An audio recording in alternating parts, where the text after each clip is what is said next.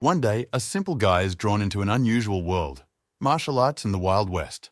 More than 1,000 years have passed since the Central Plains were united into a single entity. That was more than enough time for an empire ruled by superpowered despots to rot through. As a consequence, heroes appeared in this world that courageously resisted tyranny. But according to the ancient laws of the universe, no place is empty. Many longed for the overthrow of tyrants so they could rule the empire themselves. The peasants, on the other hand, in these times were reduced to a position of legalized slavery from which there was no escape. And that's when people have already resigned themselves to their unjust fate, accepting the fact that they will live in hell for all eternity. An entire continent was found that could be reached by crossing the ocean in a large ship. A fertile land with vast plains and forests, mountains and rivers, which were replaced by harsh deserts that were dissected by deep canyons of ancient rivers. It was a vast land of opportunity, free from tyranny, the edge of the world to which one could escape from everything. Peasant slaves, underground martial artists, descendants of the old aristocracy, criminals and other scum flocked to the continent of freedom. People from all walks of life and from all corners of the country crossed the ocean to explore new lands. But despite the vast lands that could take everyone, people got busy doing what they do best, killing each other. All of this led to wars and skirmishes using martial arts. The spark of this chaos ignited the life of a new kingdom. The embers of the new kingdom were not easily extinguished, even by the force of the Imperial troops, read the bloody book by a tired traveler. He thought about the fact that everything described there was so long ago. He disagreed with the author.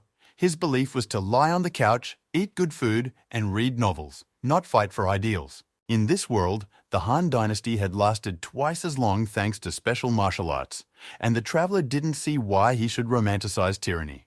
He dropped the book and walked on, pacing between the broken wagons of dead bodies and contented crows. No luggage and no horses on the spot, so it was the work of bandits. The traveler quickly assessed the situation. The lone wolf looked at the miscellaneous trash with disappointment. The bandits had taken everything of value. He found some children's things in a drawer and realized that there were children there too. The child will either be sold or grow up to be a thug, such is the nature of this trashy world. The traveler put on his hat and summoned his faithful hoofed friend. He sat down on his horse and looked thoughtfully into the distance, pondering where to head next. Such a picture had become familiar to these places. Death breathed the same air as freedom. The deserted city was covered in dust, and people hid and sat in their homes because of the heat. One of the buildings was noisy, with all the loiterers gathered there, over a shot of tea and gambling. People came there to listen to gossip and eat. The saloon had long been a public place. Everyone was worried about the bandits, who raised their heads and looted without fear of the alliance, which greatly hindered trade, which was already sluggish. Visitors, townsfolk, guest workers, or travelers resented this state of affairs. There were robbers everywhere, but there were thieves and crooks too, said one of the visitors, and glanced at a neighboring table where the game was being played. His companion cautioned him to keep his voice down, for he might be heard, but his companion waved him off, saying he was not afraid of anything, to which the friend remarked that if he wasn't afraid at all, he'd better tell him to his face. At that moment, another stranger came into the saloon, wearing a straw hat and leather jacket. All the visitors immediately looked at him. Strangers were not liked in these places. The traveler was not noted for his good temper or manners. Frowning, he asked the innkeeper if there was room.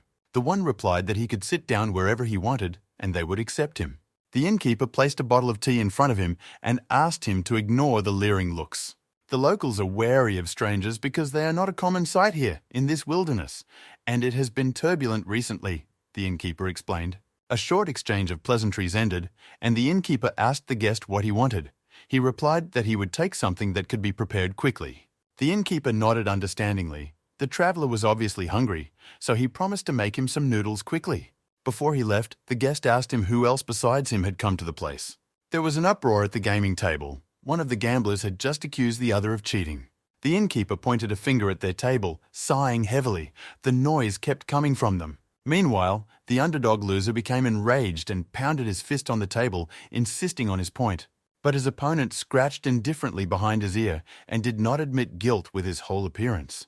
He arrogantly asked the loser why he blamed others when he just couldn't play. The simpleton said that how could it be otherwise, because he was losing all day long, but the cheat bent his line. Everyone except the simpleton won a little. The visiting guest grinned. He recognized the hustler and got up to approach him. The loser of all, the underdog, was indignant and demanded his own, but the cheat said that without proof, it was all just idle chatter. Shula asked the underdog why he was accusing someone without proof, since that's the height of insanity. The underdog grabbed the hustler roughly by the shoulder and said he was trying to be softer. Shula offered to come out, and the underdog said that's exactly what he wanted, since he'd been underestimated all this time. He had already prepared himself for a fight with the underdog when the hustler was grabbed, and the voice that greeted him made him flinch. Billy nervously turned around and told his guest he was busy, but apparently didn't immediately recognize him. So the guest squeezed his shoulder harder and smiling remarked that it had been a long time since they had seen each other. Then it came to the hustler's attention who exactly had grabbed him. He cried out in horror, "Creed Thompson!" The underdog from the gambling company began to grumble that the guest could talk to the hustler later. But now it was his turn. To which Creed sternly blew him off. He didn't want to deal with him and advised him to shut up. Billy trembled like a hare. He called Creed his brother and mumbled, asking where he'd been and what he was doing in the middle of nowhere.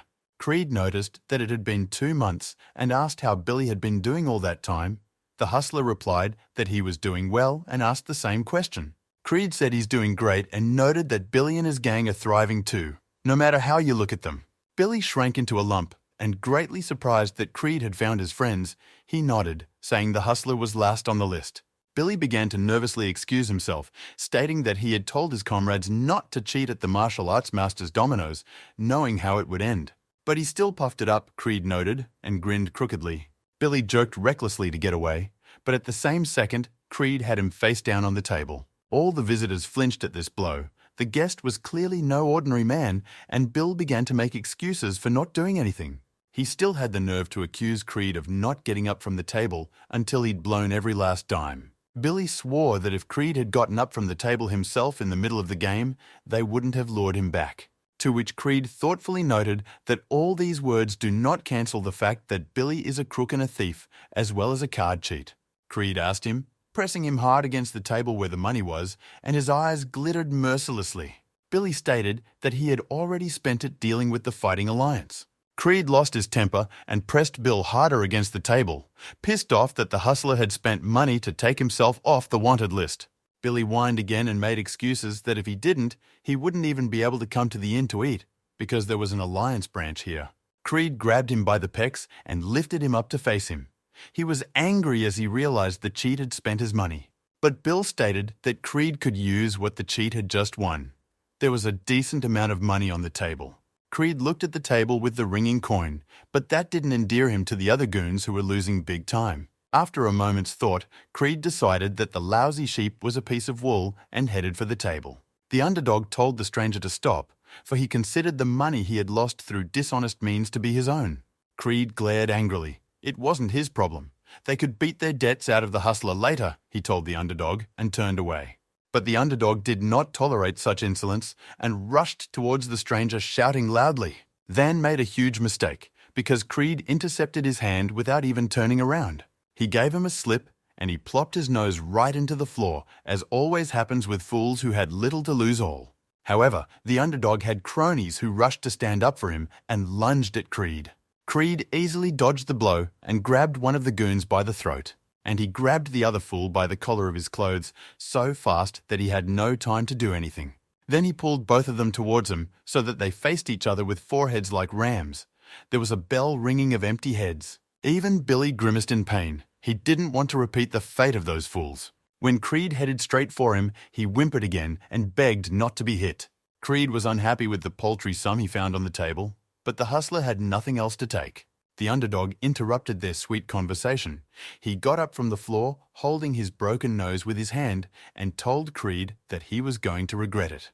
Creed apologized. He had lost a lot more to the cheat than the change that was on the table. But the fool wouldn't listen and ran away.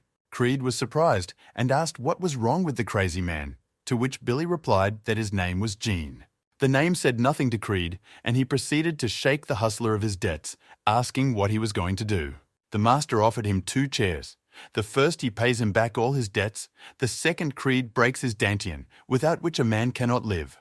Billy turned pale and asked what good it would do to dissipate what little energy he had. But when no amount of pitying cries worked on Creed, the hustler admitted that he had something valuable in his pocket. He gave him a jade ring that he took out from a hidden pocket.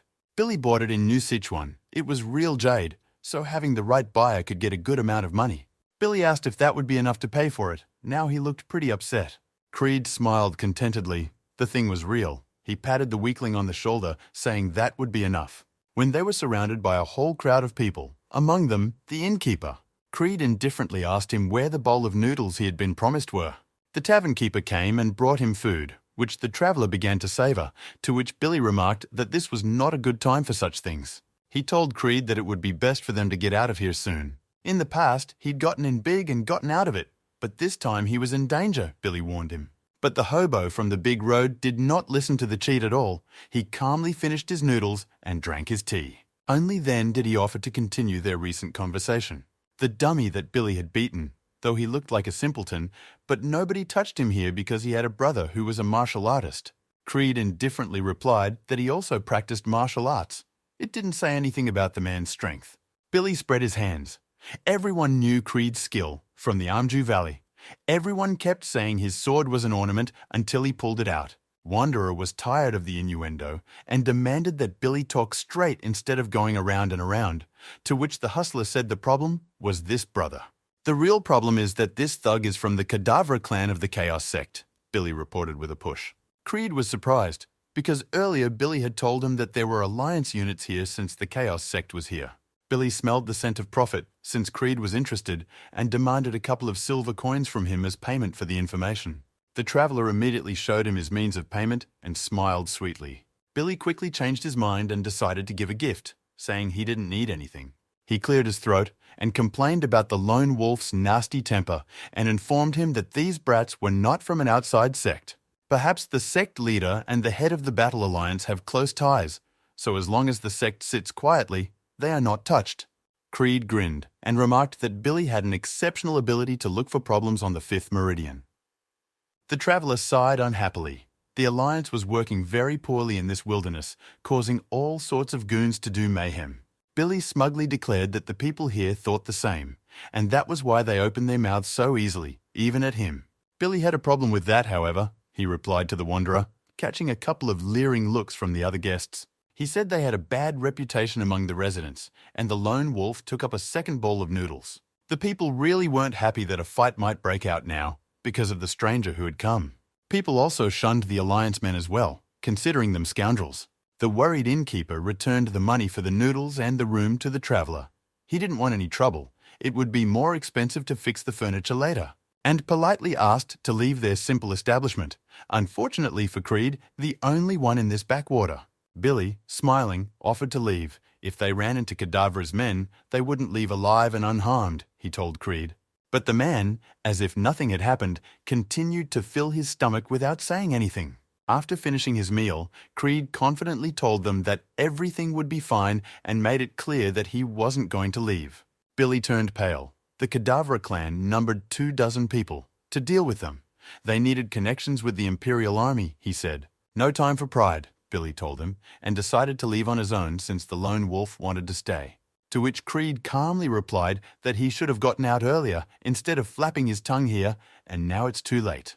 The thug who entered ducked down to avoid bumping his head and agreed with their words.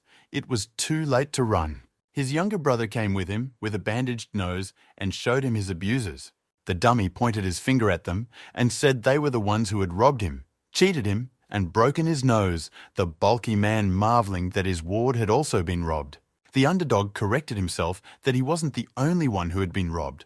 Only a small part of the stolen goods belonged to him. The big guy waved the lowlife off and went to sort things out. He knew right away they weren't from around here.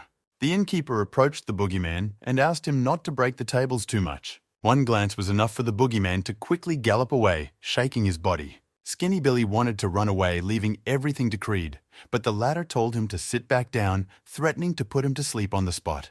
Billy quickly flopped back into his chair and announced in surprise that he hadn't meant to go anywhere at all. The table was surrounded by a crowd of thugs with clubs, with faces unburdened with intelligence. The boogeyman approached them himself and courteously introduced himself, saying that he was the chief decision-maker in this village on all matters. The place was quiet, so he idled most of the time. The burly man, whose name the tramp didn't even try to remember, told them. The boogeyman grinned and announced angrily that he had a job today. Billy jumped up first and began to say that there had been an unfortunate misunderstanding. He started spouting nonsense, saying that he had heard about the big man long ago, that he was a righteous man, and that he wanted to meet him at least once when he arrived in town. In a trembling voice, Skinny Billy declared that it could even be called fate. Then, seeing the incomprehensible look of the local authority, he introduced Creed, but with a different name, saying that he was from the Jan clan and had recently arrived in the city. But the boogeyman just poked his finger at Billy and said one word, crook. He called Creed a hooligan and shouted loudly that they are crooks who take money by deception and shut up people's discontent with their fists. As a follower of virtue, he couldn't turn a blind eye to it, and so he said that he would escort them to the Battle Alliance. After creating a plausible excuse, the big guy advised them not to move, otherwise it would be worse for them. The traveler grinned, noting condescendingly that at least they weren't being threatened with death right on the spot. The boogeyman, pointing a finger at himself, declared that he was a righteous man of the swordsman world and would never, ever kill in broad daylight in an inn. But he could not let what had been done to his brother go unchallenged, and threatened the wanderer that for such a thing he would not leave the city with his limbs intact. With a creepy face, the bandit promised to break their arms and legs if they didn't agree to come with him. Creed sighed. It was always like that with fools.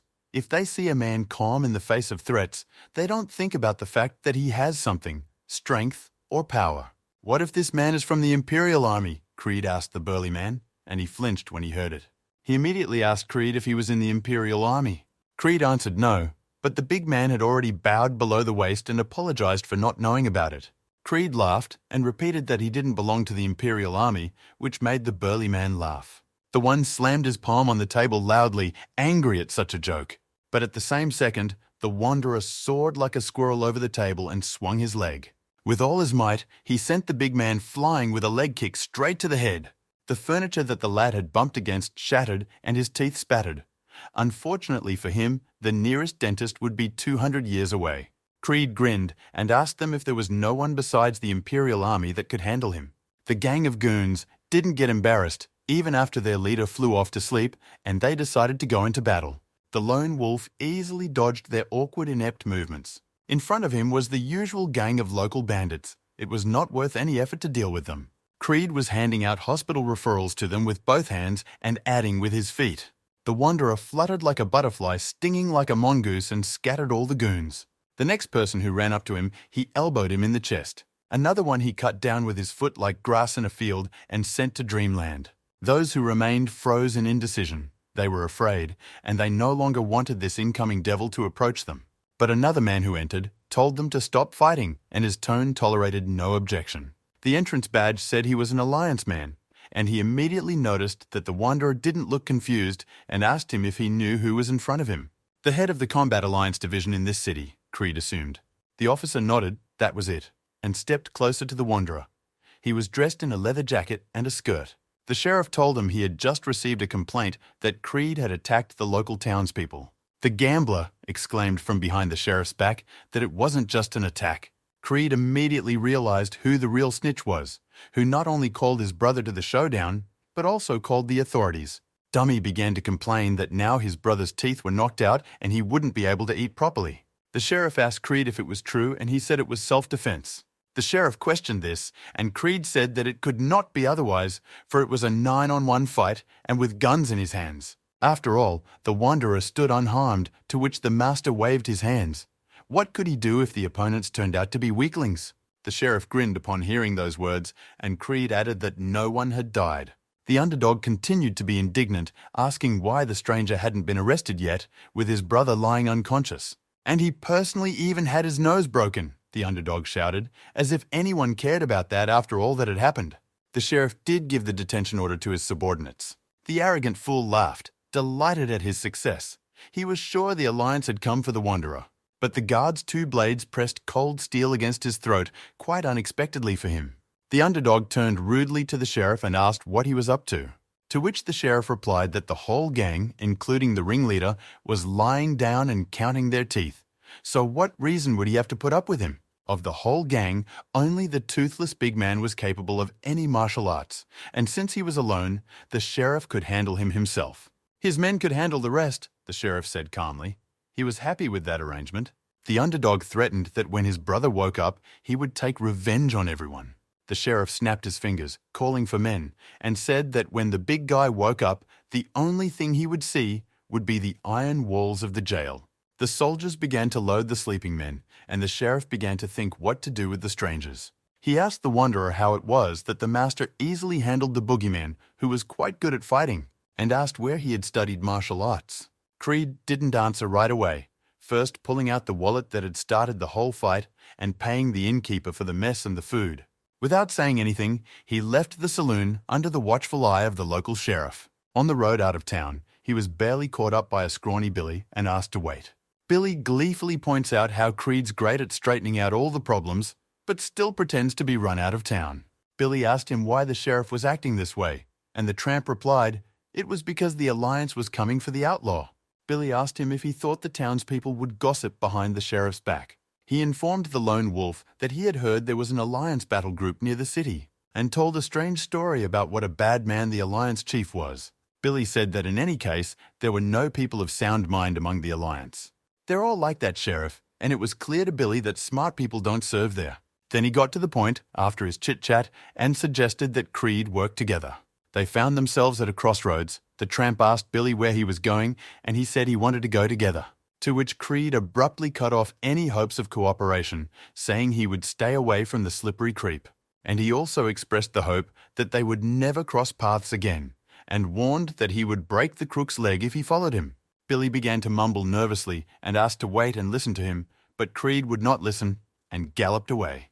The rogue couldn't quite figure out where such an arrogant master came from, but he knew for sure that he wasn't from the Amju Valley, and he decided to find out everything about the mysterious master by all means. But he had to go somewhere himself, for the sun would soon be setting, and he had been kicked out of town. The lone wolf had made camp when it got dark and was warming himself by the fire, sipping from a flask. But the contents were not to his taste, so he spit it out. His horse, on the other hand, had the best time of it and fell on his side blowing bubbles. Creed grimaced and promised to sell that horse someday. He remembered the sheriff's question about where he had trained in martial arts, and thought about learning martial arts by reading different stories about them, just like one student in the training tower. Then he had a normal life in civilization with laws and a flush toilet. He'd come home after practice, staring at his phone screen out of habit. When I caught a glimpse of one girl walking through a red light right under a rushing car, it was a reincarnator truck. The guy got run over, but the stupid girl survived.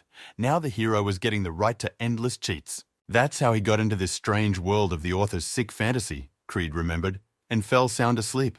He was breathing heavily the next day after hiking through the desert and promised himself never to play dominoes again. It wasn't close to the next town. Even his faithful horse stalled and began to kick his hoof because he didn't want to go anywhere, even when he was spurred to his side. But at that moment, Creed could smell it too, the metallic odor of blood, and a very strong one at that, as if more than one person had died. Among the pile of bodies, there was still a wounded man who begged to be spared. He pleaded with the bandit before him and promised to give it all back in a trembling voice. But the ugly, one-eyed bandit began to sarcasm that they had already taken everything. Despite all the pitiful pleas, the brigand simply chopped off his head. The bandit advised him to speak all at once next time, for he was impatient. He told his lackeys that they were done here. They had just stopped rummaging through the merchandise. The ringleader gave the command to pack everything up and leave the place immediately. The dummies bragged that the cargo had a lot of useful things, and now they wouldn't have to think about supplies. One of them pointed his finger and told the ringleader that they hadn't cleaned it all out yet. Toth turned around and saw a lone rider watching them from the side. Creed flinched. He realized he had been spotted and it was time to get his feet out of trouble. He decided he would not interfere and let the bandits go their separate ways. The bandits began to saddle their horses in a hurry to give chase. And then the lone wolf realized that they wouldn't just let him go, and sighed heavily. He adjusted his straw cowboy hat. A fight was inevitable. Instead of fleeing, he started down the hill right at them. But the bandits were only more pleased. One of them shouted that would make a traveler beg for death, a phrase from a set of lines for Outlaws Volume 1. In the same instant, Creed swept through their formation and cut down several heads in one fell swoop. The other goons only got hyped up and didn't even try to run and save their lives. Everyone thought that someone else would die in this battle, and there was nothing to fear. But Creed again showed his excellent skills as a horseman and swordsman, quickly exterminating all the bandits that were nearby. Only then did it dawn on the rest of us that he was the master, and they were all finished. The pair of fools quickly turned and galloped toward their leader like ducks to a duck. The one-eyed ringleader stepped forward and told them they were pathetic weaklings. The goons told him they couldn't handle this master and they needed his help. But the ringleader decided it was better to finish off his associates, lest they stab him in the back themselves. The beady-eyed brigand began begging for mercy instead of turning his horse around and running. But he had no time to do anything. The ringleader's cleaver cracked his skull and he died without agony. As the ringleader drew his cleaver, a vagrant approached him. Now there was no longer any resonance to hide. The bandit asked him who he was, for he didn't look like a member of the Alliance. The vagrant introduced himself as an ordinary citizen who was passing by. The bandit immediately understood everything, and that he was decent, and that he had passed by. But it was not clear why he did not ride further. The lone wolf lost his temper at such a stupid question after all. They had decided to kill themselves on him. How could he ride on? The freak realized he'd made a fool of himself and justified himself by saying that killing people was just their job. Nothing personal. So it's that kind of work, Creed realized. There was a professional in front of him. The brigand replied that he was not. Life was like that, for it had been 100 years since they had begun to explore the continent. And who but these upstarts have seized control of everything, said the brigand, a fighting alliance backed by the Empire. The old clans of the past dynasty and the old merchants, that's who took all the cream, complained the brigand, who spared neither women nor men. After all, these men tortured everyone who tried to find freedom in the new land. They lined their pockets, complained the brigand who never worked a day, and justified himself by saying that he was just like the aristocratic officials, just doing his job and lining his pockets. The traveller answered him that this was utter nonsense and got off his horse, holding his sword in his hand. In fact, the robber was a deranged killer who was obsessed with blood. Creed reminded the brigand of his question, the latter mistaking him for a member of the Alliance barely seen. Which meant Creed realized that there was a bounty on this outlaw. The assassin chuckled maliciously, amused by this knife-edge dialogue. It was true there was a bounty on his head, and it would increase when everyone knew what he had done, the bandit said, and used internal force. He asked the wanderer how much his head was worth, and the master promised to find that answer. They stood at the ready, as they would in the Wild West, prepared for a sword duel. Each swung his weapon and passed by his opponent. But Creed was faster, blood gushing from the wounds on the bandit's body. He fell to the ground without arms or legs, a chopped-up piece of meat. One of the wounded merchandise guards raised his hand to give the quest to the protagonist, and Creed was surprised that he wasn't dead yet. The traveller thought not to leave the wounded man now and examined him. No important organs were hit, but the merchant had lost a lot of blood, which meant he didn't have long to live. The lone wolf consoled him. The man let out a heavy sigh and thanked his savior for his honesty. And of course he couldn't help but issue the quest. Creed recognized those lines immediately, the dying man's last will, that unbearable pressure on his conscience. The merchant pointed his finger and said his son was under the carriage. He hid it in the midst of battle before anyone saw it, and defended it to the last man. The man hoped that the random traveller had already dealt with the bandits and his offspring would be safe. The son is 7 years old. He is timid but bright. He will not tangle under his feet. The man quickly adjusted the offspring, but the traveller asked him where the boy's mother was. It turned out that the mother died in childbirth. In the wife's family, all blamed the boy, and so the father dropped everything and left with his son to the new world. But now he himself was at death's door, the man said, and Creed wished he could skip this manipulative quest. The man said there was a village 3 days' journey away where the only relative on his mother's side lived who would take the boy in. This man has studied martial arts, so he can be trusted, the man informed, and again asked to accept the quest. Luckily, Creed pumped up his medicine skill because he didn't like messing around with kids, and decided to save the man to drive him himself. While the merchant was trying to figure out what Creed meant, he had already hit the right points. The wounds on the man's body closed, and he was greatly surprised that it could be done with his bare hands. Creed warned that the effect was temporary. He asked the merchant if they had medicine, bandages and the like in their luggage, and wondered if the Murim masters used such techniques. This technique is like an illusion. Only experienced masters can perform it by finding the source of blood. Besides, learning the skill takes a long time. This technique is called a blood map.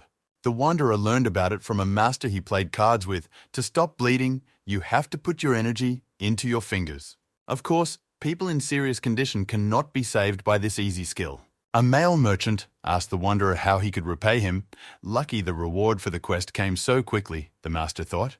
But there was nothing to think about, and showed the old man with a gesture how they could work things out. The man was a little taken aback by such directness, but promised to give it all back. He needed his son, so he asked the traveller to help him to the carriage. Leaning on his saviour, the man called out to his son. He got worried and leaned right up against the carriage and started pounding on it with words that it was already over. That's when the merchant's most valuable treasure emerged from the secret drawer. The boy hugged his father so tightly that he almost gave God his soul. The boy asked what was the matter, and the father said he was wounded, but fortunately would live. The merchant hugged his son tightly to comfort him and show him that he was all right, and stopped answering. Then the boy screamed. Creed, who was quietly at this time gathering miscellaneous useful things from the chests, reassured the boy that his father had just passed out. He told him that his father had lost too much blood and was therefore weakened. The boy stared fearfully at the warrior and asked him who he was. Creed Thompson, the master, briefly introduced himself without saying who he was or where he was from. The boy had never heard the name and was slightly disappointed that his adventure was going off script when the master threw him a bottle. The traveller told the boy of 7 to bandage his father's wounds himself and smear healing ointment. It was time for them to get out of here. The master promised that he would find a horse for them and went looking, the boy not really knowing where they would gallop to next. Creed nuzzled his horse. He too wanted to get out of this field of death as soon as possible. He examined the dead ringleader's pockets and pulled out a plaque with a simple name on it, which was slightly disappointing. But Creed realized that since the bandit captain was here, the rest of the gang was around too.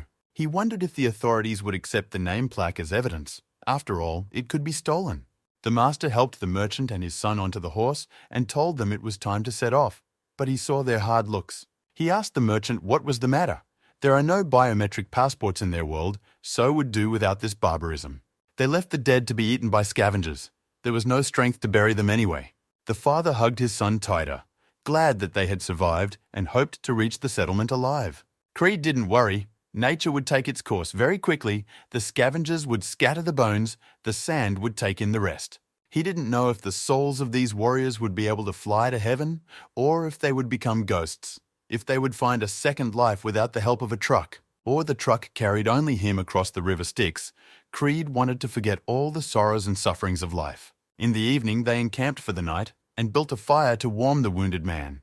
He was worse off than during the day, and his wounds might open at any moment. If we don't hurry up and give the merchant proper treatment, we'll have to have custody of the boy, Creed worried. Then he asked the trader if there was a village on the way to their main goal, and the man told him there was. A small settlement on the shores of Lake Namjaho. The trader was a frequent visitor there. Even a small village could have a healer, the wanderer thought, and asked how long it took to get there.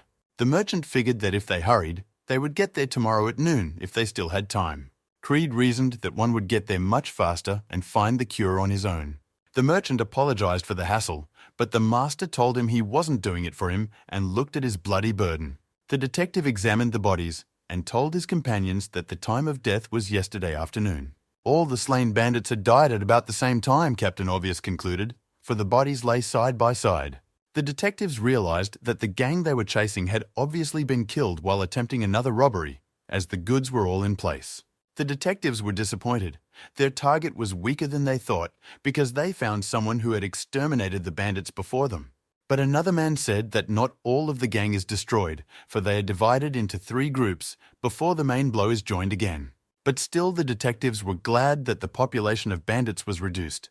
They were not able to fight with the whole pack. They remembered to pay the informants. This time their data was useful. But one of the subordinates heard nothing of this and tapped his hat in surprise. One of the detectives learned from informants that the traders offered no resistance and that someone else had killed the bandits.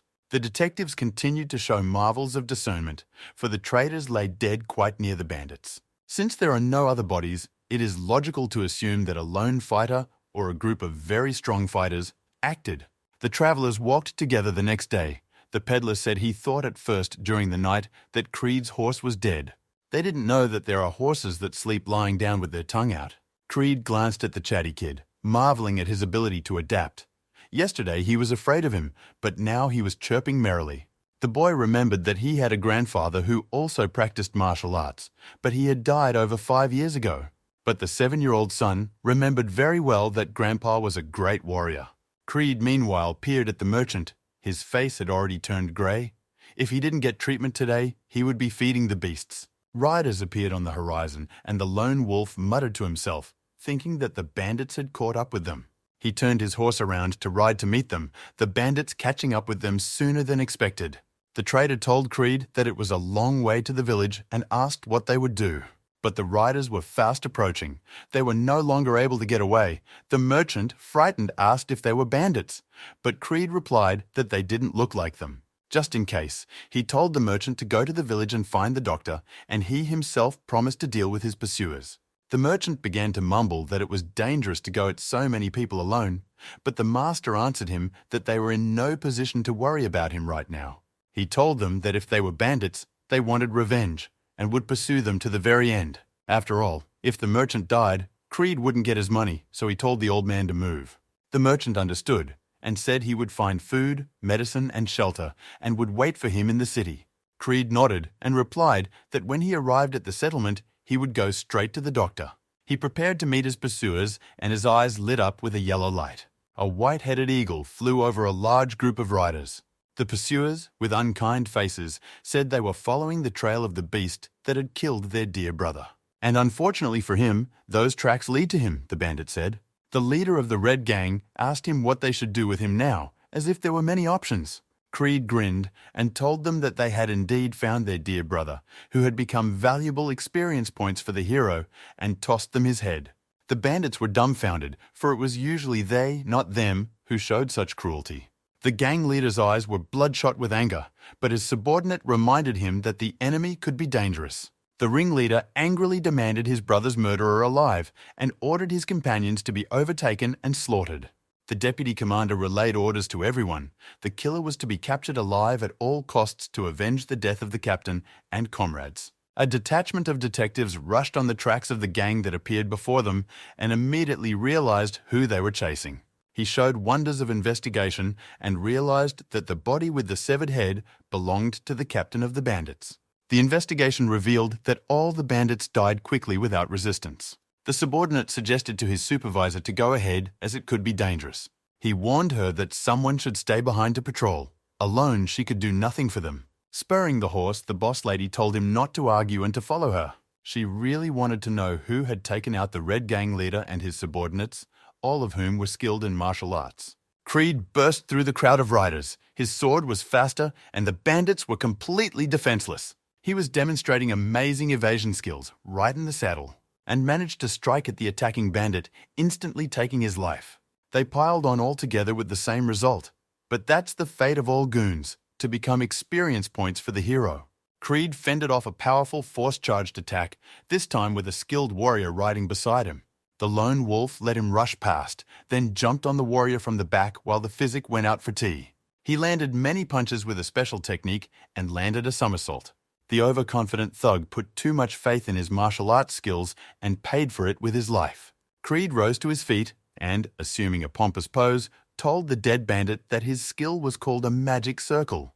The default bandit boss waited for one hero to massacre all of his men instead of helping them. He looked disdainfully at the dead weaklings who had allowed themselves to be killed. Mediocrity, the bandit told them, and promised to kill the wanderer. Creed felt that this fight was definitely tougher than the previous one. The bandit noticed that Creed was not badly trained and politely warned him to stay focused during their fight. Creed sensed that this bandit was more experienced in combat than himself and was serious. Creed grinned and took off his hat and told the criminal that he was going to die now anyway. Magic, with it a human martial artist, can gather energy several times faster. It had become an unbearable temptation for the masters in this world. Since the time of the first Demon King, a lot of people had studied magic. The two masters began to move so fast that their blurred copies appeared in the air. But magic has a downside. Even a Demon King couldn't suppress the madness it caused. Most followers that studied magic ended up becoming bloodthirsty demons. Creed deftly dodged all of the criminal's furious attacks, anger making him predictable. What would an ordinary man do when given the power to split mountains and part the seas? A man mad with blood becomes a monster that even his family and friends can't recognize. The longer their battle went on, the deeper the bandit's distraught mind went. Before he completely lost his human form, Creed had a hard time blocking the bandit's sharp sweeps. His sword began to crack under the bandit's blows, and the bandit grew stronger and stronger. On this continent, Creed had never met a real swordsman before. Even though he had a hard time, he was confident that he would win. But in that second, his sword shattered into pieces as if it was made of crystal. The perpetrator exulted, anticipating the imminent end of his victim. But could Creed have been the main character if he didn't have story armor and cheats? He decided to deal with the perpetrator with his bare hands and sharply shifted and hit him in the back with his fist. Creed poured it on with a body punch and added a powerful uppercut to the jaw. And that's when the bandit realized that he had received the Imperial Army's fist. He collapsed to the ground with a shattered jaw and broken ribs. The bandit whispered something, and Creed answered him that he wasn't in the Imperial Army. He had created the technique himself. At the threshold of death, the criminal realized he had become a demon. Creed looked at him without any pity and said there was nothing to be surprised about. 2 detectives arrived at the scene of another massacre. The sight was so gruesome that it was nauseating to those who had seen all sorts of things. In the middle of the battlefield stood a vagrant and greedily drank water. The girl captain immediately realized that he was the master they were looking for. He went up to him and asked him if he killed all those bandits. The girl dismounted from her horse and, ignoring her subordinate's warnings, approached the master. She showed him her ID and informed him that she was a member of the patrol squad, and asked him who he was. The wanderer looked tiredly at the girl, and after a moment's silence gave his name. The patrolman checked the pulse of the lying bandit. The examination showed the patient to be sound asleep. He began to remove the dead bandit's clothes and examine him. Then Creed asked what they were doing, and the guard said they were looking for notes on magical martial arts, which was the reason they went looking for bandits. The girl found what she was looking for and tossed the notebook to the assistant, ordering her to burn it immediately. One of the detectives began searching his pockets for gunpowder to destroy an important document. He remembered that he forgot to introduce and gave his boring name to Creed, informing him that he had done their work. Creed had heard that there were many demons in the New World. Apparently, he had just stumbled upon one of them. The girl detective asked him if he had killed the 3rd ringleader whose body they had found, and Creed nodded in response. They called out another name of the bandit they were looking for. His body was supposed to be here. After examining the bodies, they found another one from their list. The supervisor ordered her subordinate to search everything, for they might have been followed. Creed realized they were from a patrol unit, and since they were, he was to be rewarded for taking down the gang. The supervisor looked surprised, as if it was the first time she had heard of money. He didn't even know where the nearest Alliance station was, and he couldn't show up in town with a dozen heads, or he'd look like an outlaw himself. The supervisor smiled. This was a request she could grant. She had enough authority, and she promised he would be rewarded for everything. However, she only had the bonds with her, and to cash them in, he needed to find a trade association or walk into an Imperial city. Creed thought about it. Bonds were generally not a bad means of payment, and decided it was better to take the securities now. Sooner or later, he could exchange them. The assistant with the dull face and name was surprised that they let the master go like this without examining him. He was worried that the wanderer might be injured. But she replied that this master's fighting skills were stronger than any magic. Then the assistant was even more surprised.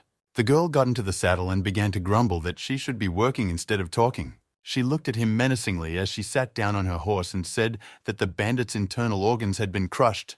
This made the detectives suspect that Creed was a soldier of the Empire, which they wanted to find out while they solved another case. The subordinate pleaded he wanted a rest, but the supervisor said she knew where the Red Gang's hideout was. Bandits have killed all the adults in the village, and the children have been kidnapped to sell.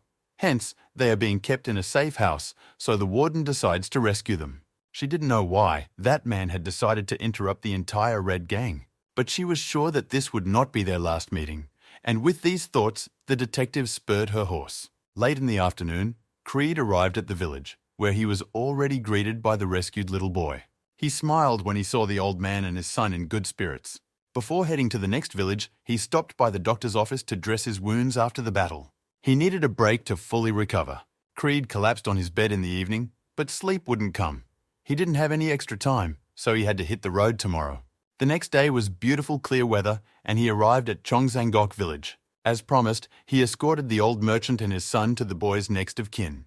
The place looked nice. Lots of stores and merchandise, and they had barely entered the suburbs. The old merchant man laughed and said that his relative was no ordinary person. A girl named Hana met them at one house, and the merchant's son waved to her. She didn't expect them to arrive so early. She welcomed them joyfully and noticed that they had also brought a guest. The merchant helped his son off his horse, and they entered the inn. Hana thanked Creed for saving her nephew and handed him a purse of jingling coin. He thanked her politely, but didn't refuse the money, and turned his attention to her hands. The merchant also thanked Creed again and offered to stay with them and rest, and he agreed, but said he would visit the smithy first. Hana agreed to show him around and decided to walk him out herself. The three of them walked, the merchant's son sitting on top of the wanderer's horse, and Hana told him to hold on tight so he wouldn't fall. The boy at once declared himself careful and looked pleased. The whole experience had not affected him much. He then asked Creed where he had trained in martial arts since he was so strong.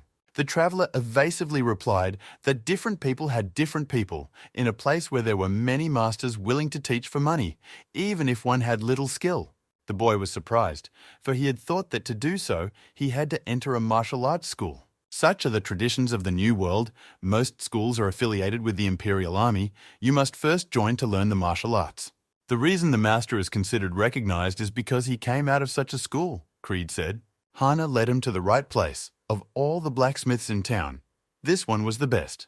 Creed squinted at the sign. No matter how long he looked at it, it still looked odd. Then he would choose a suitable weapon, pay for it with his bonds, and still have a profit. In addition, I bought myself a new straw hat to replace the one I lost. Hana offered him a drink and promised him good tea, but the master politely declined her offer. He had to go. The boy was upset by this news. He offered the master to stay where and teach him martial arts. Creed answered him that he does mixed martial arts and it's very difficult to learn. Plus, his aunt could train him just as well. The boy was greatly surprised, and Hana laughed confusedly and asked how he understood. Thanking them for the information, he bid them farewell and galloped out of town at full gallop, telling the lad not to be discouraged. The boy let tears fall, and his aunt comfortingly stroked his head. The atmosphere in the playhouse was heavy, such that even his opponents in the game suggested he stop. They told Creed that he just wasn't cut out for gambling, was too bad at it, or had too much bad luck. Wanderer, who again couldn't resist gambling, who had forgotten the rule that casinos were always on the plus side, pounded his fists on the table. The players consoled him by telling him that he would be lucky another time and asked for more tea. Creed was shattered. He checked their sleeves and watched the game closely, but still blew it. After draining everything he'd earned fighting to the death with bandits, he realized it was about him. The players noticed he had a sword and assumed he was Miriam's man and advised him not to play anymore because he would just get slaughtered one day. But this Creed could not fear, so he brushed aside their warnings. He thanked them for the game and discreetly said goodbye, for there was nothing else to do. The Igremans invited him to visit them again as soon as the money was available, but the Wanderer remained silent. He lost control again, succumbing to the excitement, and the rest was a blur. An instrument played in the hall, and he heard a beautiful melody. Playing the fragile pipa was soothing and well-suited as consolation for a loss. A strange dust appeared around, and Creed wondered what it was. The music put him in a poetic mood, and he immediately imagined the sea. He would have sat like that, listening to the music, but three men entered the gambling house. They approached the girl who was playing the pipa and asked her if she was a night tiger. The girl asked what they wanted, and the man called out the name of his clan and master, and invited her to guess for herself why they had come for her. But the girl politely gave them a guffaw, saying that even Confucius didn't care about their riddles. When they started yelling at her, she stated that she was just a musician and would not take responsibility for anything. But the man shouted so that everyone began to listen to them. He told her that she had deceived Confucius for her own selfish purposes. They even had witnesses, screaming troublemakers. And Creed sighed regretfully, for it had been a long time since he had enjoyed good music. But they ruined everything with their silly squabbles and incomprehensible demands. What's more, the chattering classes loudly accused her of stealing the family jewels. The girl was indignant, she was restless, and asked what jewelry was in question. She suggested they go as far as Confucius himself, but that only made the men angrier. Then they went from swearing to threats and said they could have a sword talk with her. The girl didn't understand why they were getting so worked up over some kid, but the man countered that the kid was 16 years old. To which the girl remarked that if the boy's parents really cared, they wouldn't have sent such lowlifes after her. They should have brought the head of the clan in person. She stunned the goons. The morons started making a fuss and bad-mouthing her.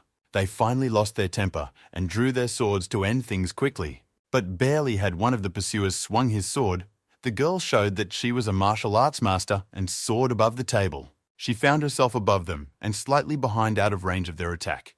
The first stalker died before she even landed on her desk. The girl turned to them and said that this rascal had come on his own. It wasn't her fault. He had left her no choice. The visitors immediately became agitated. No one wanted to get caught in the hot hand and began shouting for the town manager to be called. The owner of the establishment clutched his head and lamented that once again he had been given a beating.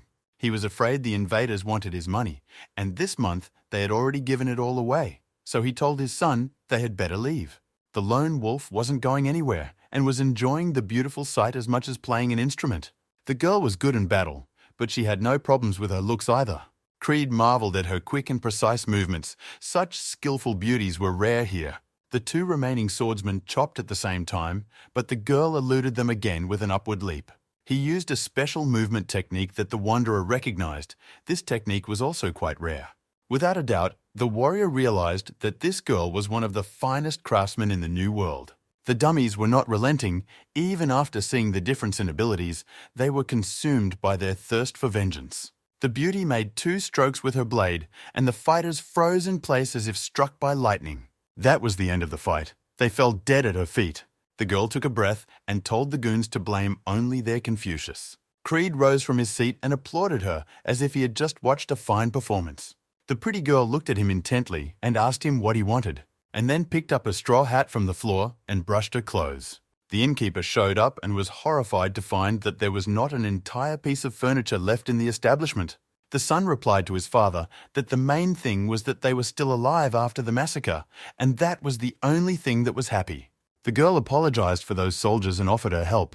To avoid getting himself into more trouble with the strong master, the innkeeper modestly remarked that in their business, this was a frequent occurrence and nothing was needed. The girl musician did admit her guilt. If it wasn't for her, it wouldn't have happened. She offered them money to cover their losses for the furniture and the frightened guests. Creed noted her good manners and having a conscience, which was rare in these parts. But whoever was behind those swordsmen will definitely take on the survivors, even if they had nothing to do with it. And the girl better get going if she doesn't want to get into trouble, the lone wolf thought. He pulled onto the trail and walked through the woods. The air was fresh, smelling of pine trees, birds chirping. Creed had been lamenting the lost money and was now pining to get it back. He constantly had to endure hardship to earn his living, and he thought that as a human being he was quite pathetic. The lone wolf heard a noise up ahead. Someone had stopped the musician's girlfriend and was asking her to surrender amicably. But the beauty refused and indignantly asked what she was guilty of this time. The warrior adjusted his sword on his belt and told her that the heir had tried to hang himself without even leaving a will. He had survived, though he still hadn't regained consciousness, the warrior said, and demanded that she explain herself.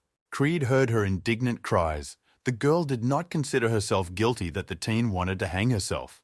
But the warrior said there were witnesses to their intimacy. Even if the guy embellished, the warrior still knew of her involvement.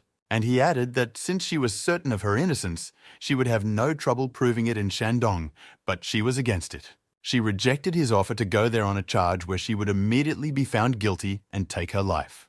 The warrior remarked that she shouldn't worry about it. He was losing patience. But the girl was tired of listening to him too and told him to stop lying, for she was not stupid. The warrior in front of the girl looked like a true master. He was different from the goons that had come after her earlier, a true adopter of the traditional arts. Her fighting ability is good, but not enough to match him. The lone wolf assessed the girl's level. If the girl had been more convincing, this wouldn't have happened, he realized, and got up to leave. But then he saw his warhorse snorting viciously and trotting with his hoof. The horse clearly wanted to step in and help the fair maiden, and Creed tried his best to hold the rambunctious stallion back, for they might be seen. He breathed a sigh of relief when he thought he had succeeded in calming the rampaging animal. Since the friend insisted, it was necessary to intervene, and Creed jumped off the cliff like a comic book superhero. He hit the ground hard and made a superhero landing. The warrior who was following the girl turned to him and asked him who he was and what he had come for. Creed introduced himself by his usual full name and added, "Pleased to meet you." The girl recognized the wanderer who had applauded her performance and wondered if he had shown up here. The warrior assessed the effectiveness of the jump.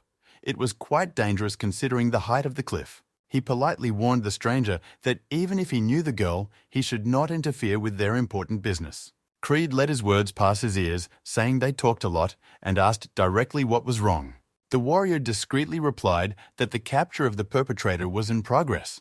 The girl was indignant just now. The warrior was calling her a defendant and assuring her that she had nothing to worry about. She realized she would be branded a criminal anyway. Creed clarified if he intended to take her away, even if the girl claimed she was innocent. The warrior grabbed his sword and warned that the wanderer was none of his business. If he interfered, he would be on the list for elimination. Creed responded in the same way. He grabbed his sword. He thought he had gotten himself into an unnecessarily complicated case. But he couldn't let someone lynch an innocent man, though he couldn't know that for sure. The warrior disappointedly called the vagrant a fool. He didn't expect to meet a man playing honor here. He froze like that with his hand on the hilt of his sword, but was in no hurry to remove it from its sheath. The girl looked the most dumbfounded, not understanding what had suddenly started and why two men were going to fight over her.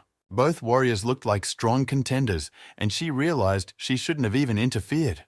The warrior felt a suffocating thirst for blood. It clouded his vision with a red veil. His sanity clouded, and he saw his lightning-fast demise. A shiver ran through the warrior, and he was immediately covered in cold sweat. If they clashed now, his days would be numbered. The swordsman couldn't understand what kind of master loomed before him, or from where, but he appreciated his strength. Creed noticed that the warrior never unsheathed his sword, which meant he had already guessed the outcome of this fight. He should definitely have developed the skill of foresight after years of training, the lone wolf suggested. The warrior repeated his name again, took his hand off his sword, and asked the wanderer where he was from, since he had such impressive skills. The girl's mouth dropped open in amazement as her stalker admitted defeat, even without a fight. Creed didn't remove his hand from his sword and reminded him that he was from the Thompson family, which should be clear from his last name. He was from the Imperial army, the stalker assumed, but Creed denied it. Not all masters come from there. But such an answer left the warrior even more confused. If not an army, then where could such a strong master come from? He admitted defeat, but warned that he was not abandoning his intentions, introduced himself as John Watts, and claimed to have great influence. The girl was amazed that her stalker would be let go for nothing, but Creed wasn't going to do anything about it. Creed mentally thanked the martial arts ancient saga looking after the departing rider.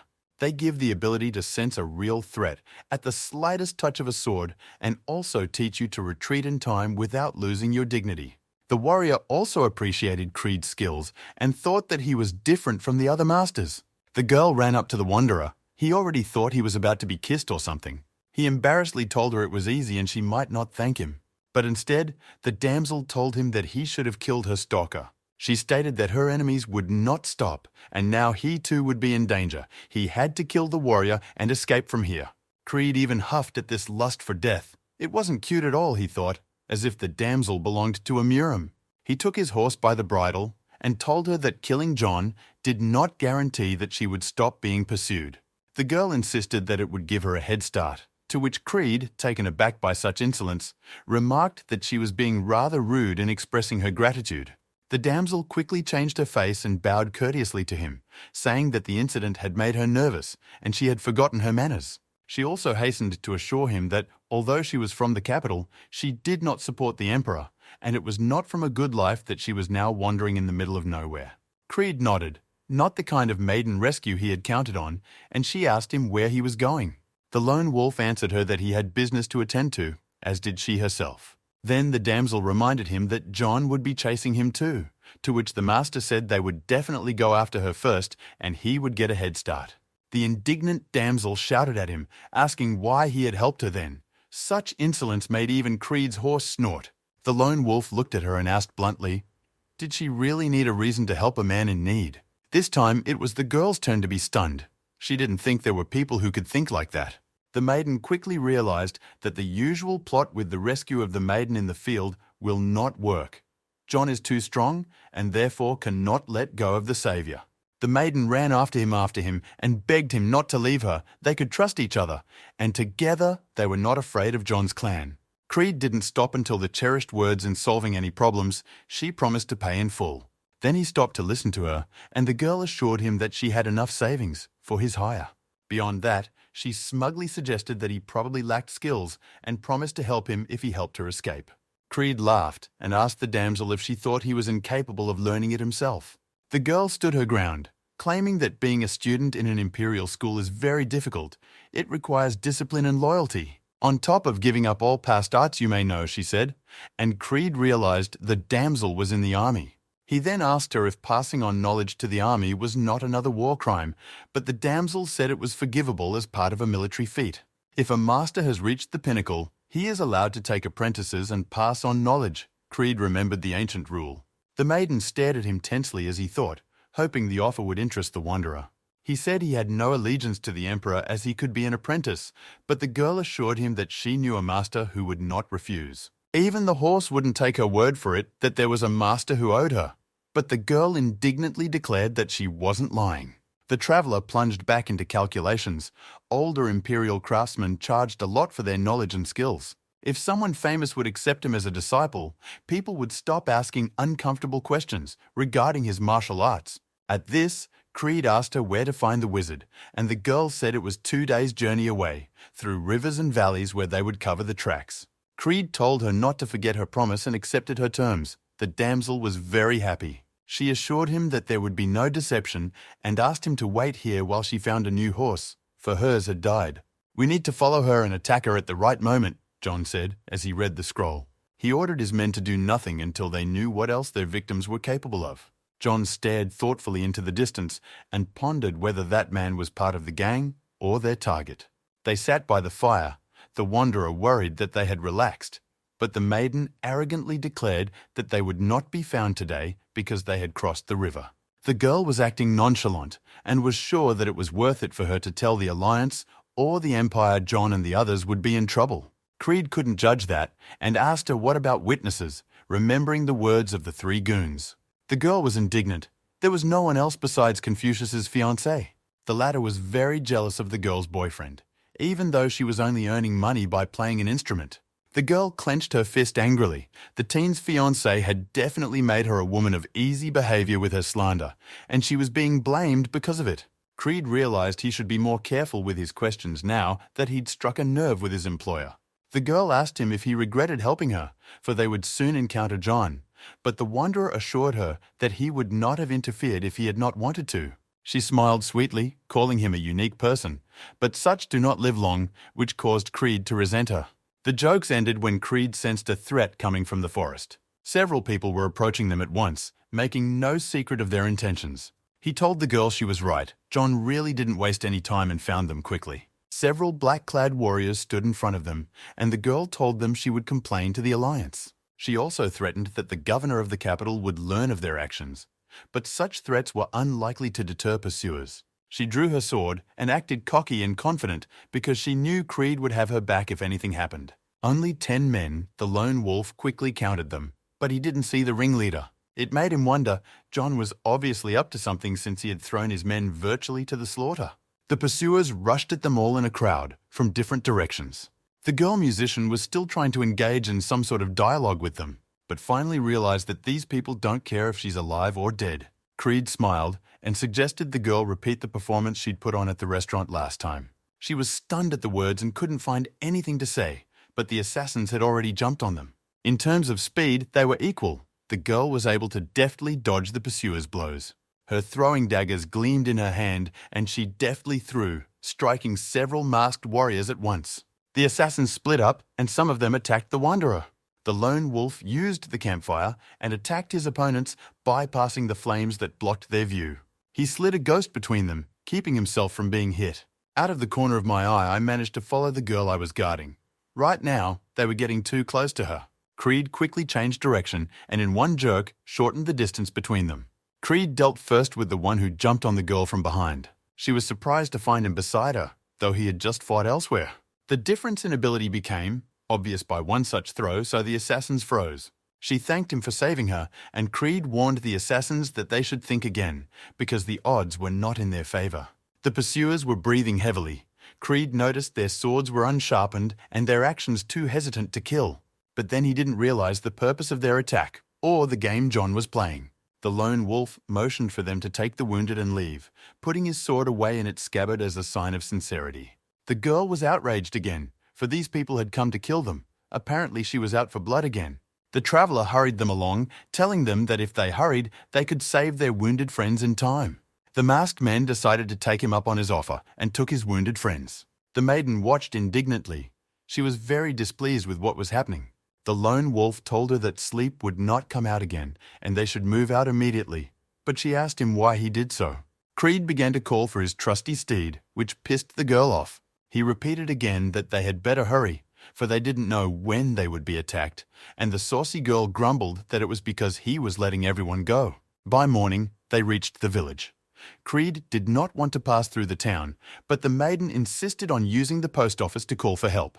She stated that he was the reason their position was exposed, so now he has to protect her on the streets of the city from the real thugs. The lone wolf sighed heavily and wondered why he was always getting such problematic quest characters. With the two of them on horseback, they leisurely made their way to a small village. The maiden found an informant who told her where the post office was, gave him a few pennies, and gave him a pat on the head. Creed noted her great skills with children, and the girl said she had younger brothers. All four were innocent and kind, she said sadly. If that situation had been better, they would have grown up to be men, she said. And the lone wolf saw the sadness in her eyes.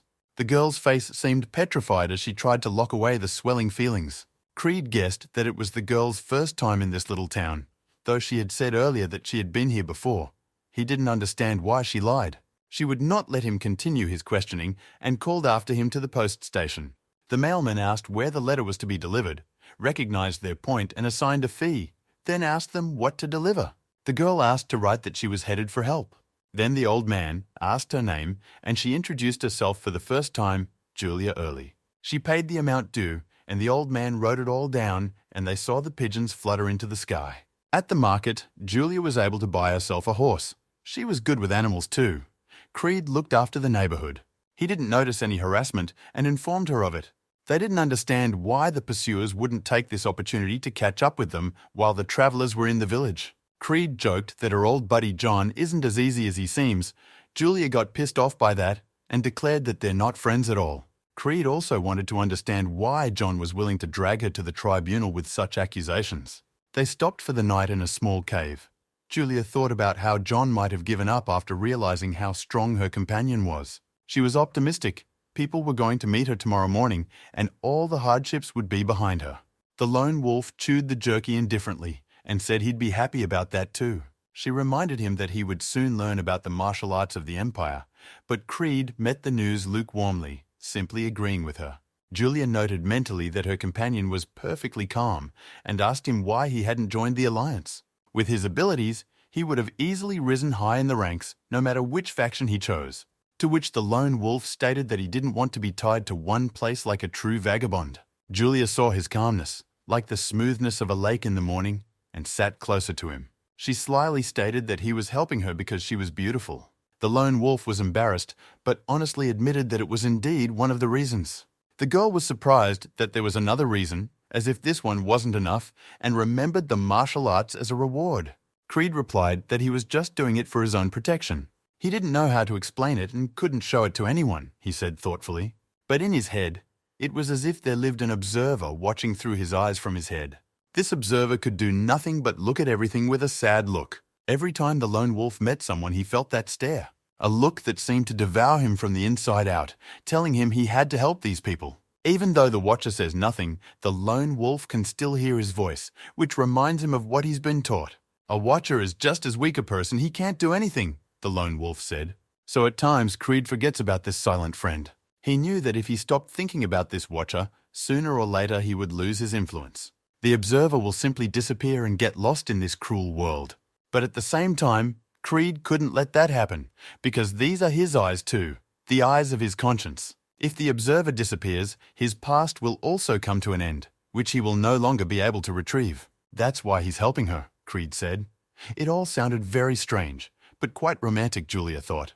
Those eyes are looking right at her now, the lone wolf added with a sad voice. He fell silent, and they looked each other straight in the eyes for longer than 3 seconds.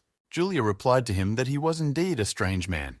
But this strangeness is not repulsive, she added. After all, they are only blurry shadows on the walls of the cave. Imaginary images of people who imagine themselves to be something they are not, she thought, and took the first step.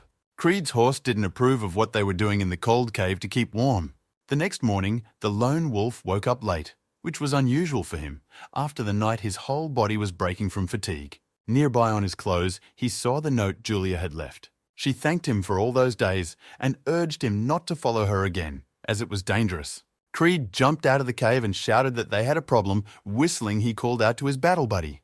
But the horse vaporized along with the night fairy that visited him today. And then the wanderer realized that he was not the only lone wolf who longed for a woman's caress. Because of the damned stallion, he had to catch up with Julia by running on his own 2 feet.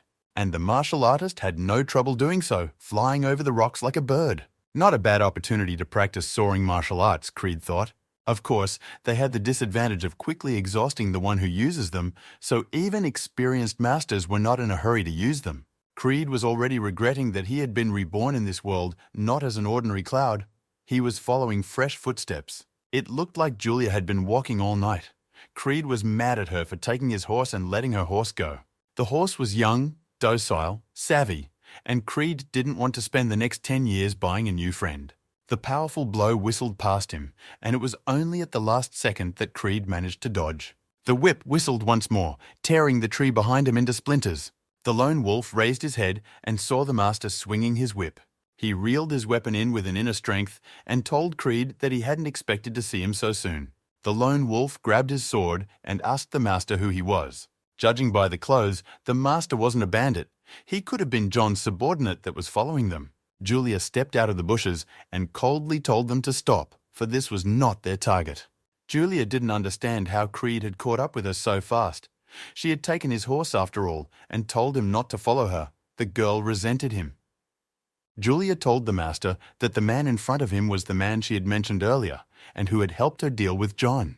The master looked at Julia with suspicion and asked why the man was still alive. Julia said tracking John was a problem, but after the skirmish in the woods, neither he nor his men showed up. She thought of using Creed to draw John's attention away from herself, assuming he was waiting for them to separate, which she did. Master was outraged that Julia just didn't kill Creed, but she assured him that the lone wolf knew nothing about her as well as their plans. The master answered her that in that case, she should have brought him herself so they could kill him. He reprimanded Julia for her judgment getting them nowhere, and said that when they returned, the clan would assign her a punishment. Master asked Creed if it was true that he had defeated John without taking his sword out of its sheath. Of course his technique was flawed, but Master recognized his strength. Julia also told her master that Creed had no martial arts training in the military and is not a member of the clan. The lone wolf said he was living well without it, the master noting that under other circumstances he would have invited him to join the clan. He introduced himself as George Young of the Yong clan in Hebei, and asked if the drifter realized the situation he was in. The lone wolf seemed to be pierced by lightning. The Yon clan is just as powerful as the J clan, only unlike the latter, they are more influential. Creed looked at Julia and realized that she was from the Yon clan. And then it came to him that he had quarreled with 2 clans at once from the list of the most powerful clans on the continent. He assumed that all her promises about the Imperial army were lies. Julia honestly admitted that she did it because she wanted to survive and use him. She hoped he would die along the way, but the J clan had stopped chasing them. The lone wolf assumed she was startled, which was why she was running so fast. He asked her what about the story of young Confucius, and she said that was her plan. He seduced a guy into giving her the clan book and then convinced him to commit suicide to wash away his shame. Creed realized then that the bride wasn't lying about Julia and promised himself mentally next time to check all the way through. George addressed him by name and told him to take everything as just another failure and asked if he understood why he had been told everything. Creed touched his hat. He had already realized he had been given to hear. It was because he would soon be a dead man. Another clan warrior appeared from the back with spear in hand and wryly stated that he thought Creed was a foolish vagrant, but turned out to be understanding. The lone wolf realized that this wasn't a one-on-one fight now. It was now clear where the sense of menace that came from the back was coming from. The red-haired warrior with the spear told him that resistance was futile. Rogues like Creed were nowhere near the power of their clan. A spear behind a whip in front, Creed felt himself between hammer and anvil. The masters that threatened him boasted of their clan's power. Creed was surprised that such great masters were fighting in a mob like common bandits, but the warrior replied that this was not a battle, but an execution. They thanked him for delivering Julia in one piece, so would also bring John to them. Julia faded her eyes and said she was sorry, but she had warned him of the danger. The warrior with the whip looked contemptuously at the girl and told her not to interfere and to stand behind her. The lone wolf didn't even look at them. Everything had turned out just as he thought it would. He'd like to be just a cloud, Creed thought, as the spear-wielding warrior made his move and tore toward him. At the same time, the warrior with the whip struck Creed, and he dodged again at the last moment. He took off his hat and spun it with energy so that it flew like a projectile. The warrior with the spear chopped the hat. Such a childish trick infuriated him. Julia stood still, even the years beside her whip whistling as she was told to. Even though she knew Creed was strong, she didn't expect him to be at all inferior in skills to the masters from her clan. The lone wolf kept a close eye on the villains, keeping them at bay. At the right moment, Creed chopped the whip in several places at once, confusing the master. Now that they realized how fast and skilled he was, they wondered who he was. The master with the clipped whip was frightened and began to stagger backward to keep Creed from approaching him. The free end of the whip circled Creed's arm, but he was already within striking distance with his fist. He charged his hand with internal energy and struck with an open palm so that he broke all of the master's ribs. He flew away, flinging his whip away, and the shockwave tore his clothes. Taking advantage of his comrade's death, another master attacked Creed from behind, intending to pierce him with his spear. This attack the lone wolf could not repel, and the spear pierced its back. Even so, Creed was able to turn around with the spear in his body, and delivered several swift and powerful sword strikes, cutting down the dastardly master. At last, the lone wolf gave the master a kick, and he flew away. Wounded, he collapsed to the ground, though he had calculated everything before. Creed is the only one left standing despite being badly injured. The warrior without a whip was trying to figure out what kind of technique Creed was using. It was much stronger than what he had seen before. That said, this technique was not demonic art, he said, as Creed tried to pull the splinter out. Such abilities are unfathomable at his age, the master said gravely, and asked what family he was from. Creed evasively answered him that he was from a family where the elders used imagination freely. But these words meant nothing to him, so he went into the next world ignorant. A lone wolf bleeding, Julia was left alone, without her allies. All Julia could say was how amazing he was. All this time, she hadn't interfered, even though he had defeated 2 experienced masters of her clan before her eyes. Creed looked at the sword in her hands. Even though it was wounded, he still wondered if she was going to attack. He stared at her sternly. The mood was lousy after all those games. She wasn't sure she could handle it, but she went into battle, and they were already being watched from the mountain. John decided to take his time and wait to see how it would turn out. His enemies had killed themselves against the unknown mastermind, and they could finish off the survivors. Creed made one elusive movement and slid past Julia. It was enough to make her fall to the ground, sighing heavily. She told him that martial artists were amazing. Even with an injured body, he was still irresistible. The lone wolf answered her that she wouldn't last long, but he could stop the bleeding with his acupuncture technique. Julia said she knew he was avoiding vital organs. She thought back to their conversation last night in the cold cave. He was telling her about feeling the stare deep inside, something similar to what she herself had experienced when she first started doing clan assignments. After she made her first kill, it was a man from their clan. Then she saw their eyes, and they were so pure and innocent. The eyes of the children she loved most in the world. And then with her own hands, she killed them inside her. After that, the voice of conscience began to fade, and her hands became so soaked in blood that there was nothing to wash them. Julia told him they were completely different, as she didn't bother to defend those eyes of conscience. She realized this when they were talking in the cave, and she heard his story. Julia realized she had died back that day, along with those children. Even though her body was breathing, she hadn't felt alive in a long time. Julia apologized to him for such a request, and the lone wolf looked at her indifferently. She asked him to finish what he started and send him to those kids. But it was no longer needed. She had gone to the next world after losing a lot of blood. John came down with his men and said this was not the ending he had envisioned. He was impressed with his skills. Creed didn't give them a chance to interfere. The lone wolf asked him if their clan wished him dead, and John replied that though their lord had tried to kill himself, he still survived. Thanks to Creed, he was able to report to his superiors about Julia's plans and also that he had interfered unwillingly in the case. Lone Wolf asked John what difference that made, and he replied that the original plan was different. He was going to kill everyone who had anything to do with that woman.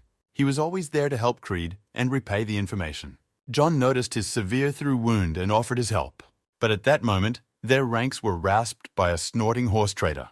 Creed couldn't help himself and roared at him, the damned horse letting him down. He asked the walking stallion where he had been carried and how he could have left him in the cave, and warned that if it happened again, he'd sell it to farmers for sausage.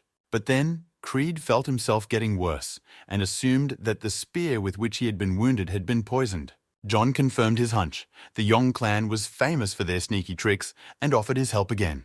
The lone wolf suggested they examine Julia's tool. What they were looking for was there. John looked at the musical instrument that was leaning against the tree. One of his subordinates was surprised that John was letting Creed go, since he was now injured and could easily be eliminated. But John ordered him to leave it. He did not want to become Creed's enemy. Besides, he appreciated his favor, for he had kept the records for them. He looked wistfully after the wounded rider to see if he would get his way. The girl detective read the denunciation. A man named Creed Thompson, a skilled craftsman on the level of Alliance warriors. The girl was clearly not happy. She requested special permission to hire a spy, but all she got was a pittance of information. To which the spy spread his hands. What did they expect? Creed was an ordinary citizen of the Celestial Empire and was not a member of any known clan. He's alone among the many masters like him that roam the wastelands. He made the list because he's been rewarded several times. Another detective stated that the man could not have come out of nowhere, and there must be a village where he came from, and there one could recognize the clan. The spy told them that if they wanted to find information, they should go to a spy on the continent, and here Creed is just a regular drifter. But the detective insisted that he needed to find out if this master had any secret ties to another clan. All the spy could confirm to them was that Creed hadn't used the Thunderbolt technique, though the bandit's body was intact on the outside and dead on the inside. The Thunderbolt of the army was different from what Creed had used. These blows are similar in that they destroy all the organs inside the victim. But the real Thunderbolt is even more brutal than what Creed used. After it, all the blood is knocked out of the body. The girl sleuth speculated that Creed was simply using the Thunder Punch technique in order to develop his technique. Then the spy repeated to them once more that Thunderbolt needed all the energy of a master, so few could use it. Because of its power, it is classified as a rank 1 martial art.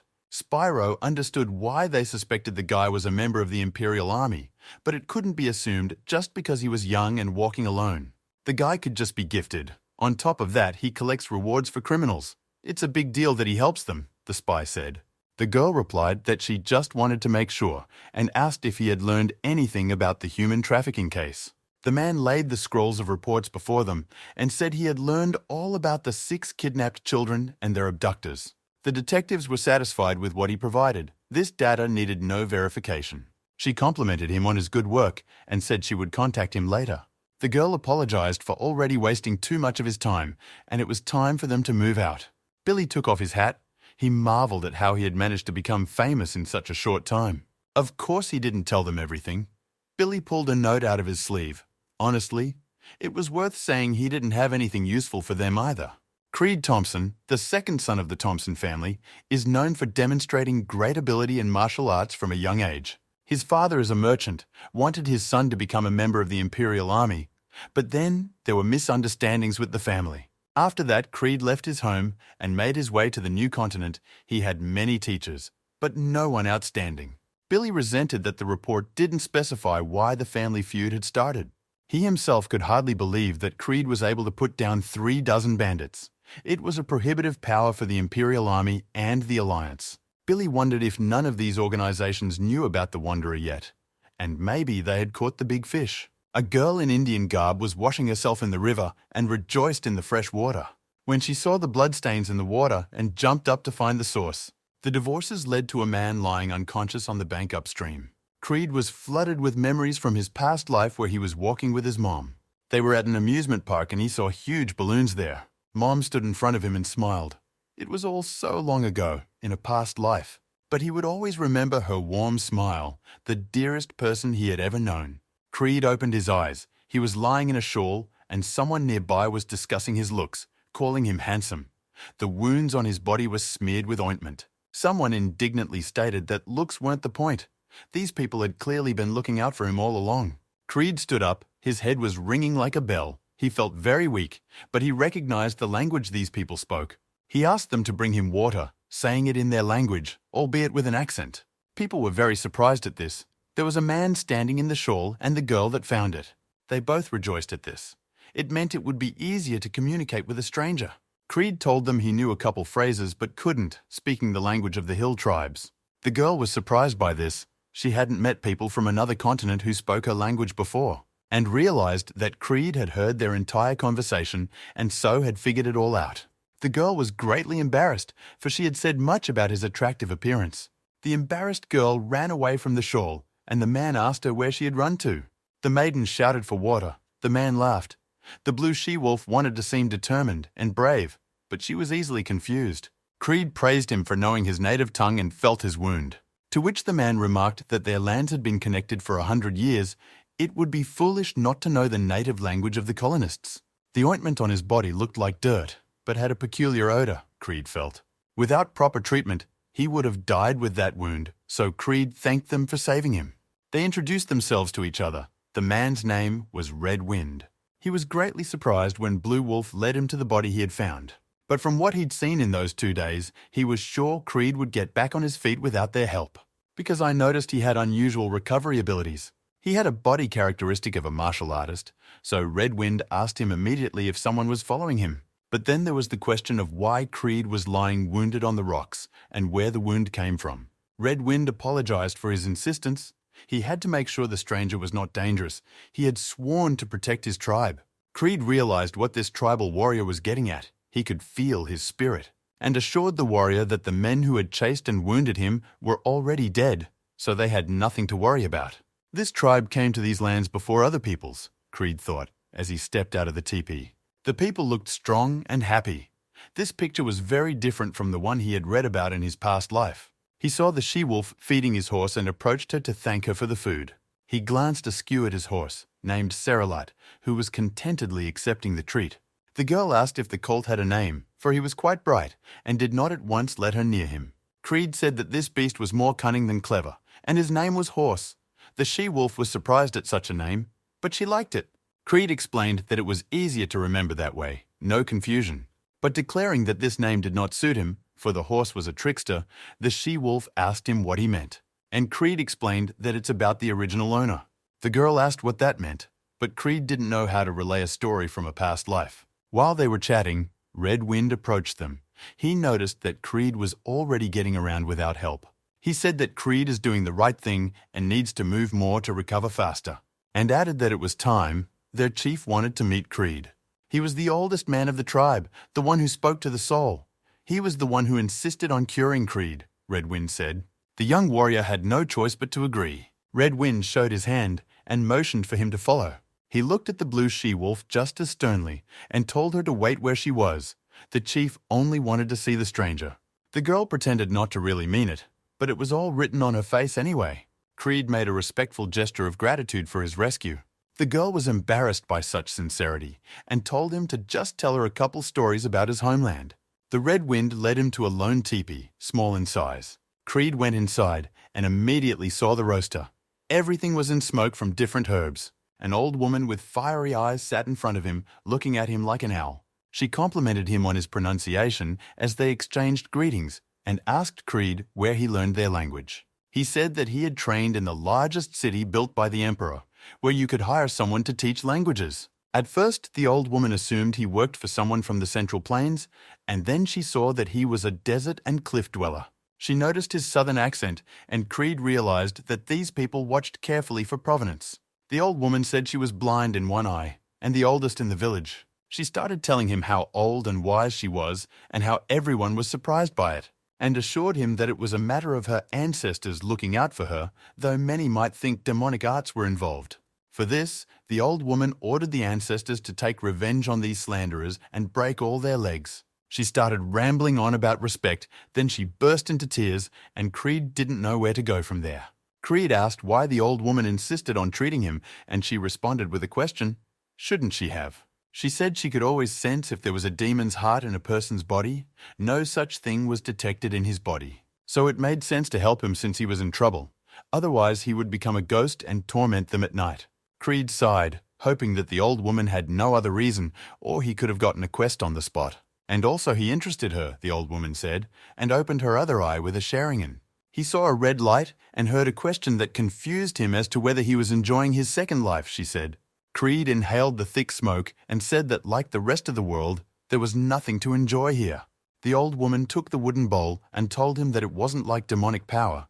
She had heard that such things didn't happen by the will of humans. She didn't think she'd encounter such a thing, and Creed realized that was why she was interested in him. The old woman replied that anyone in her place would take an interest in the fact that a person lives a second time. He hadn't realized how surprised she was when she saw his face, which looked like a real demon's. Creed found her eye and what she sees far more interesting than his case, and asked if she could really see people's souls. The old woman answered evasively that she would lose her power if she told about it, but that question wasn't that important. She asked him if the people of the capital really cherished their knowledge of battle at the cost of their lives, but Creed reassured her that everything was decided by a ringing coin. She laughed and wondered if he did martial arts training for money. Creed replied that he would gladly train them, but it would be too onerous.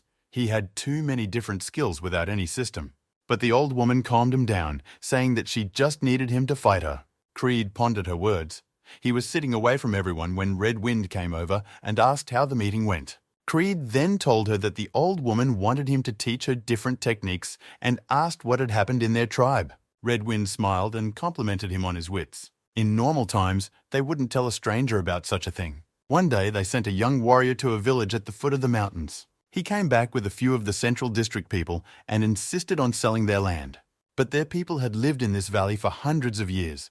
How could they sell the land where their ancestors lay? How could they give up their home to have strangers living in it? Their young warrior had spent too much time down there.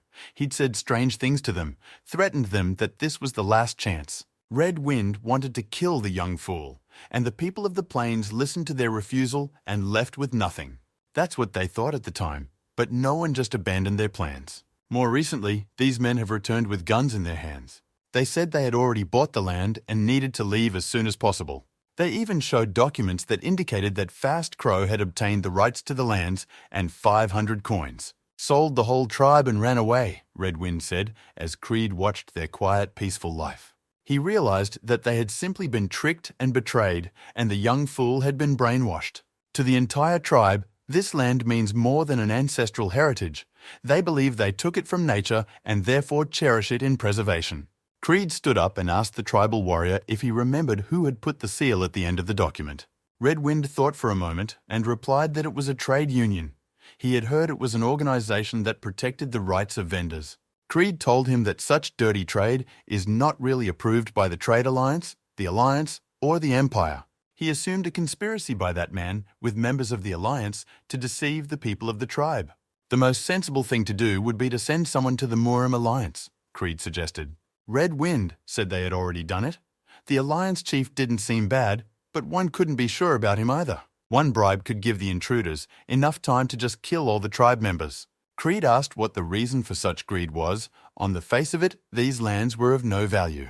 Red Wind said it was possible because of just a gold mine in their valley. Creed wondered what else there could be here. If absolutely everything is because of the mine, the time of oil has not yet come, and the methods have already been worked out. The story is as old as the world, he thought. If you have something of value, the civilized world will come to you. Tomorrow, Creed will already be able to move his arm. So he told Red Wind to gather everyone to protect their gold mine. The next day, Creed assessed the appearance of warriors capable of fighting. The tribe was not large, only 10 warriors. The blue she-wolf came too, even though she was a woman and should have stayed in the rear, Creed wondered. Red Wind assured the stranger that their warriors could take each at least 4 on their own and still win. Creed knew it wasn't possible. No matter how much you braved it, there were too few of them. One of the warriors, nicknamed Fierce Bear, offered to demonstrate their skills and to dispel his doubts and at the same time to test the teacher. Creed scratched the back of his head. The warrior in front of him was indeed huge, but he had already regained his strength to teach them a lesson. He agreed to the fight and warned the bear not to hurt himself. All the warriors laughed at once, saying that the she-wolf had brought a funny corpse. Blue Wolf was worried, although she had heard that the stranger was recovering well, but she didn't think he was ready for a fight. But it was too late, and they had already started. Bear tried to catch the stranger, but Creed jumped up and kicked him in the back with his foot, from which he flew far forward, nearly burrowing into the ground. Bear stared at him in surprise. He tried to attack the stranger again, but he moved like a cougar, deftly dodging the blows. Creed felt his stamina was at its limit and suggested to Bear that they end their fight there. But the latter claimed he hadn't fought to his full strength yet. He unleashed his spiritual power, and despite Redwind's shouts not to do so, he rushed towards the stranger. They immediately matched speed, Creed taking heavy blows, covering himself with his arms. He barely fought back, and the indomitable Bear lived up to his name and kept pushing with his might. Creed realized they weren't lying. These warriors were indeed strong, but not in comparison to him. Dodging the blow, he drove an elbow into the bear's ribs. That one flew a dozen meters away and rolled like a sausage in the sand. Red Wind examined the body of the battered fighter and told the stranger that he had beaten him soundly. At the moment of impact, Creed felt Bear's body being protected by a special power. He had never seen such a thing before and asked Wind where it came from. He replied that Bear had an extremely rare gift, the power of spirits, which surprised Creed. Red Wind said that they weren't the only ones who could use mystical powers on the continent. But in Chunhu, Creed hadn't seen anyone use that kind of power. Red Wind explained that not all tribes and clans could possess it. The blue she-wolf explained to the stranger that for this power, you must meet the spirits and open your heart to them. Then they will give the power. Red Wind yelled at her to keep her mouth shut, but the she-wolf stood her ground. If you don't let them, they can't be met. Wind grabbed the girl, not understanding how she could tell everything, but the girl stated that he was going to give it all away himself. Wind replied that he just wanted to tell her about the existence of this power, and then the girl realized her mistake. Creed realized he had heard a secret that only a tribe member could know. He gathered everyone again as the bear was carried away to continue preparations. Red Wind, meanwhile, asked Blue Wolf if this stranger would be of any use to them. She confidently replied to him that she knew this for a fact. They couldn't do it without an outsider.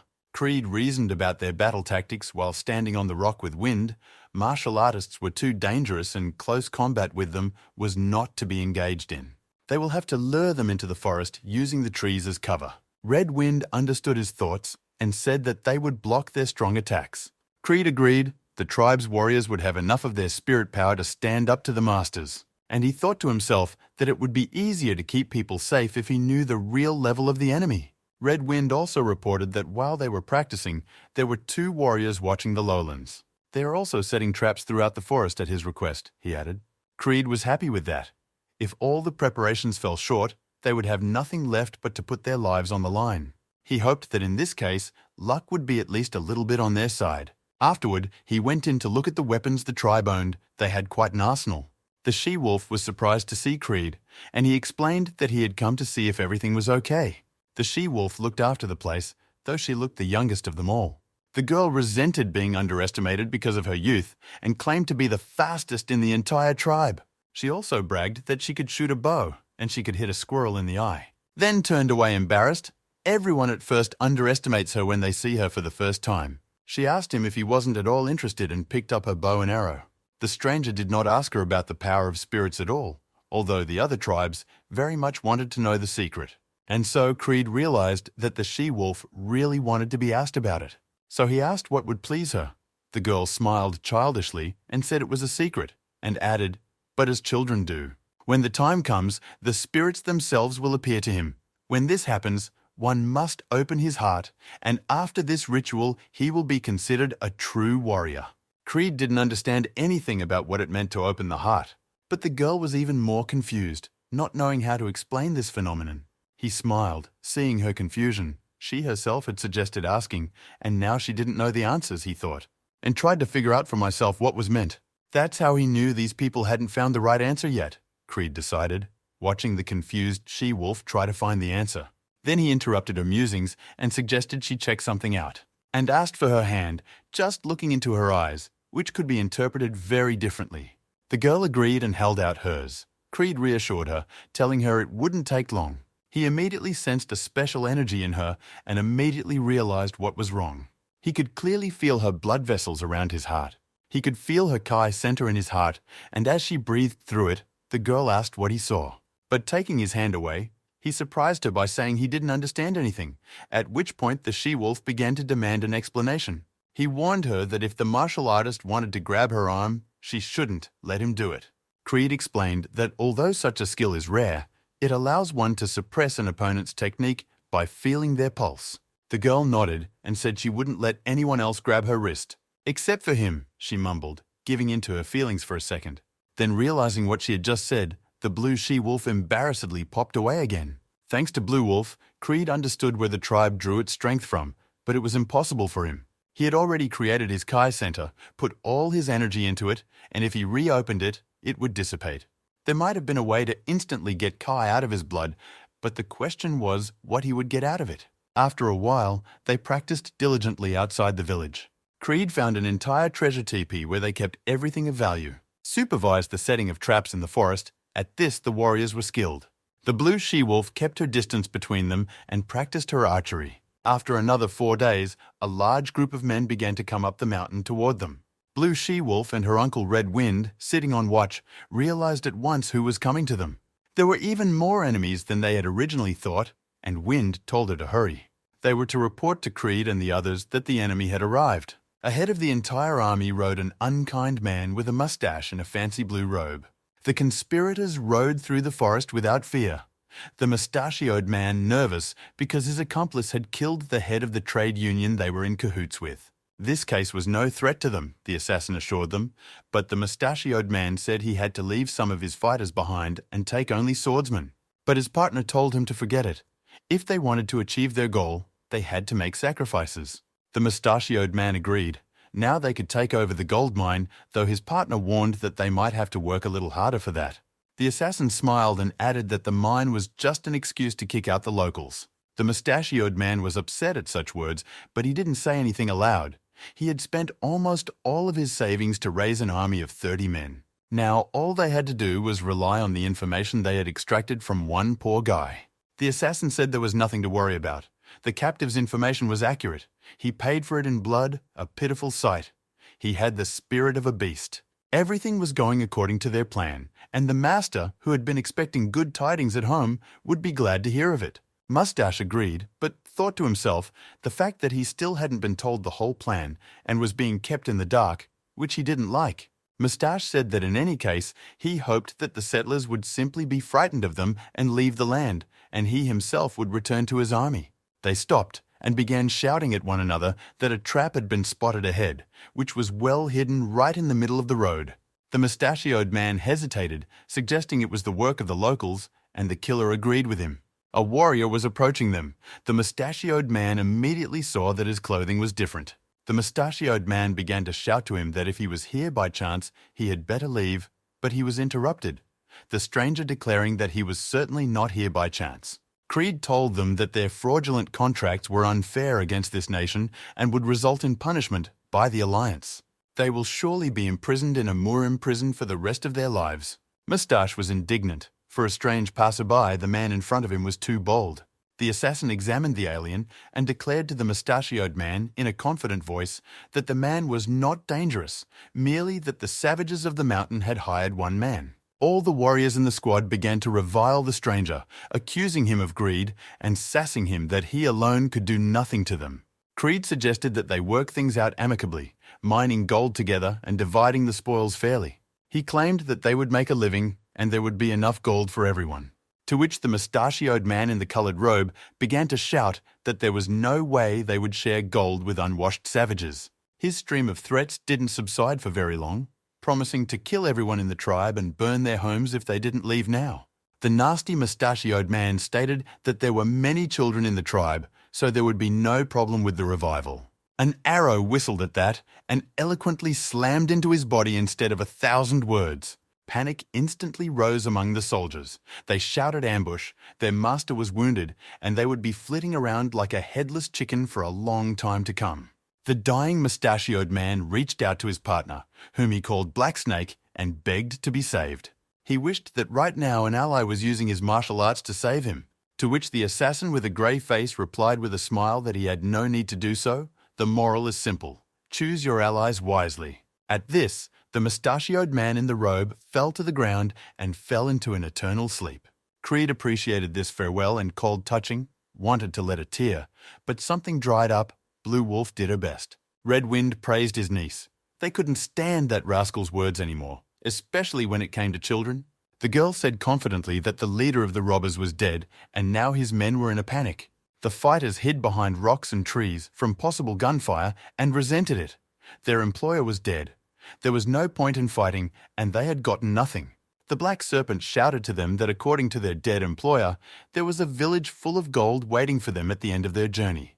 The warriors could not leave empty-handed and began to shout that they must avenge their dead lord. Their morale immediately rose to heights, and Creed realized that this warrior was doing well, observing from the sidelines himself and letting the goons go ahead. Creed didn't understand why he'd come this far when he sensed a strange, acrid odor. He shouted to the tribal warriors that the opponents had released poison gas. The gas spread quickly, and the tribal warriors felt worse. Creed realized it was too late and they were already out of breath. But he had a way to help. He abruptly let the power out of him as if he had taken a powerful exhalation. A powerful shockwave spread around so that it even reached the black snake. He was surprised that an ordinary guy deep in the forest possessed the skill of a lion's roar. Only Shaolin disciples could know about this skill, Snake thought. And only those who were as strong in spirit as the monks could take advantage, the assassin wondered. He turned back to his men and noticed that nothing was happening. The poison had been neutralized. In addition, there was no pain in the body after this skill, and Serpent realized that the guy's strength was lacking. Black Serpent asked his opponent how the sound was able to neutralize the effects of the poison. He wanted to know where in the world this strange fellow had studied. If Creed used the skill to its full potential, everyone's eardrums would burst, but the strength of the voice could be controlled. The blue she-wolf got worse and went down on her knee. Her uncle asked how she was. She replied that she was fine and wanted to know what just happened. Red Wind wasn't sure, but told her that first there was smoke that robbed them of their sanity, and then they heard a scream that brought them back to reality. Blue Wolf said it was definitely Creed. It couldn't have been without him. Black Serpent angrily reminded the warriors that the money had been paid, and from now on they were obliged to follow his orders. He promised to add on top if they massacred the natives. But the warriors became restive. They didn't recognize his supremacy and suspected that something was wrong with the locals. Black Serpent reminded them again that they had already accepted the job. They came here to kill and pillage, so the Serpent told them to stop being cowards. He called them scared girls, and the swordsmen got very angry. They began to resent that the Serpent was not their leader, and they did not have to obey him. But the most exuberant swordsman, who performed the most, dropped dead. The brave swordsmen who had been recruited by advertisement were horrified when they saw their dead comrade. Creed immediately recognized the hidden technique used to kill the man. The Black Serpent told everyone to shut up and said they couldn't just leave, come back either with gold or dead. He promised them that all the jewelry and the women would belong to them. The Serpent said he would deal with the strange upstart and the warriors should deal with the rest of the savages. The dummies immediately perked up their spirits and began shouting that they would leave no one alive and take their own. Creed was silent, listening to the cries of the madmen who were so easily persuaded. He has accepted their choice, but there is no turning back. On this, Creed seems to let go of his moral shackles. He clapped himself on the shoulder. It was a signal to the tribe warriors that were hiding in the forest. Red Wind told everyone to get ready. They must lure the enemies into the thicket of the forest according to the plan. He himself went in another direction and told his niece to follow him. The girl ran to follow and wished mentally good luck to Creed. The warriors from the lowlands saw the tribe retreating and became brave. Black Serpent immediately realized that the savages were planning something against them, but he did not stop the warriors, otherwise they could not be controlled. But on the other hand, the savages had nothing but sticks and could do little with swords. The swordsman ran past Creed and he was left one-on-one with the Black Serpent. The assassin smiled and said he had brought the real assassins and now the natives would have a hard time. But Creed confidently answered him that he wasn't worried about that if he were him. He grabbed his sword and offered Snake a demonstration of his skills. The Black Fool simply repeated Creed's words, unable to find anything better to answer. They clashed in a duel, blades flashing like lightning, the silhouettes of the warriors blurring in space. Creed confidently made his way towards the Black Serpent and was not inferior in speed. The assassin's stealthy attacks didn't hurt Creed at all, and the Serpent came to a standstill. He dodged the powerful swing by darting backward and breaking the distance. Creed told him, while the Serpent was in flight, that he was clearly not here for the gold. "The merchant, it's just a cover," Creed said. It became obvious when he didn't bother to save the Mustachian. The Serpent landed and, grinning, replied that gold could be mined anywhere, so mind you, he had other interests. Then Creed realized that the killer's main target was the local tribe itself. Serpent drew his sword and advised Creed to stay out of it. He'd be dead soon anyway. Since the stealth attacks didn't work, the assassin drew his sword and they dueled again. Serpent grinned. His opponent should have already felt the darkness and coldness that this blade exuded. Stealth attacks, poison, on top of demonic martial arts. Creed asked him where he was getting all this from. They fought fiercely, neither one willing to yield to the other. Meanwhile, the swordsmen fought with the natives. Those skillfully used the environment, throwing stones at their enemies. The fierce bear was breaking enemies with his bare hands, his strength enough for everyone.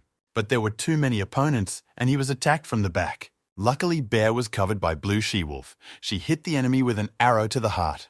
Taking up a position in a tall tree, she took sniper fire. Swordsmen from the plains didn't know how to defend themselves from arrows, and the trees obstructed their view. They didn't even know where the arrows were coming from. Red Wind told everyone to hold out a little longer. They did as Creed told them to. The Black Serpent told his opponent that he had mastered a new martial art. This art was true and developed far beyond the Empire, Snake said, and smirked. Creed began to back away as he analyzed his opponent. It was better to stay back. The tree Creed had sped past fell, chopped in several places. The opponent used an impressive internal energy. Although he looked exhausted, he behaved like a true leader, Snake thought. Serpent showed wonders of deduction. He discarded Creed's affiliation with the army, the Great Clan, and settled on a secret alliance unit. Creed realized that these rascals were definitely up to something, and this wasn't a simple raid on the natives. He replied to Snake that he was a mere passerby, and he grimaced at the words. The Serpent promised to cut off his hand to make him more cooperative. They exchanged a few more blows, and Snake said that he would have invited him into the sect if he hadn't been affiliated with the alliance. Creed fought back. The wound made the fight hard for him, and his opponent's internal energy was weighing heavily on him. He realized that if he did nothing he would be at a disadvantage. He needed to put his best foot forward. The Serpent bounced into a tree and stuck to it like a spider. He felt his opponent's gaze change. His eyes glittered with anger. It was time to sort out who was the better man. The Serpent waited for his opponent's swing and slid down to him. The enemy opened up, and Snake noticed this gap. He quickly got close to Creed. But he dodged with a single movement of the body and asked his enemy where he was in such a hurry at such a crucial moment. Creed's blade split into 3 parts, and Serpent didn't know which attack to block or all at once. The Serpent was perplexed as to how the blade could split into 3 pieces, but it was too late to dodge. He fell to his knees and began to ask who was in front of him, though he should have figured it out much sooner. Creed introduced himself, as was his custom, apparently because everyone he told his name to was dead. His, and couldn't remember it. The hard battle was over, the tribal warriors had won and were assisting the wounded.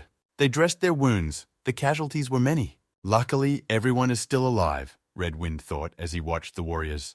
But he didn't notice his niece nearby, so he asked where she was. He was told that he had seen Blue Wolf go off in search of Creed, and his uncle resented her for not letting him know. Red Wind hurried everyone along. Even though they were tired, they needed to get out before dark. Creed began searching the pockets of the slain man, loot after battle, an ancient rule of the fantasy worlds. He found only a wallet and an envelope, but nothing that would indicate Snake's identity. The leather envelope was well hidden, and inside revealed a letter. The she-wolf that was nearby asked what was there, but Creed couldn't read it, saying that the letter only had incomprehensible signs. He showed her a scribbled thing with ominous black waves coming from it. The girl recoiled to the side and said to get that thing away from her.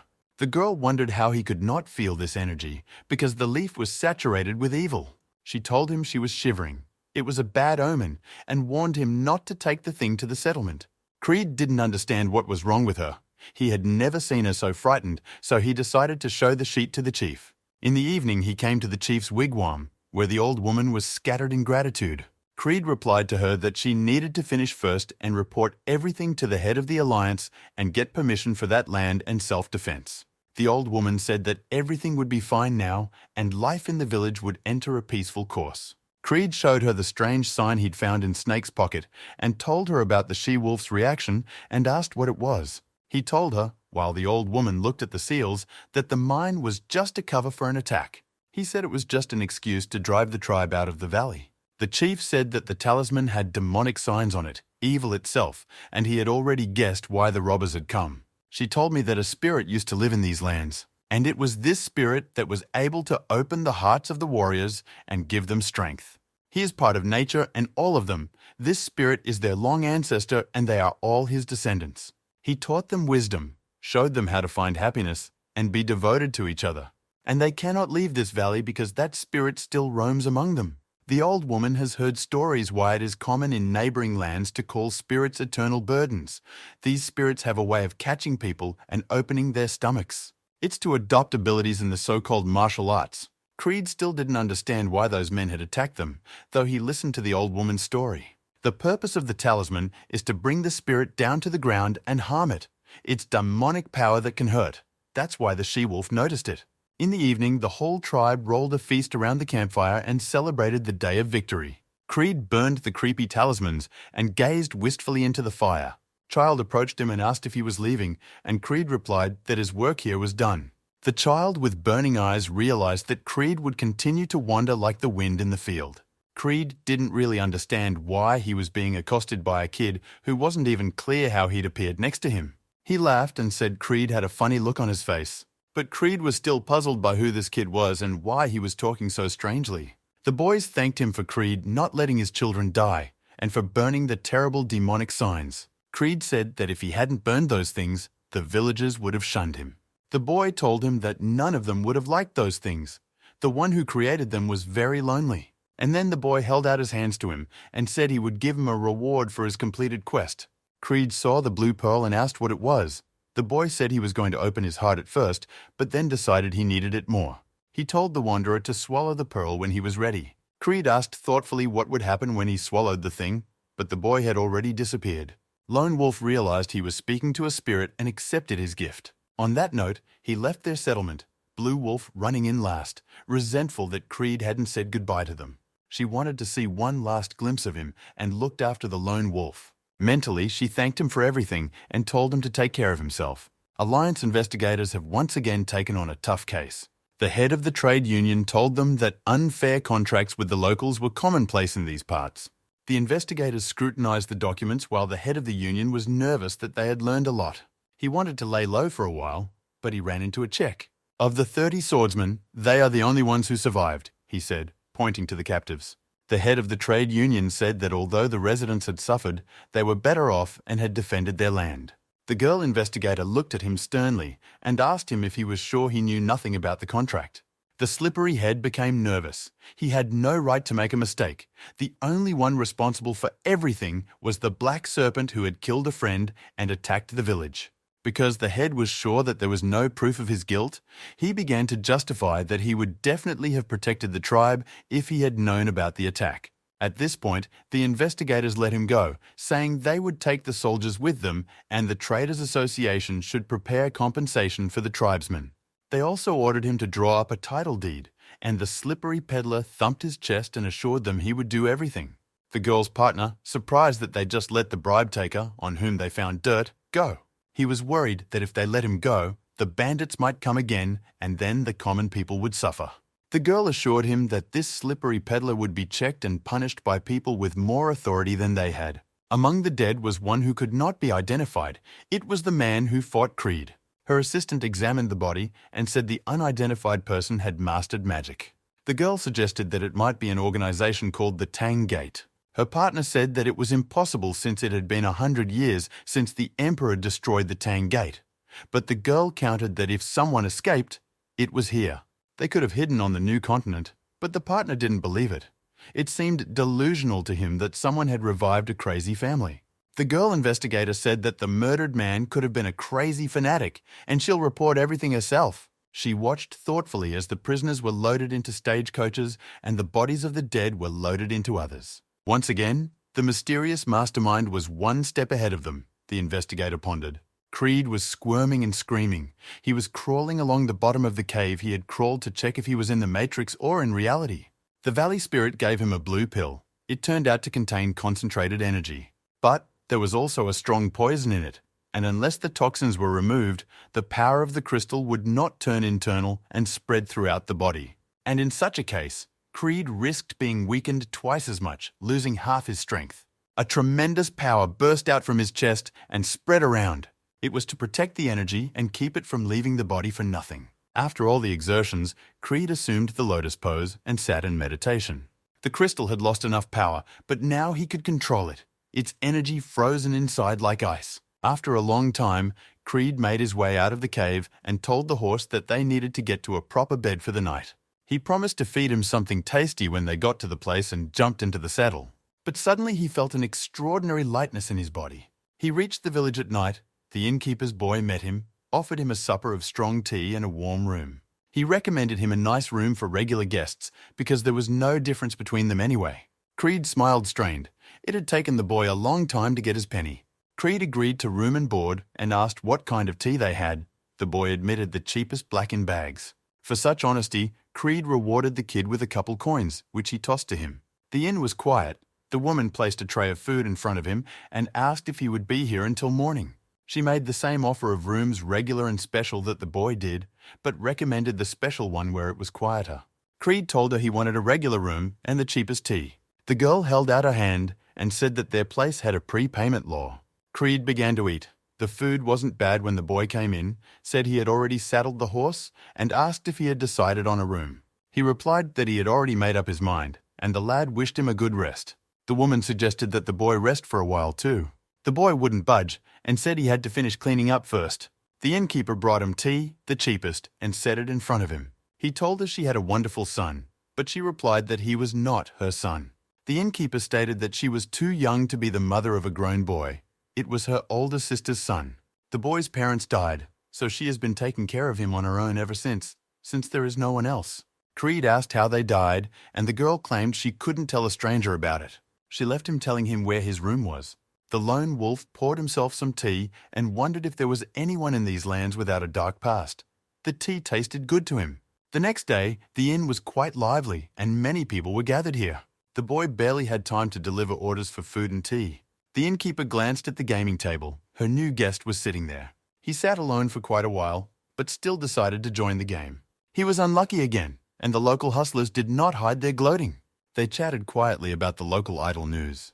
They talked about how some grandfather had been running his ranch for 12 years, and he didn't have much time left.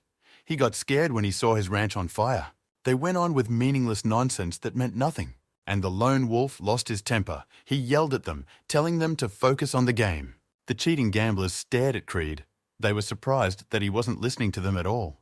When another customer entered the inn and said a loud hello to Creed, the lone wolf cowered in his direction and immediately recognized the rogue Billy. The one spread his arms and said he recognized his friend from the back. He wished them to ignore him as he himself was passing through here. Creed clutched his head, not understanding why he was so lucky or where this rogue had come from.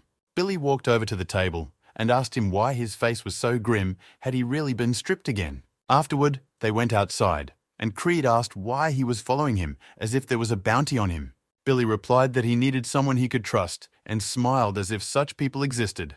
He offered Creed to work together. He had a bigger case, on which he contracted 3 other people, all proven people. Creed looked at him skeptical and asked why he was going through all this. Billy looked at Creed carefully. He had been assigned to check his identity. Because of his strange martial arts, they suspected him of having ties to the army. Billy began enthusiastically to convince him that they needed a reliable foreman, and it was better than taking on 3 more underdogs. But the lone wolf was not in a hurry to agree at once, no matter what this cheat was up to, so he asked to tell everything first, to which Billy stated that he would only tell if Creed agreed first. Billy had to stand for it, and he said their target was a transport stagecoach full of gold and silver. They wanted Johnson Gray's personal wagon from the association, Billy told me. But Creed hadn't heard anything about this man. Billy tried to explain by saying he was from some famous organization. This man, as head of the association, had a vast fortune, and most of the ranches, mines that he owns, are on this side of the continent. Creed realized that the people of these lands had been dealt a bad hand. Billy said it was like that. There was another bad man running everything and had recently taken over the pastures to become a monopoly. Dozens of people lost their homes to him and his gang. Some died in fires. Creed realized he'd heard about it from the players at the table. The head of the Marima alliance in these parts was the first to defect to this scoundrel, and Johnson supports him from the association. Creed asked if Billy wanted him to eliminate these bad people. Billy said there was nothing wrong with that, especially since Creed had already broken the laws of the West more than once, and if they stripped Johnson of his money, they'd have a chance. Merchant's struggle ends where the money ends. A distraught Johnson will make a mistake that they will capitalize on. Billy fairly explained to him that there was business and money involved. Someone had to punish the rascals. Creed hesitated, and then Billy asked him if he didn't want to make some money and do something worthwhile. To top it all off, Billy promised him that messing with the evil merchant would earn him a good reputation. Creed remembered that on their first meeting, Billy had looked like a ragamuffin who was only interested in money and tea and chatter.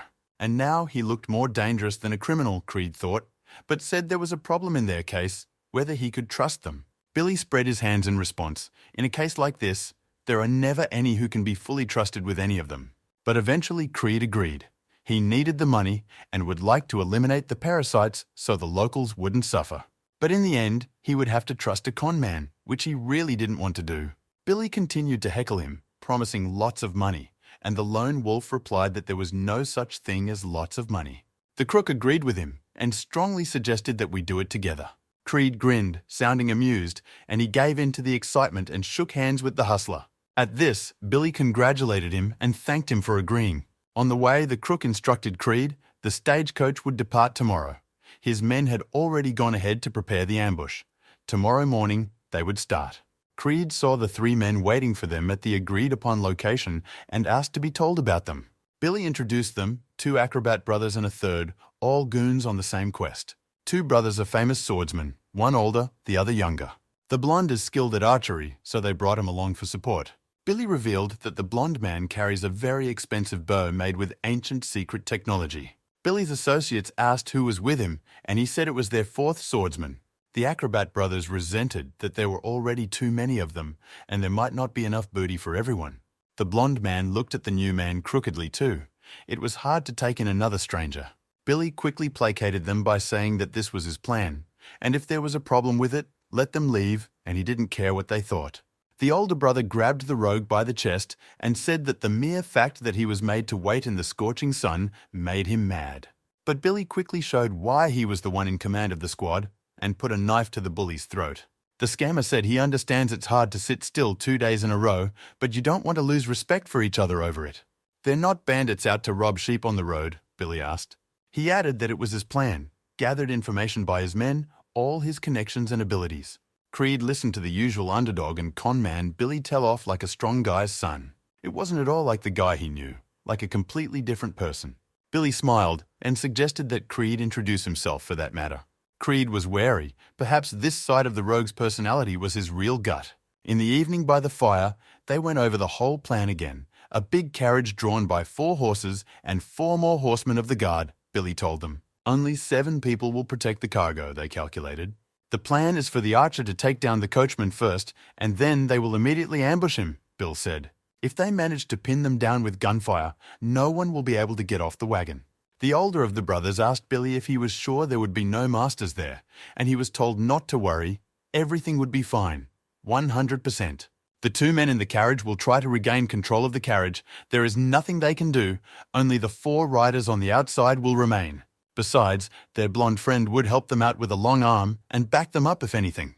They would have to eliminate the 4 horsemen and one of the 2 who would be in the wagon because the remaining informant, Creed guessed.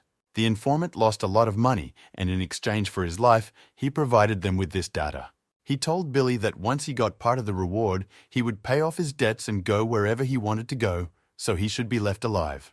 The blonde guy who had been silently listening before asked what their plan was after they finished the job. Everyone became interested in how the money would be divided and forgot about the rule of not dividing the skin of an unkilled leprechaun. After they kill the guards, they will drive south for 1 day, then split the money and each go their separate ways, Billy told them.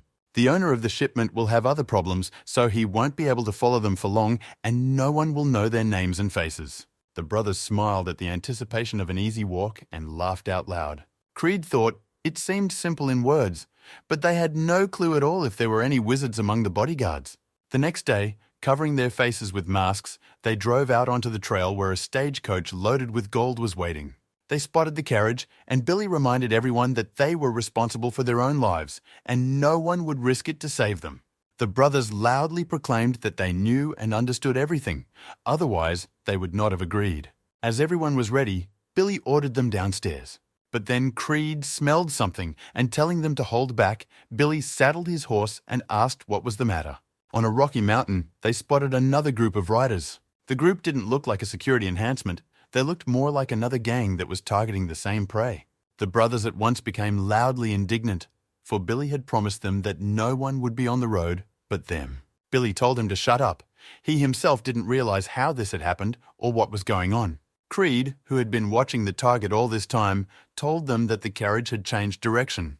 Because of this, all their plans went to waste because the archer could no longer kill the coachman whenever the carriage would drive past them. Worse, the other gang was doggedly pursuing their target, which they couldn't catch up with yet. Billy tells them that they can't afford to lose the carriage to another gang. Now whoever's first is right. The cush was too big to pass up anyway, he shouted. He told them not to wait and to hurry, and rode first, his brothers also joining the chase. Thus began a three-way battle, 2 gangs and a stagecoach full of gold. The bandits in the first group asked Billy who they were and what they wanted. The hustler wanted to know the same thing. The guards on horseback noticed that another gang had ridden up behind them and resented the fact that the bandits did not respect the authority of the owner. To which Billy said it was just the opposite, well-known and highly respected. To which the security rider advised him to go on a hike to a remote area. Creed drew his sword and sighed heavily. Why is there no normal quests in this game, he thought. Billy ordered the blonde man to open fire, no arrows to spare. Toth put the arrow down and took aim. Shooting at full gallop required no small amount of skill and self-control. But the blonde man did fine, and knocked out the first guard, wounding him in the back. The bandits from the first gang were confused and did not know what to do. Even if they seized the carriage, it would not help them. They realized that the second gang of raiders would deal with them after killing all the guards, at which point another shot whistled past. Billy praised the gunmen. This way they could kill all the guards. The dust and the men of the first gang would hide their actions. Creed sensed something was wrong. The guards should have realized by now that it was pointless to run away with a gunman in the rear. Arrow, meanwhile, took down another rider of the guard along with his horse. The guards shouted that and urgently needed support or they would die. The hatch of the carriage opened, and from there appeared a master in a red robe. He was very tall. And then Billy shuddered. He recognized the man. The owner's second son was riding in the carriage. An extremely dangerous bad guy who learned martial arts from a powerful clan. Billy ordered the gunman to take the bad man down first. But it was too late. While the gunner was reaching for a shot, a shell had already been fired at him. He put out his expensive bow and defended himself from a direct hit, but he was still wounded. The acrobat brothers were surprised that the spear could fly so fast.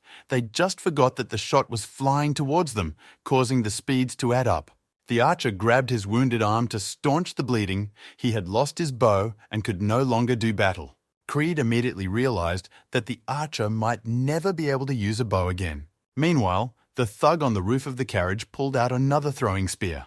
Creed realized what the man was up to and shouted for everyone to scatter. The thug threw 2 spears at once, which flew towards the target very quickly. The spear struck the poor fellow of the first gang, and he immediately flew off his horse. Billy heard a woman's voice calling out to the fallen man and marveled that there was a woman in the gang. Creed also realized that the first gang were no ordinary thugs. The older brother suggested Billy back off. Without an archer, they couldn't handle the thrower on the roof and get close to the carriage. But Billy called them cowards and said that if they ran away, he would kill them himself. Meanwhile, the carriage was slowing down, to which the thrower on the roof laughed. He promised them they would die before the carriage stopped. Seeing the gunman approaching him with a sword, the thug chose him as his next target. Creed felt threatened. There was nothing the blonde could do with a wound like that. And this was not in his plans, therefore. He climbed with his feet on the saddle and pushed off with all his might to leap right in front of the galloping archer. He used his hovering arts and found himself between flying spears. Creed batted them away one by one so that they flew back. The thug on the roof of the carriage was surprised to see his own shell. He barely dodged, but the spear sliced through his red robe and into the roof of the carriage. He looked at the wizard who had just used the cheats and got back in the saddle. The brothers were greatly surprised that Billy had brought such an incredible craftsman. But Billy had no idea how he'd gotten so lucky and stared dumbfounded at Creed. The thug on the roof became alarmed and ordered the guards to immediately grab the dangerous mastermind before he got any closer to them. Creed slid between the two and at full gallop killed both of them in the blink of an eye. Thunder Thrower was even more horrified, for his enemy did not use a sword. He sensed that this stranger had tremendous energy. There was nothing to do. Since the enemy was different from the others, the bully decided to give it his best shot. He let Creed get close and threw his spear straight into his side at close range. Creed used his strength and easily intercepted the spears as if they had no energy. The bulky man in the red robe went cold. He hadn't expected such a reversal. Creed noted to himself that his inner strength had increased after the pill the spirit had given him. He could now use an absorbing stance that allowed him to neutralize his opponent's energy. He put maximum strength into the spear he was holding and took aim. From the powerful impact, the carriage overturned, the men's horses mingling amongst themselves. One of the brothers admired shamelessly Creed and his magnificent skill. Billy looked closely at the object of observation again. He too was surprised that Creed had destroyed the moving wagon with a single throw, but left it for later. First, they had to inspect the shipment, pick it up, and run off with it. But at that moment, a second group of raiders caught up with them and ordered them to move away from the carriage. The girl who rode first told them that the owner of the carriage had embezzled the gold of the people of the land. She said that it was the money of the residents of the neighboring village and that they would not take the money away from them. The acrobat brothers were outraged, for she also looked like a bandit, and it was their group that had stopped the carriage. Creed sighed, of course, he thought.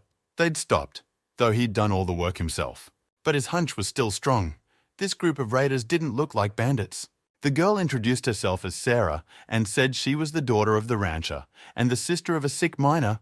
They disguised themselves to get theirs back. She firmly stated that they would have to kill them all if they intended to take the gold for themselves, and all the men removed their masks along with her.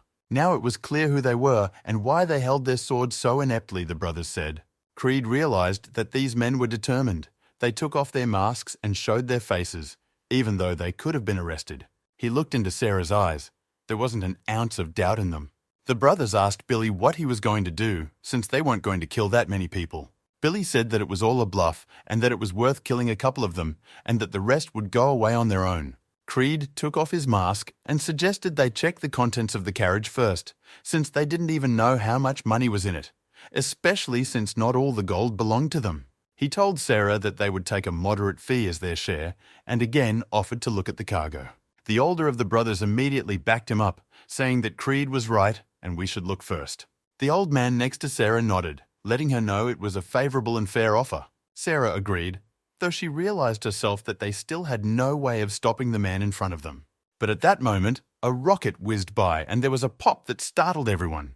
They started screaming and asking why there was smoke in the sky. Turning around, they saw that the spear thrower had survived, and he was the one who had launched the missile. The eldest of the brothers let out a disappointed sigh.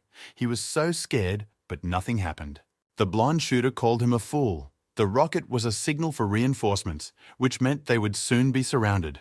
The brothers immediately went with questions to Billy, who didn't say anything about it, but he advised them to find the chest sooner rather than later, which they immediately did, Creed watching them thoughtfully. He looked at the only person who knew how to get out of here. One unconscious man was found in the carriage, and Billy said it was his informant and he should be taken with him. The brothers grumbled, but pulled the man out, and Billy found the trunk. He pulled out a heavy box that had broken from the fall and looked inside, but immediately let out a howl of pain and frustration. Turning to everyone, he informed them that the box was completely empty and he didn't know how to explain it. The older of the brothers grabbed him by the collar and began to shake him violently, calling him a liar and a cheat. Sarah looked at Billy stunned. She couldn't believe his words. Creed politely explained to everyone the difference between a transportation carriage and a regular carriage. He told them it had been a trap from the start, had been a trap, and sighed heavily. It's not the first time they've robbed these carriages, and the owner isn't the kind of man who would just sit back and watch his property get robbed.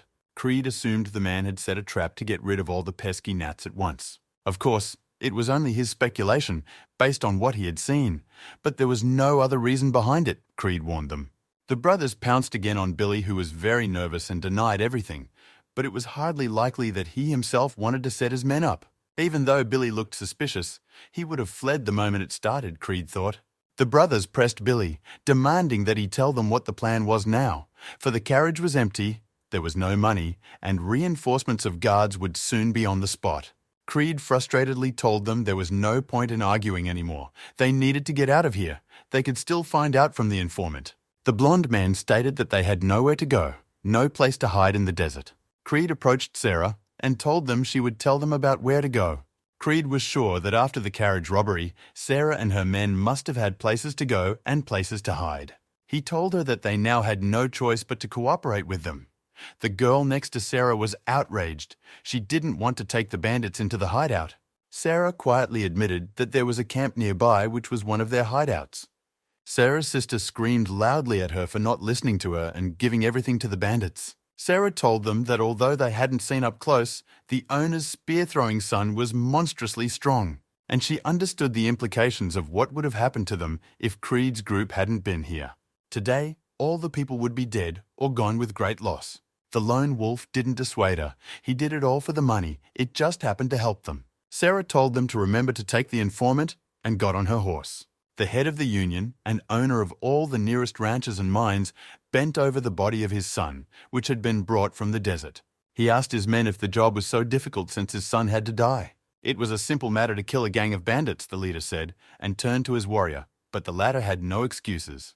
The head looked at him with bloodshot, red eyes and demanded a repeat. He asked the survivor what had happened, and he began to justify in a shaky voice that another gang had appeared out of nowhere that they hadn't heard of.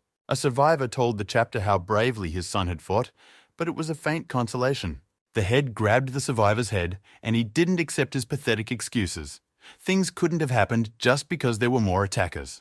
On top of that, they couldn't even track down the attacking bandits and let them get away, shouted the head angrily. And he had the nerve to come back alive, he muttered, finally losing his temper. The senior stinker reported that the information was most likely leaked from within their organization. He said this to distract the gentleman. The bodyguard of the head's son was riding in the carriage, and his body was not found. It looked like he had leaked the information and hired a skilled craftsman for the job. The head grinned and let go of the survivor's head. He was terribly angry. After all, they had created this plan to catch the rats in one place. And in the end, the plan failed because of the rat that had fallen into their trap, said the head, clutching his head. He promised them that he would punish them later for failing to control his men. But first, they must find and bring him the conspirators, and no matter what the cost, let him kill all the villagers or lock them in the mines. The head demanded that those who had killed his son be brought to him and promised that if they failed, he would rip out their hearts with his own hands. With that, he told them to go and do it and let them go away. To be alone with his son and stand over him shaking with hatred and promising revenge. He promised his dead son that he would send his murderer with him to the afterlife. Billy was interrogating a pole-bound informant who was demanding a deal be honored. From the start, the informant knew that an experienced craftsman would be riding in the carriage, Billy told him. He must have known about the reinforcements, and the fact that the safe was empty shouted Billy so that everyone could hear him. Billy had him by the throat and told him he wasn't leaving alive after that.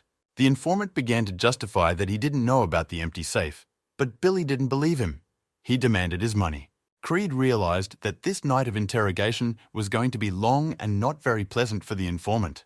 He asked the blonde man how his wound was and how he was feeling. The blonde replied that the wound was fine and it was just a scratch. Creed didn't think it was a simple scratch and asked to let him see. He leaned closer. The lone wolf told the blonde that he was lucky that the blood stopped immediately and the ligaments weren't injured.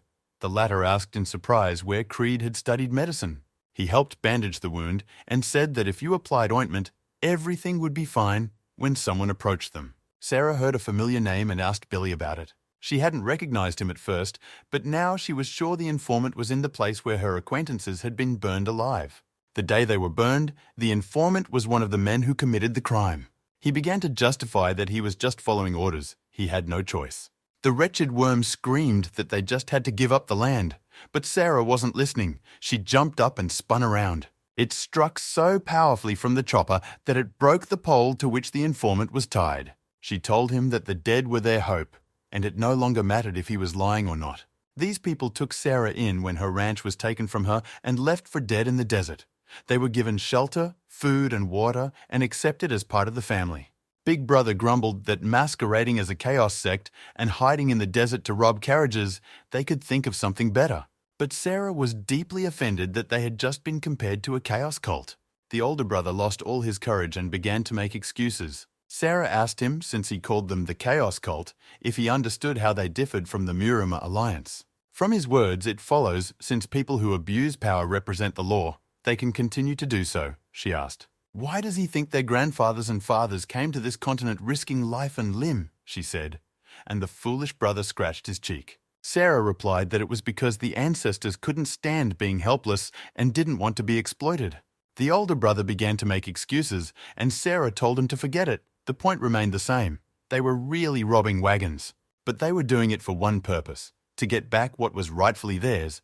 Creed heard and took a sip from the flask. Billy clapped for attention and said it didn't matter, and they couldn't waste time.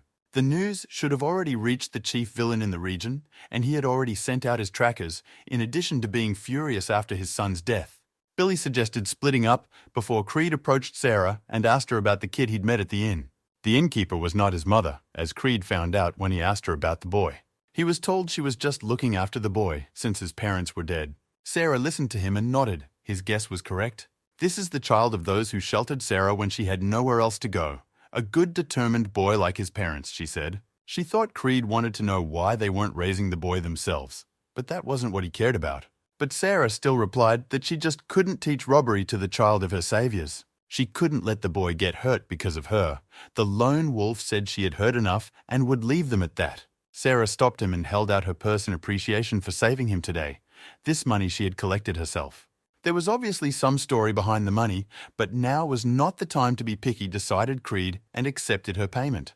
They wished each other to take care on the journey. It was best to separate now in different directions. The older brother was still outraged, relieved that Sarah had given them something, but Billy told him to shut up because the brothers hadn't done anything. Billy asked the lone wolf where he was going. Creed replied that it was none of his business, and the next time they met, he better not talk about work or he'd die. Billy smiled slyly and said that Creed would take the job anyway, since he'd said the same thing last time, but took the job. He gave the salute with a gesture and promised to make an offer next time that Billy could not refuse. The lone wolf found this shameless and told his horse to gallop forward.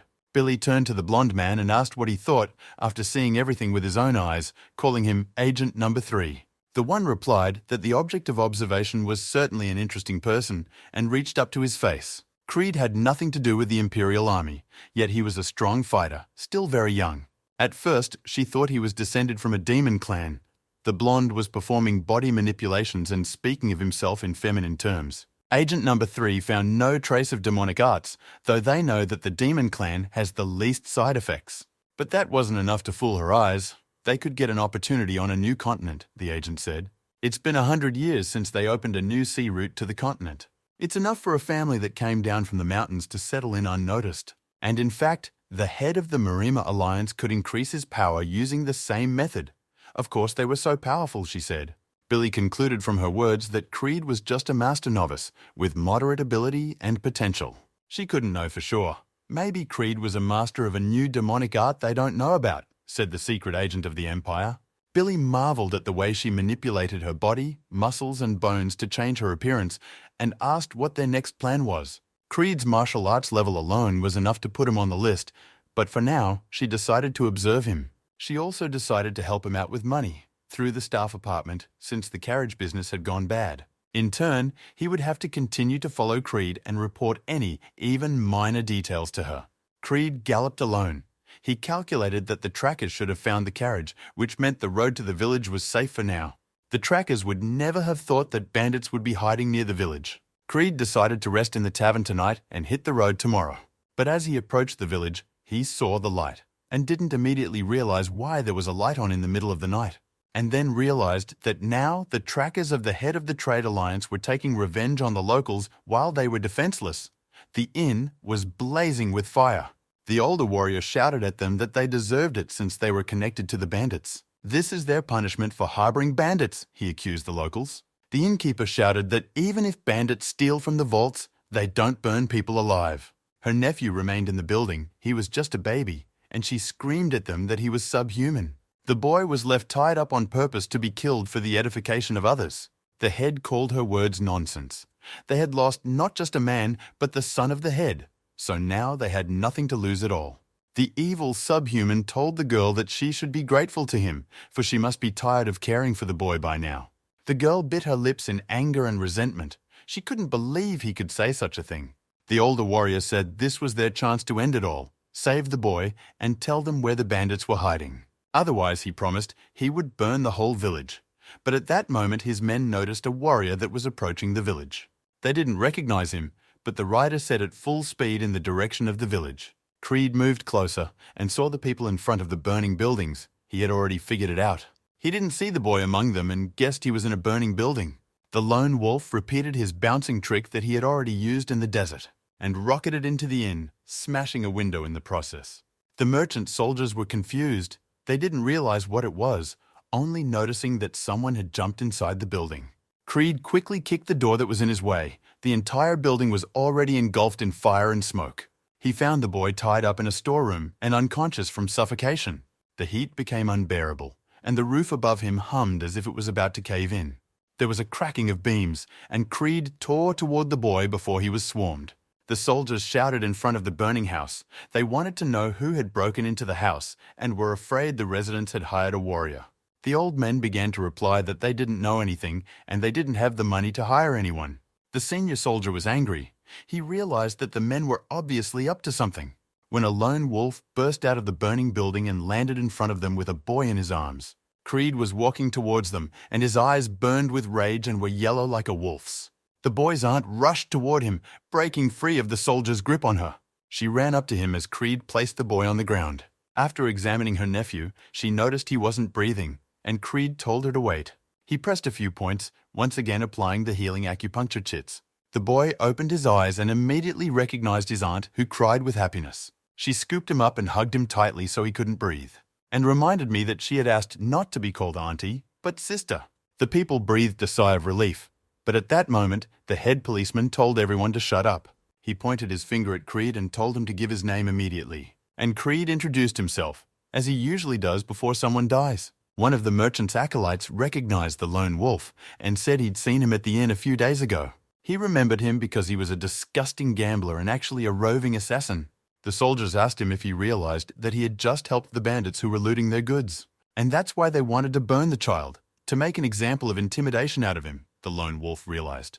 The older soldier called it mercy, for they would end everything in exchange for the orphan's life. Moreover, he stated that people should be grateful to him since they will be let down using the boy as an example. Creed sighed heavily. The killer had spoken so proudly, even though he had just tried to burn the child, and now he was carrying pathetic excuses. He asked the townspeople why such arbitrary behavior was taking place and where the representatives of the Murama Alliance were. To which the head creep replied that Creed just didn't fully understand the situation. The Alliance member bashfully covered his badge, and the senior soldier smugly said that where sheep live, the law is silent, and stated that the only law here is what they impose on everyone. He said they would take Creed into custody for questioning and ordered him to surrender his weapon or they would put a hole in his body. Creed gripped the hilt of his sword and offered them a test of himself, his voice ringing with rage. The head of the Punishers shuddered. Their opponent looked confident, as if he could overpower everyone here. But he was only one. So he ordered to attack the stranger and kill him if he resisted. And then the lone wolf showed them what a samurai action movie was. He took a step, and those who passed by died. It happened so quickly that no one even realized what had happened when they saw their comrades collapse. Someone dared to attack Creed from behind, but he filibustered the attack, and then killed the attacker in one fell swoop. He had no more reason to keep these underdogs safe. Failures were thrown at him without a plan or preparation, just to become invaluable experience points. Creed was approaching him on a path of bodies. The Punisher chief shuddered. He had just lost 5. The surviving Punishers trembled with fear before the lone wolf that was leisurely approaching them. Maddened by fear, the dummy lunged with his toothpick at the master. Creed made a dash to the side, slid past and pierced his hearts. But he couldn't pull the sword out quickly. It was stuck in the ribs of the dead man. The Chief Punisher realized that this was his chance while the enemy was unarmed and rushed into the attack. He swung his sword so that he cut off the head in one fell swoop. The Punisher smiled and had already had time to celebrate his victory over the reckless stranger who had challenged them. but he suddenly realized he had chopped off the wrong head and shrank hard in the fifth meridian. Creed slid a leaping leap toward him, steadied himself firmly on the ground, and threw a slew of fist punches to the body. The Punisher fell at his feet and could not believe he had been killed by a common vagrant. Creed returned the sword to its scabbard and asked the surviving merchant's lackey, and demanded that he go to his master and tell him who had killed all his subordinates and who would come after him. Dummy shook like a hare when Creed asked him if he understood what he said, and he nodded. The lone wolf told him to leave the village immediately, and the dummy ran off shaking the people. The lone wolf then asked all the Gurkhas what they were waiting for their village to turn to ash and pointed to the fire pit. In the morning, the rescued boy asked if he was a knight, the one who saves people, punishes evil, and helps the poor. The boy decided so because Creed saved him, killed all the bad guys, and even helped put out a fire all night. He didn't even ask for money for the rescue, the boy said. But the lone wolf answered him that he wasn't like that at all. But the boy was already firmly convinced that he was a knight. Instead of answering, Creed asked the boy how to find the base of the main villain. The boy couldn't believe that Sir Knight would go there himself, but the lone wolf assured him that the point of no return had already been passed. The kid wanted to see the lone wolf kill more bad guys, but his aunt told the brat not to even think about such a thing. She told him to sit in the village, not to do anything stupid, and agreed to escort Creed to the chief villain's lair. Together, they left the village and galloped across the desert. She asked the lone wolf if he would be all right. The main villain was known for being a martial artist, and he also had about 20 warriors at home. The lone wolf answered her that if not dealt with now, there would be a bounty on him, and it was better to fight him now while he had few men. She was surprised that he was going to fight alone. Without reinforcements, she mistook him for a secret agent of the Empire. Creed gave her a hard look. Again, he was suspected of being involved with them. He asked why she thought that, and the girl replied that he was young, a good craftsman, and worked with Billy. Creed was surprised and asked what Billy had to do with the Imperial army, and she told him that the cheat worked in the palace and was known for it. The girl wasn't sure, but after Billy started working for the Imperial palace, he had made some connections with them. Creed remembered how strange Billy had acted before and realized why. Now that he knew Billy was an Imperial spy, a lot of things were falling into place, as was his awareness. He asked the girl how she knew everything, and the girl replied that working in a tavern, one could learn many things when they arrived at the lands of the chief villain. All these ranches belonged to him. He took them by force from honest men. The lone wolf thanked her for guiding her and said she could be free to go, and added that what she would witness was not for her eyes. She turned to him to thank him for her rescue and the fact that he had saved the boy. And for all the things he was going to do to the main villain, the lone wolf smiled and asked for a sweet next time. He confidently walked into the manor where the boss of this quest dwelt, surrounded by goons. He met him with a bored look. He had received a report from his subordinate, but had not expected the stranger to come to him himself. The boss was curious about who killed his son and subordinates, so he carefully questioned the brothers, who were lying next to each other breathless. And now when he sees him live, he immediately realized that Creed is no ordinary wanderer. The boss caught them last night as they were passing through the village and learned that they had ambushed his carriage. Creed couldn't remember their names, but he sympathized with the guys who were just unlucky enough to run into a patrol. The boss stepped on the head of one of them and called them vermin. What he didn't understand was why such a skilled craftsman was walking around in such a wilderness. Is he really an Imperial agent? The boss suggested. Creed answered him coldly that it didn't matter who it belonged to, because they had to kill each other. Hearing those words, the boss's face lost its indifferent expression. He completely agreed with the young master. He even liked the young master.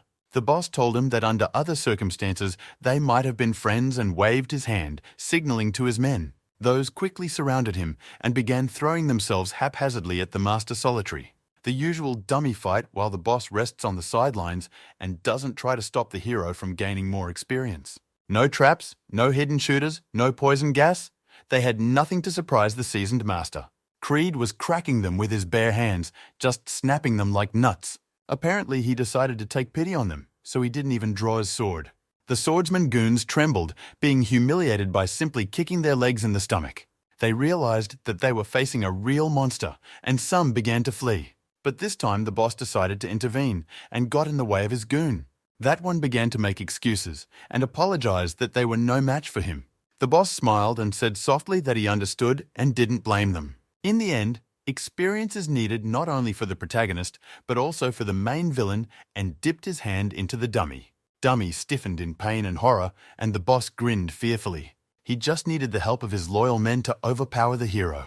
Creed drew his sword and prepared to do battle with the main villain. He assessed the goons that stood before him. They were no different from the ones he had killed in the village, common cowards. He wondered how different the boss was from them, and it was only by looking at the madness that he found the answer. In front of them stood a true demon who was doing an abomination. Lone Master didn't understand why the boss was doing this, but the sight made the goons vomit. The boss got drunk on blood and started laughing like a psycho. He reveled in the feeling that made the blood run frantically through his veins. He had never experienced such a thing before. All the goons decide it's time to flee because their boss has lost his mind. He grabbed two fugitives at once and did to them what he had done to the previous one.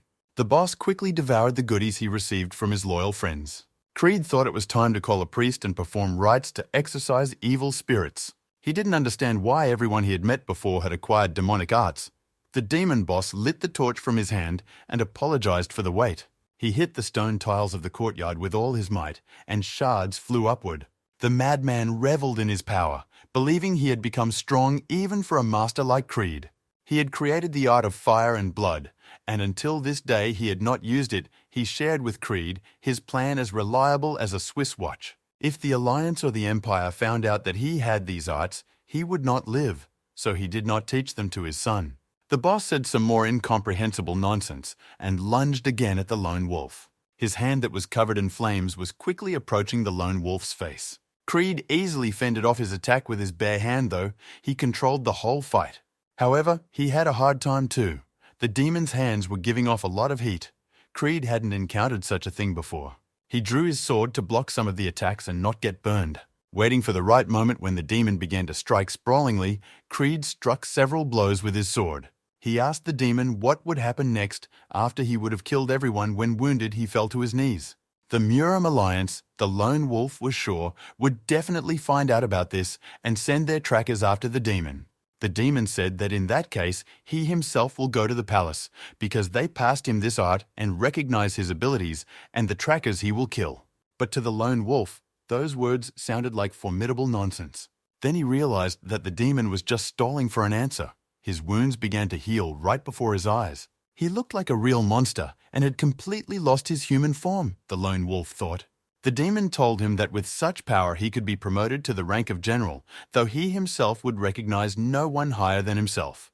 The bloodthirsty boss told Creed thanks for becoming a general thanks to him, and rushed forward again with all his fury. The lone wolf wouldn't listen to the madman and struck out to stop him. In response, the demon struck many blows with all his might and began to taunt the lone master. Creed only fought back and blocked the fiery attacks with one sword, causing the blade to become very red-hot. The flames of the demon's hands were dangerous, and he could maintain a fast pace of attacks, and the stamina seemed limitless, Creed pondered. This was the most problematic opponent he'd ever met before. With a powerful attack, the demon even began to close in on Creed, whose blade could break after being heated. The enemy had regeneration, and the lone wolf's sword was losing its strength. Looking at his opponent, he thought about what attack he should use to kill him without allowing him to regenerate. There was no such thing among his skills, and Creed sank into reminiscence. The needed memory only came now, but he figured it had to work. The lone wolf calmly assumed a low stance and waited for his fierce foe. Toth mistook his movements for a bluff and began to scoff at the funny poses. The demon promised to turn him to ash as he deserved and frantically threw himself at him. Creed gathered his energy into a tight clot and began to swirl it around.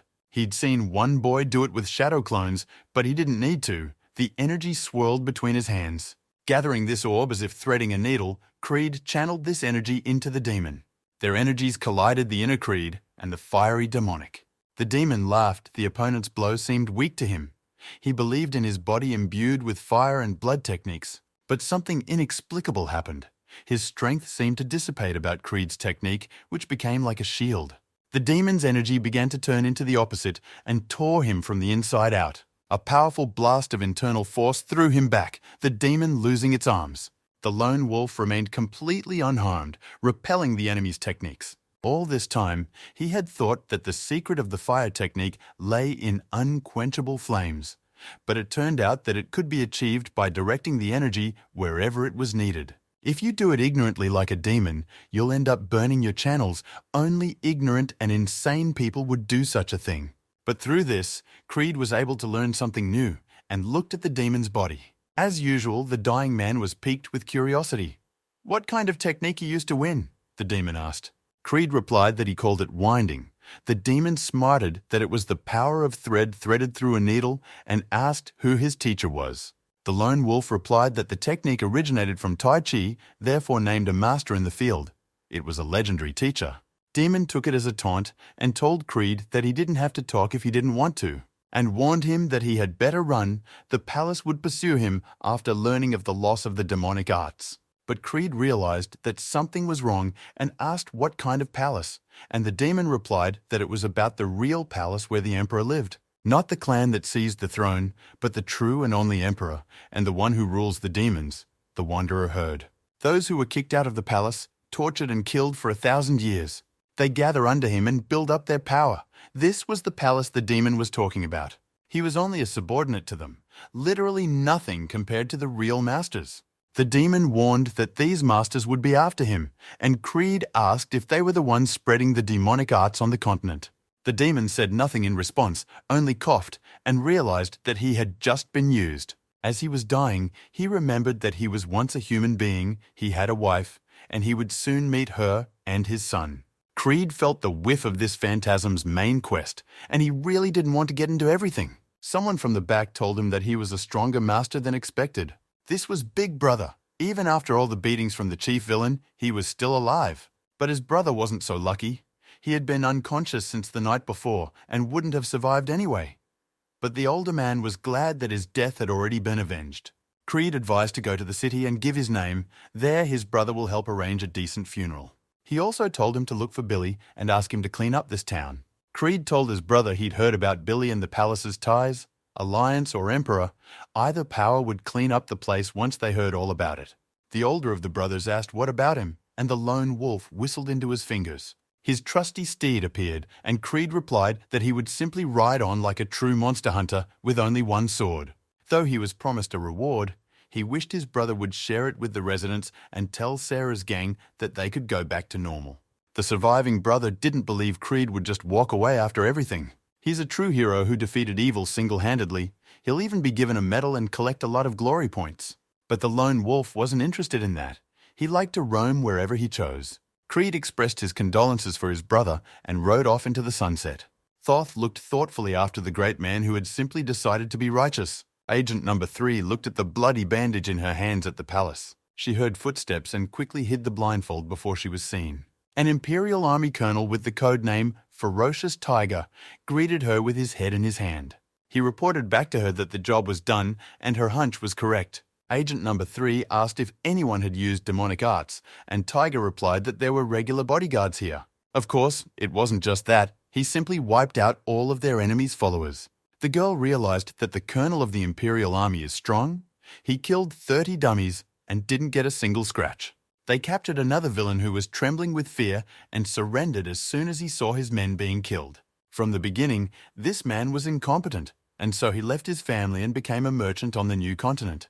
The secret agents looked with disdain at the deceived captive who had lived a miserable life. It was hard to believe that a man of noble birth would tangle with demons, but he could just be used. He lived in a small town where there was great competition for the position of union leader. But even so, it was a foolish choice.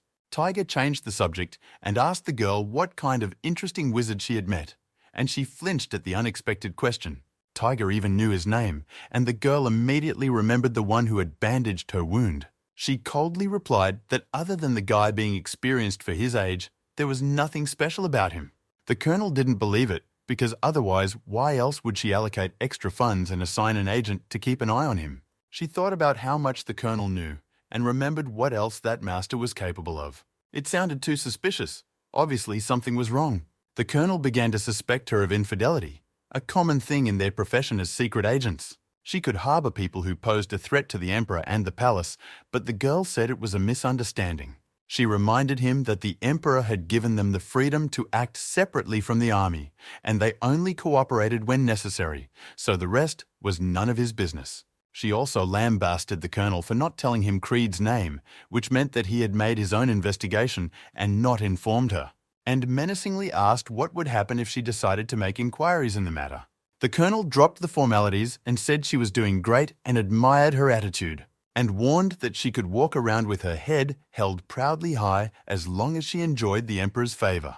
He left her and told her to get out so there would be no trace of the Imperial Army's work. The girl sighed. She wasn't going to cover for Creed. The point was that he was a master, despite having no education, and it would be fine if she just requested further investigation. She paced between the bodies and didn't understand why she suddenly decided to cover it up in front of the Imperial Army colonel. Agent number 3 dropped the flag and trusted the flames to clean up. Fire never failed her. She passed through a cordon of her men who kept Gurkhas from approaching the palace. The girl looked up at the sky and wondered where that guy was now.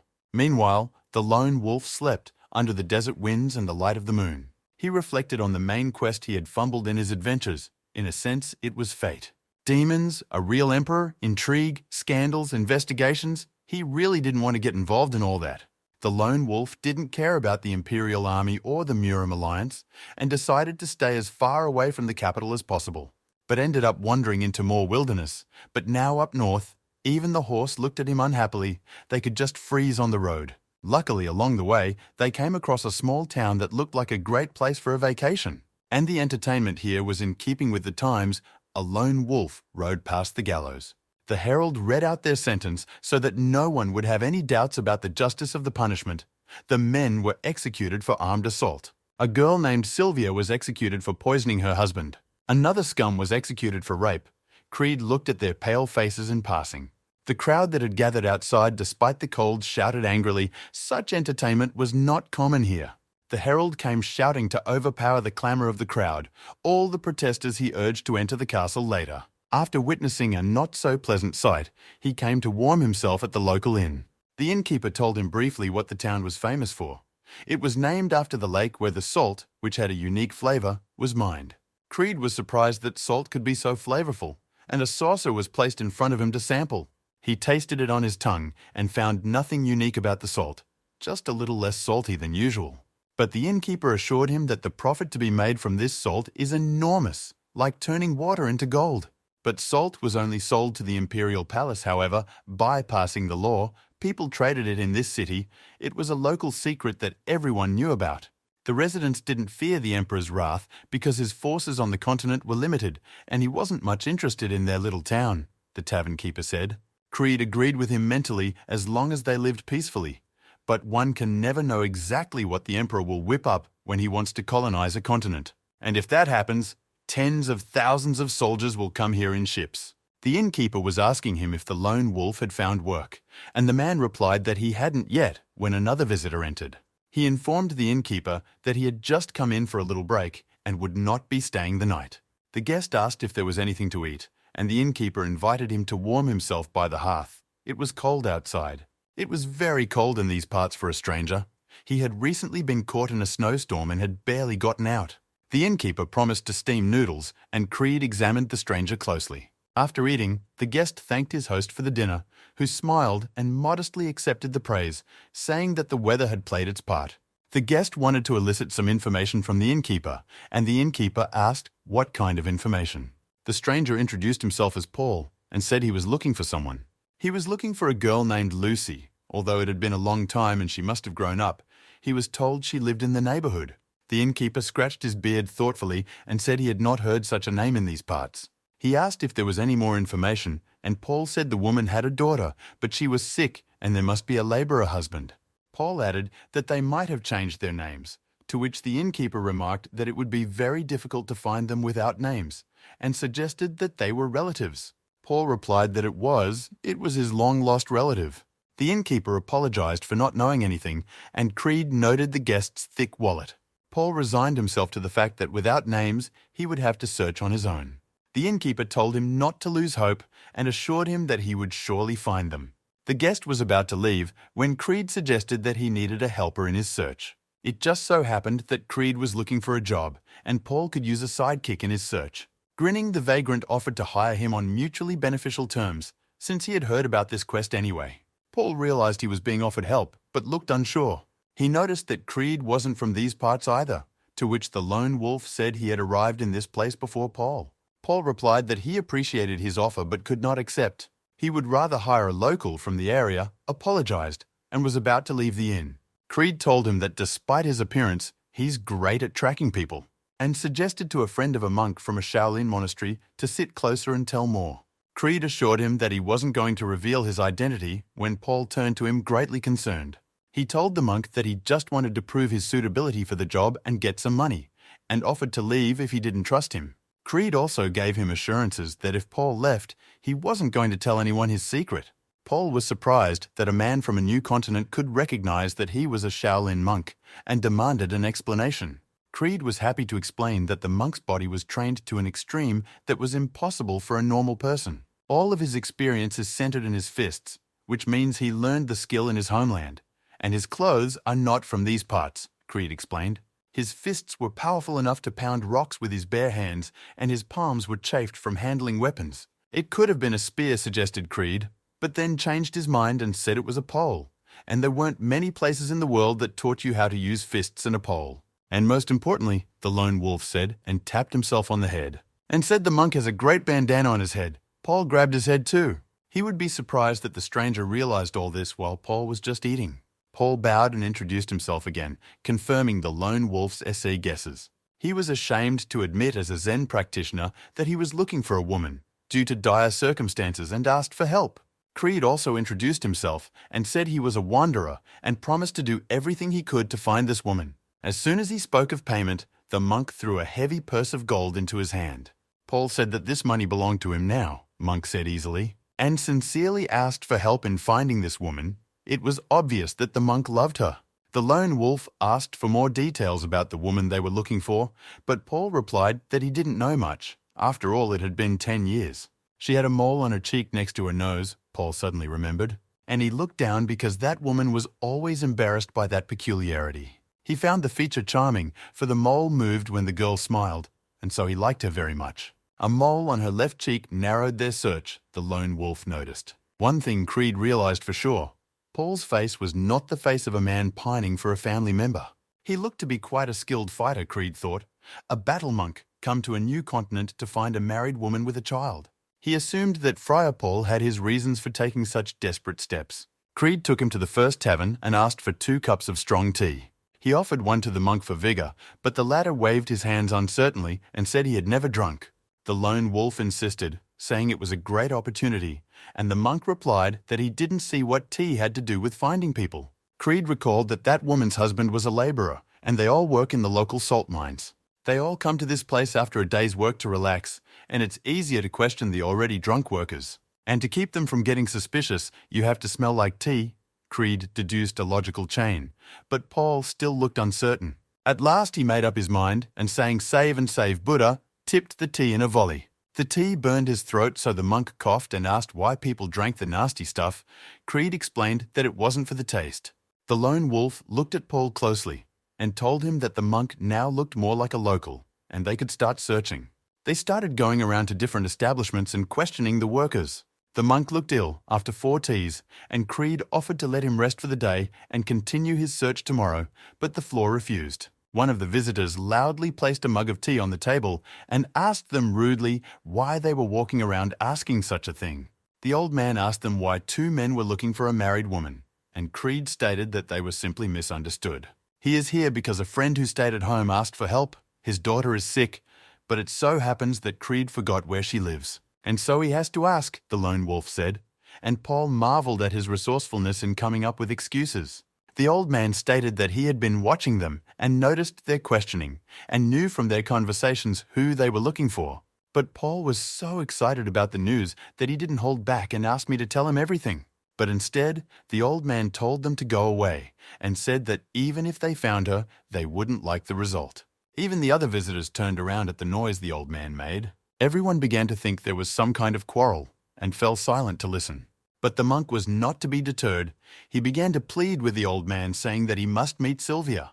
And then the old man became convinced that it was the monk who was looking for her, but immediately told him it didn't make any difference and told him to go back to where he came from.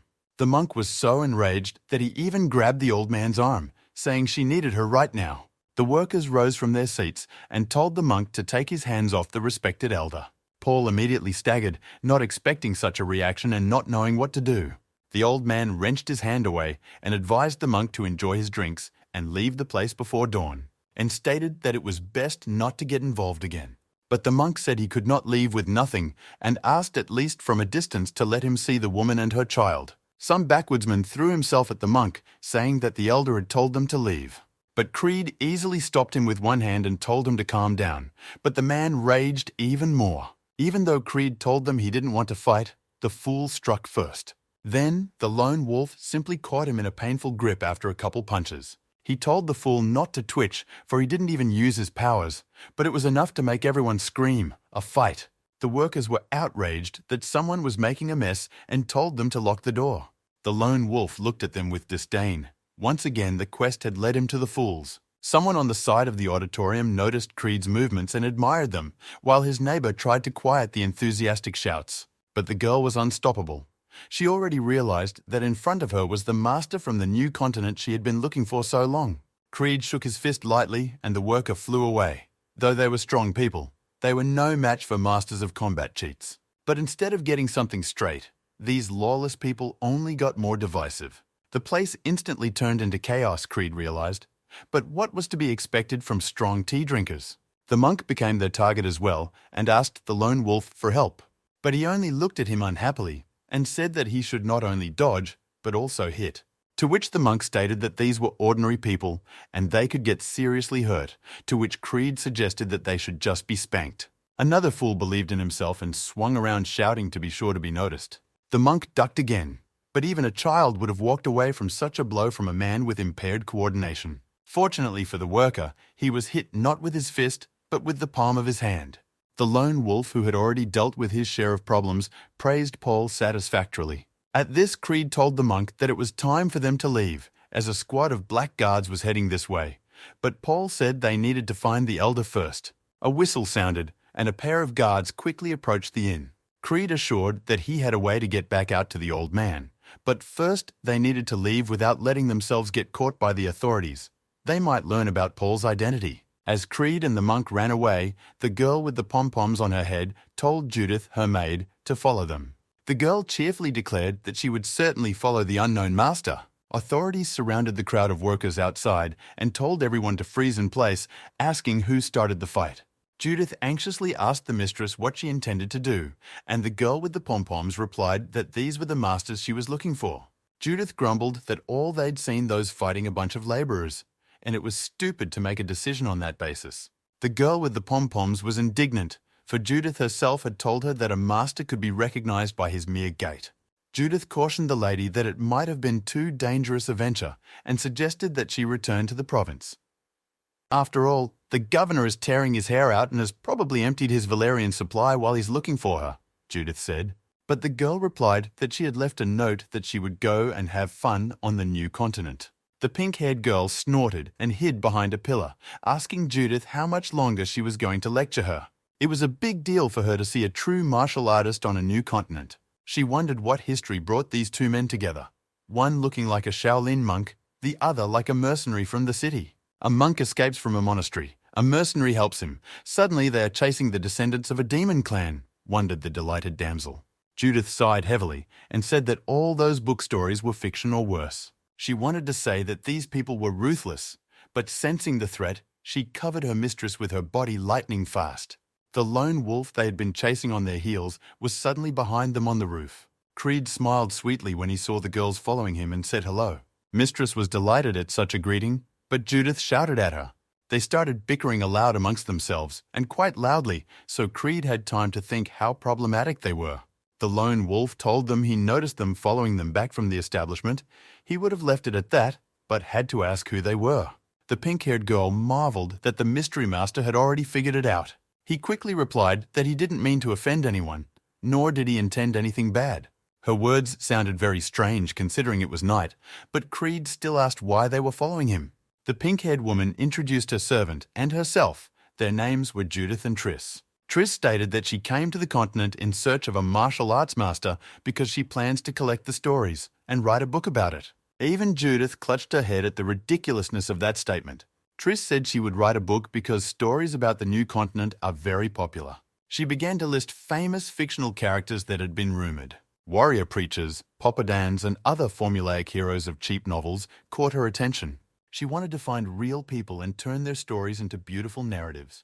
The girl was sure that the book would become a bestseller, then she would become rich and the master famous. Lone Wolf summarized, she follows them after seeing a fight in a tea shop to talk and record their stories. Triss straight up glowed with joy and said that was exactly the case. He sighed, realizing that he'd been worried about being followed for nothing, and said what inn he was staying at. Since the Lone Wolf was busy today, he suggested they meet tomorrow night, and the girl was glad. She agreed and wished him luck in his endeavor, waving goodbye. Monk Paul asked him what it was Buddha his take was, but the Lone Wolf himself was confused. He apologized to the monk for wasting his time over such strange things, but the man was understanding. After Paul saw the young girl, he wanted to meet Sylvia even more.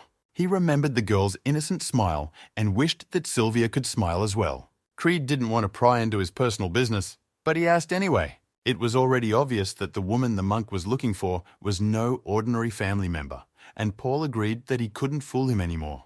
Before the monk came to the temple, he and Sylvia were in love with each other. He found out she was in trouble and needed his help.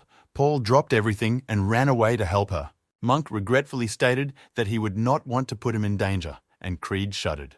He became nervous when he heard that the temple might have sent pursuers after the monk. Another monk memorialized the Buddha and sighed heavily. The place his ward Paul was looking for was not very beautiful. This elder was determined to return everything Paul had stolen, for it was Shaolin property, said Monk Alex. Paul told him that he and Sylvia had grown up in the same village and had been friends since childhood, even though they both came from poor families. Even many years later, Paul couldn't remember anything more joyful in his life since that time. Growing up, they fell in love with each other and dreamed of getting married and starting a family. But the happiness did not last long. Because Sylvia's parents arranged her marriage to a rich man from the city, then she begged him to elope with her. But Paul chickened out.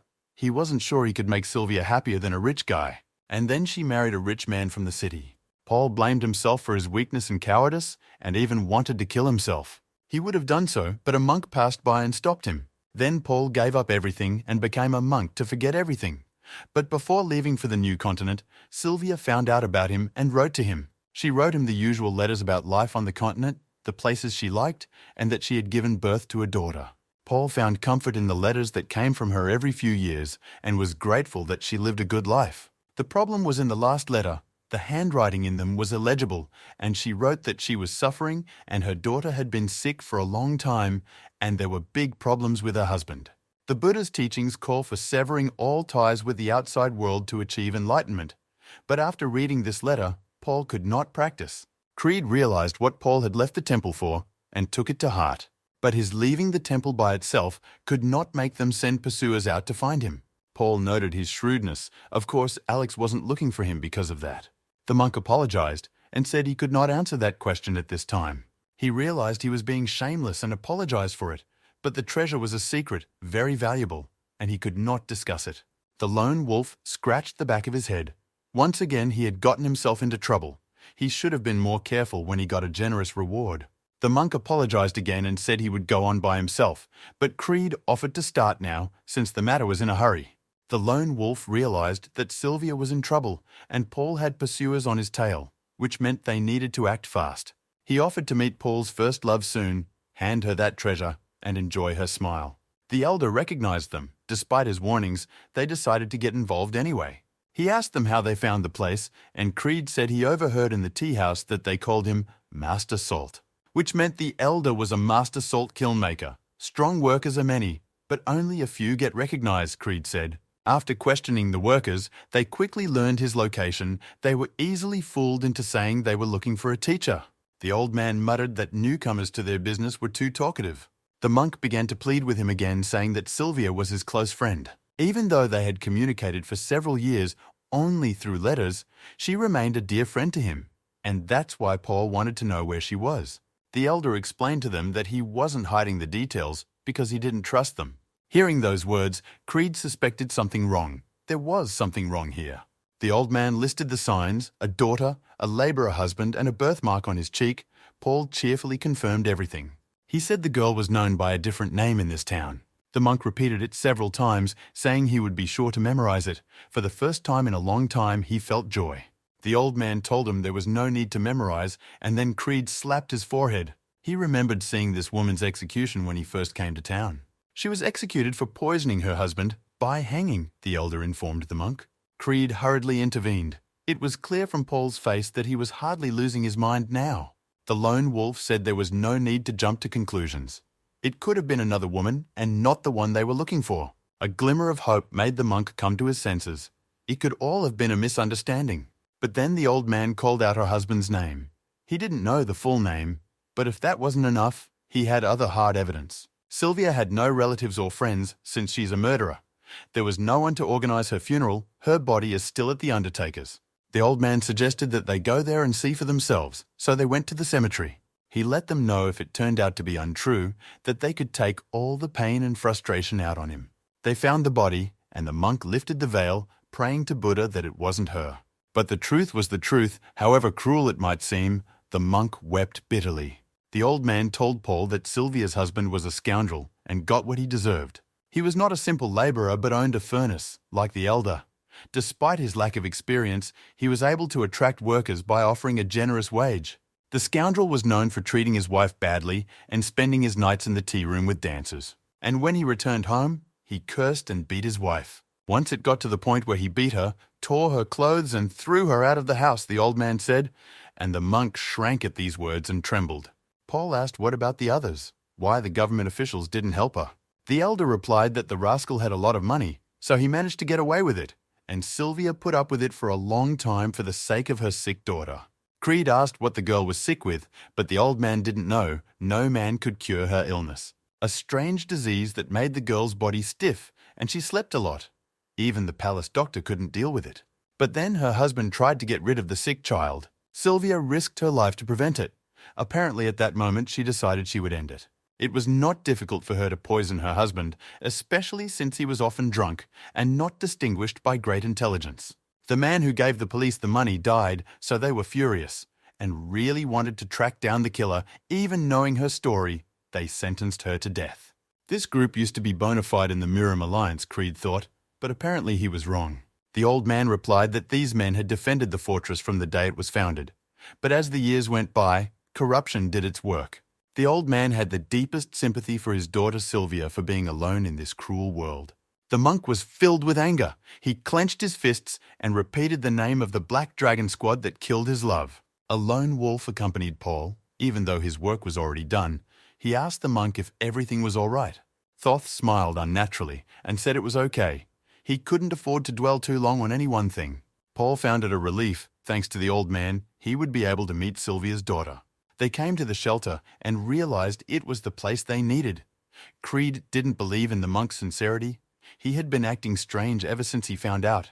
The novice realized they had come to see Jinny and decided to escort them out. He was glad someone had come to see the girl, for it had been a week since anyone had visited her. The novice regretted that such nightmarish events happen to those who lack strength. The elder informed them that Sylvia's daughter was in a temple outside of town. She had been there since the Black Dragon Squad had taken all of her father's possessions, even though the girl was still alive. The old man agreed that it was absurd, but what could a bedridden child do? The temple just had to accept her. Even though the place is called a temple, it is actually an orphanage for the sick and destitute, so the conditions were not the best. The novice showed them to the room and said that Jinny lived here with several other terminally ill people. They approached the bed and saw a grown girl sleeping peacefully. From afar, she looked perfectly normal, the lone wolf thought. From the look of it, it was impossible to understand what this peacefully sleeping girl could be sick with. The novice called out to Jinny and tried to wake her up.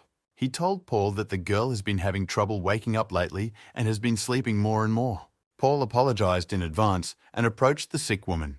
He examined her eyes and pulse. The novice was frightened and said that you can't touch a young girl's body like that. Then, Paul took off his bandana and revealed that he too was a monk. He had a request for his brother. The novice recognized him as a monk from the Shaolin itself and asked what he could do for him. Paul told him that the girl's condition was critical and treatment had to start right away, so no one else should be allowed in that room. The novice asked Paul if he knew what the girl's illness was, and the monk replied that it was not an illness, but rather a bad heredity. The novice realized that the monk knew his business, and Paul again asked that no one be allowed in while he was busy. Paul has also asked for help from a lone wolf if that's okay with him. Creed knew right away that Paul was planning to give her healing remedies and use his energy, and he needed him to use protective martial arts. The monk wondered about this method of treatment should have been known to few and the Imperial army, and Creed realized rightly. He explained to the lone wolf that he couldn't do everything alone and would guide Creed to the right spots. The lone wolf pondered. The pills, his energy, and Paul's energy, the girl's blood might not be able to handle something like that, and he doubted it was right. Paul asked him if he was familiar with the practice of medicine, and Creed replied that he was a little, and asked a counter-question as to why the monk thought it would work. Paul explained that this disease is called 9-yin blood. It disrupts the flow of energy, and the girl was born with it. Gradually, she will get weaker until she dies. The monk found records of this disease when he was studying in the temple. Creed asked, since there are records, there could be information about the cure there as well. The monk took out a box and showed the remedy used to cure this disease. It was called the Great Elixir. Creed was surprised. He had read about such a thing in novels. The pill looked familiar. It had to be made from different herbs. Creed recognized the remedy, and the monk was again surprised at his awareness. This artifact was created from Bodhidharma's ashes, and it contains his good deeds throughout his life. Creed slapped himself on the forehead. This tool was more than just a treasure. Now he understood why Paul was being hunted. But the monk replied that the lives of the living were more valuable than treasure. According to his notes, they should give the pill to the girl and inject their energy into her body to fix the bad blood flow. Creed wondered if the girl really had such a disease, then treating her with the medicine from the temple wasn't wrong. The monk hurried the lone wolf, but he decided to examine the girl first. He sat down beside her and felt her pulse, Paul watching him carefully. Creed felt that the girl's energy was almost depleted, and her body condition was very fragile. Based on that, she might not be able to withstand the treatment process. Creed told Paul that if they tried to treat her that way, the girl's veins would burst from the pressure. Then the monk said they would switch, he would protect them, and Creed would have to inject his energy into the girl. The lone wolf was amazed at this trust, for he could eat this jewel and run away with it. Monk replied that if that were the case, Creed would not have been here a long time ago. The lone wolf had done his job long ago, and yet he was here because he was worried about the child's fate, because Paul trusted him. Creed regretted accepting that money, but agreed with Paul and asked him to keep an eye on the place. The monk thanked him, though there was a smile on his face. His eyes were new, surprisingly lifeless. Creed delved into his inner world and began to feel the power around him. He needed to infuse the energy into the child's body, and he needed to do it very carefully by running it through the bloodstream. He should then find the distorted blood vessels and gradually infuse the energy of the medicine into those areas. He pondered, indeed, the intention of Bodhidharma is to purify energy. If you slowly infuse energy, it will be enough to dissolve the stagnation that has filled the vessels and return them to normal. Creed sighed heavily. He'd done a difficult job. He'd poured a lot of energy into it without getting hurt himself in the process. However, he managed, almost perfectly. Now the girl could live a normal life like all children. He turned to tell Paul that he'd done a good job too. But instead he saw Triss in front of him, who cheerfully asked him if he was done. She immediately flooded him with questions, surprised to learn that the lone wolf could also heal.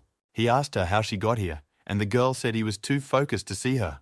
Creed heard an unfamiliar voice inform him that he had been infusing the girl with energy for 4 whole days. Discouraged, he asked them where the monk that was supposed to be guarding him was. Another shaved man towered over Creed. He knew he had found the right man when he heard about Paul, and asked the lone wolf if the treasure of the temple had really been given to him and forced into the body of a child. Triss explained to him that 3 days ago, after he agreed to help her with her research and didn't show up, she followed his trail and found him here. And then she acted as a security guard at Paul's request. Creed was very surprised to hear that. Then a second monk came to them and they waited together, Triss said. They wanted to make him leave, but the monk claimed he was Alex from the Shaolin Temple. Besides, he was looking for Paul, calling him a sinner. The monk again asked for confirmation of his speculation that the Great Elixir had been used to cure him. Creed realized that Alex was the stalker Paul was talking about and got straight to the point. He informed the monk that the Great Elixir was all consumed by the child before them. Even more than that, the righteous spirit of the medicine not only cured, but also gave the girl unusual spiritual power. Even just practicing martial arts, she would quickly become a master. Creed also learned a lot from the experience. On how Shaolin representatives gain the ability to destroy chaos energy, he himself saw the effects of energy distortions. The monk asked if Creed realized that the child had just consumed the sanctity of their temple, and that Friar Paul stole it without the consent of the Brotherhood, Alex asked. And Creed nodded. He had a hunch. And yet, the monk told him, he dared to use the shrine. Creed responded sharply that an innocent child should be spared. The monk muttered to himself. He realized that a foreigner not affiliated with Shaolin had actually done this. Everyone had time to get nervous, but the monk assumed a prayerful posture and asked their forgiveness for his younger brother. He also admitted that dealing with the effects of the great elixir and saving the child was not easy, which surprised the lone wolf. There is no greater virtue than to intervene and save a child's life. Regardless of the danger, this virtue will bless them in the future. The monk told them that saving a child was not a crime, and they realized that the monk would not punish Creed. Right now, however, he wanted the lone wolf to listen to him and lend a hand. Creed asked what kind of help was needed, and the monk explained what had happened during the 3 days he had been treating the child. His younger brother from the temple had abandoned his duties to Triss and had done something irreparable himself. Paul is distraught after the night he found his first love. At night, he sneaked into the Black Dragon Gate and killed their leader as well as many of the masters that were there. Creed looked out the window to breathe and digest this news. He knew the guy was in a bad way, but he put it down to temporary insanity. His words were nonsense, Creed realized, and asked where the killer was now. Alex said that Paul fled west after the crime was committed. More than 100 men rushed in pursuit of him. Before Paul was caught by others, the monk asked for help in catching him so he could deal with him himself, lock him up in the monastery, and beg for repentance. Creed understood it in his own way. Alex just wanted to keep his brother safe from the Black Dragon's vengeance. The monk confidently stated that what happens in Shaolin stays in Shaolin. The lone wolf turned to Triss. Earlier she had told him she was a soldier. Creed tossed her the heavy purse of money he'd gotten from Paul. He asked her to take care of the girl with that money, in a place that was better than this orphanage of the destitute. The girl agreed and said she would wait for him at the inn they had agreed on earlier. Creed said he'd give her more when he got it, but instead of a response, he got the money back. Pouting her lips, the girl said she didn't need money, she had more than enough. Instead, she fanatically wished him back safe and sound and had an interesting story to tell her. The lone wolf agreed, and they, along with Monk Alex, left the shelter. A satisfied Triss patted Judith, saying that she was sure Creed had a story to tell. The Shaolin monk that stole the treasure to save his beloved, the stranger who helped him, and the older brother who would carry out the punishment.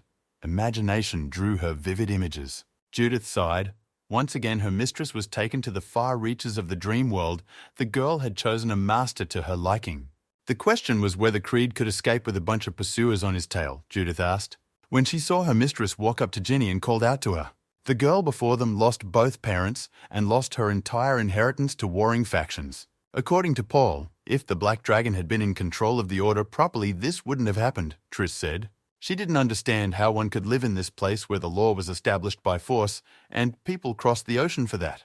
The people hardly thought that such a ruinous place was better than their homeland. Judith answered her that not everywhere was like this on the new continent. There were still many good places.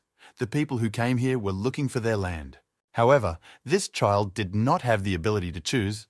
Perhaps she would have chosen her homeland over this place. Judith warned the princess to be careful with words that were close to blasphemy. The 7th princess of the empire hissed at her, for someone might have heard them. Creed said across the frosty field with Alex, through a blizzard of snow. Creed read the tracks and said the trackers wanted to cut off the fugitive from the mountains and rivers, so they split up. The Black Dragon Gate had no intention of letting go of its target, Creed said, but it was very dangerous. After all, they were chasing someone who was blinded by vengeance, the lone wolf thought as they saw the bodies. The monk began to pray when he saw how many people the temple disciple had killed. His younger brother did the unthinkable, used Shaolin martial arts to kill. Creed was also surprised, for the monk he knew couldn't even hurt a fly. And in one day, he had accomplished such a thing. Perhaps it was too late, Creed thought, when they found the madman. Monk apologized to Creed and galloped forward when he saw the carpet of bodies. They were late again, the fugitive leaving a trail of blood everywhere. The monk folded his hands and began to pray for each villain he killed. It took a long time, so the lone wolf got off his horse and looked over the bodies of all the dead. After examining the dead, he realized that even though Paul was wounded, he was getting stronger and was now killing opponents with a single blow. And if this continues, Paul will kill faster and faster and there will be more victims. Lone Wolf asked what Alex and Paul's relationship was, if they were each other's older and younger brother. And does Alex know what kind of man Paul was? Creed surprised the monk with his question, right in the middle of a fight. He replied to him that now was not the time to relax before Paul hurt a lot of other people. Even though Creed had only known Paul for a couple days, even that was enough to realize the guy wasn't capable of such craziness. Alex realized that Paul, instead of dismissing the suffering, was consumed by it and entered a state of deflection. He explained that suffering was distorting Paul from the inside and turning him into a monster. This was obvious because the monk had already killed many people in anger. At that moment, they saw a group of horsemen approaching them. Creed realized it was the pursuers from the other group. Alex remarked to this that their pursuit was in vain. Even if they met Paul, the goons couldn't do anything to him, so they had to be stopped so as not to multiply the casualties. The riders rode up to the monk and shouted to him that they were pursuing the fiend who had attacked the Black Dragon Gate. They immediately recognized the uniforms on the bodies behind the travelers. They were gate guards. Dummy demanded an explanation and grabbed the sword on his back. But Alex applied some monkish technique and told them in a voice to calm down. It filled him with power. He folded his hands in front of him and told everyone to calm down and listen to what he wanted to tell them. For this was the truth of Shaolin. Alex told them that the one they were chasing had reached a state of demonic art, and ordinary wizards couldn't handle it. The lone wolf marveled at the monk's skill, the latter demonstrating a true lion's roar. This skill level was quite different from the one Creed used to remove the poison mist. After studying the monk's techniques, Creed realized that he would be able to use the technique correctly next time. The dummy guards were astonished to learn that the assassin was a Shaolin practitioner. Now they understood why he was so strong. Realizing the situation, the leader of the goons asked if they would help him catch the killer.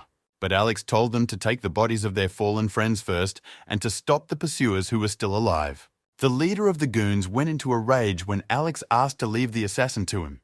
They were out for revenge for the death of the leader and a bunch of other masters. He didn't believe that someone who couldn't be caught by 100 people would let himself be caught by one person, even if he was from the Shaolin temple.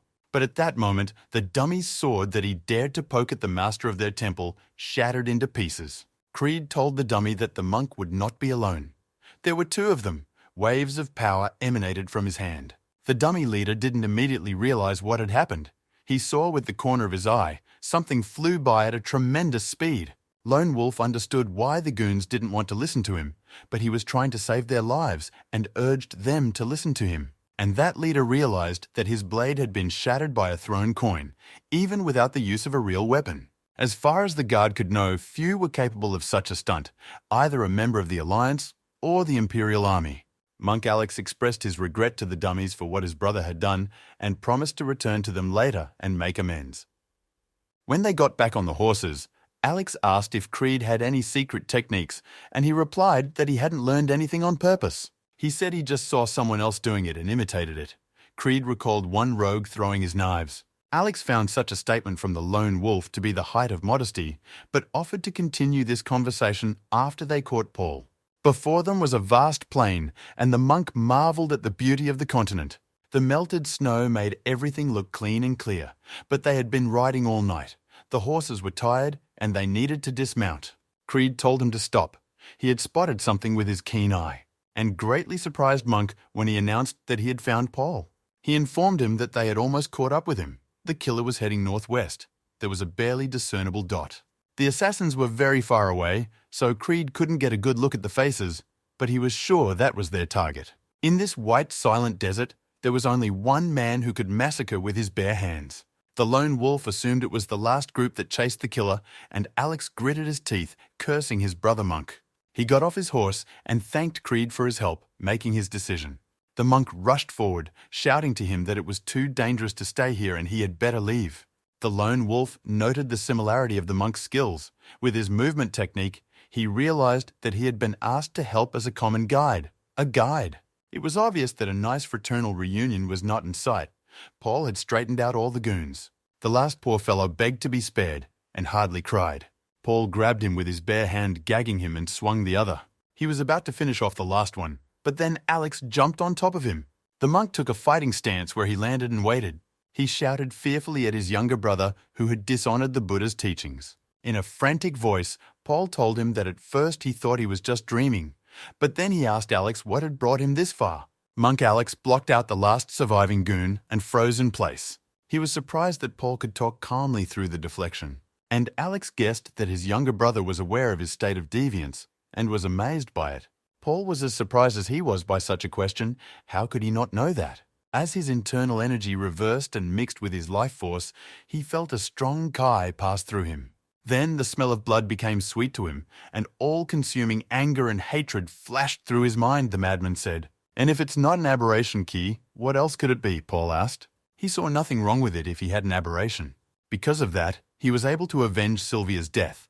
That was the only thing that really mattered, Paul said, and kicked the body underfoot. Alex demanded respect for the dead who couldn't have been involved in Sylvia's death. A woman poisoned and killed her own husband and paid for it, though she was in an unenviable position and the punishment was severe. Alex told him that couldn't be an excuse to kill him, and Paul exploded, screaming at him what other principles were needed. An image of the young and happy Sylvia he remembered came into Paul's mind. His Sylvia was dead, even though her rogue husband had mistreated her for 10 years.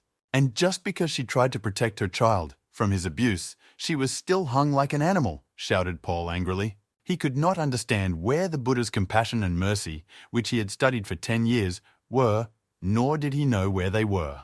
Despite the insanity, Paul was grateful to Alex for treating him like a little brother. He realized that Alex considered their fraternity and mentor to be one family, and for that reason they accepted someone like him to join them. But he honestly admitted that he couldn't forget Sylvia during all those long 10 years. He only continued to live because he knew she was happy somewhere far away. But the truth is different. Sylvia is already dead, and the man she suffered for is also dead. Paul shouted again who he had to hold accountable for this. Creed asked him if it was worth killing everyone then. Instead of her late husband, he caught up with Alex and interjected into their dialogue. Paul assumed with a madman's grin that Creed had had something to do with being found. Monk Alex didn't understand why the lone wolf had returned. After all, he had told him to leave. Paul greeted him like an old friend and asked how he was doing. The lone wolf asked contemptuously, could he really only say that after all? After all, Paul hadn't even asked about the baby, Creed told him, and the monk's voice trembled. Remembering his daughter Sylvia, Paul asked how it went and if she was cured of her illness, and Creed told him the results. That the girl was healthy and would become a martial arts master, Paul immediately became indifferent to the news and demanded to get out of his way, because he had business with a couple of low-life goons. The lone wolf realized that the madman was no longer interested in the girl. It was enough for him to know that she was healthy from the elixir. Alex yelled at the madman, for it was Sylvia's daughter that Paul loved so much. She was also the daughter of the villain who had tortured Sylvia. Paul thought he had done enough.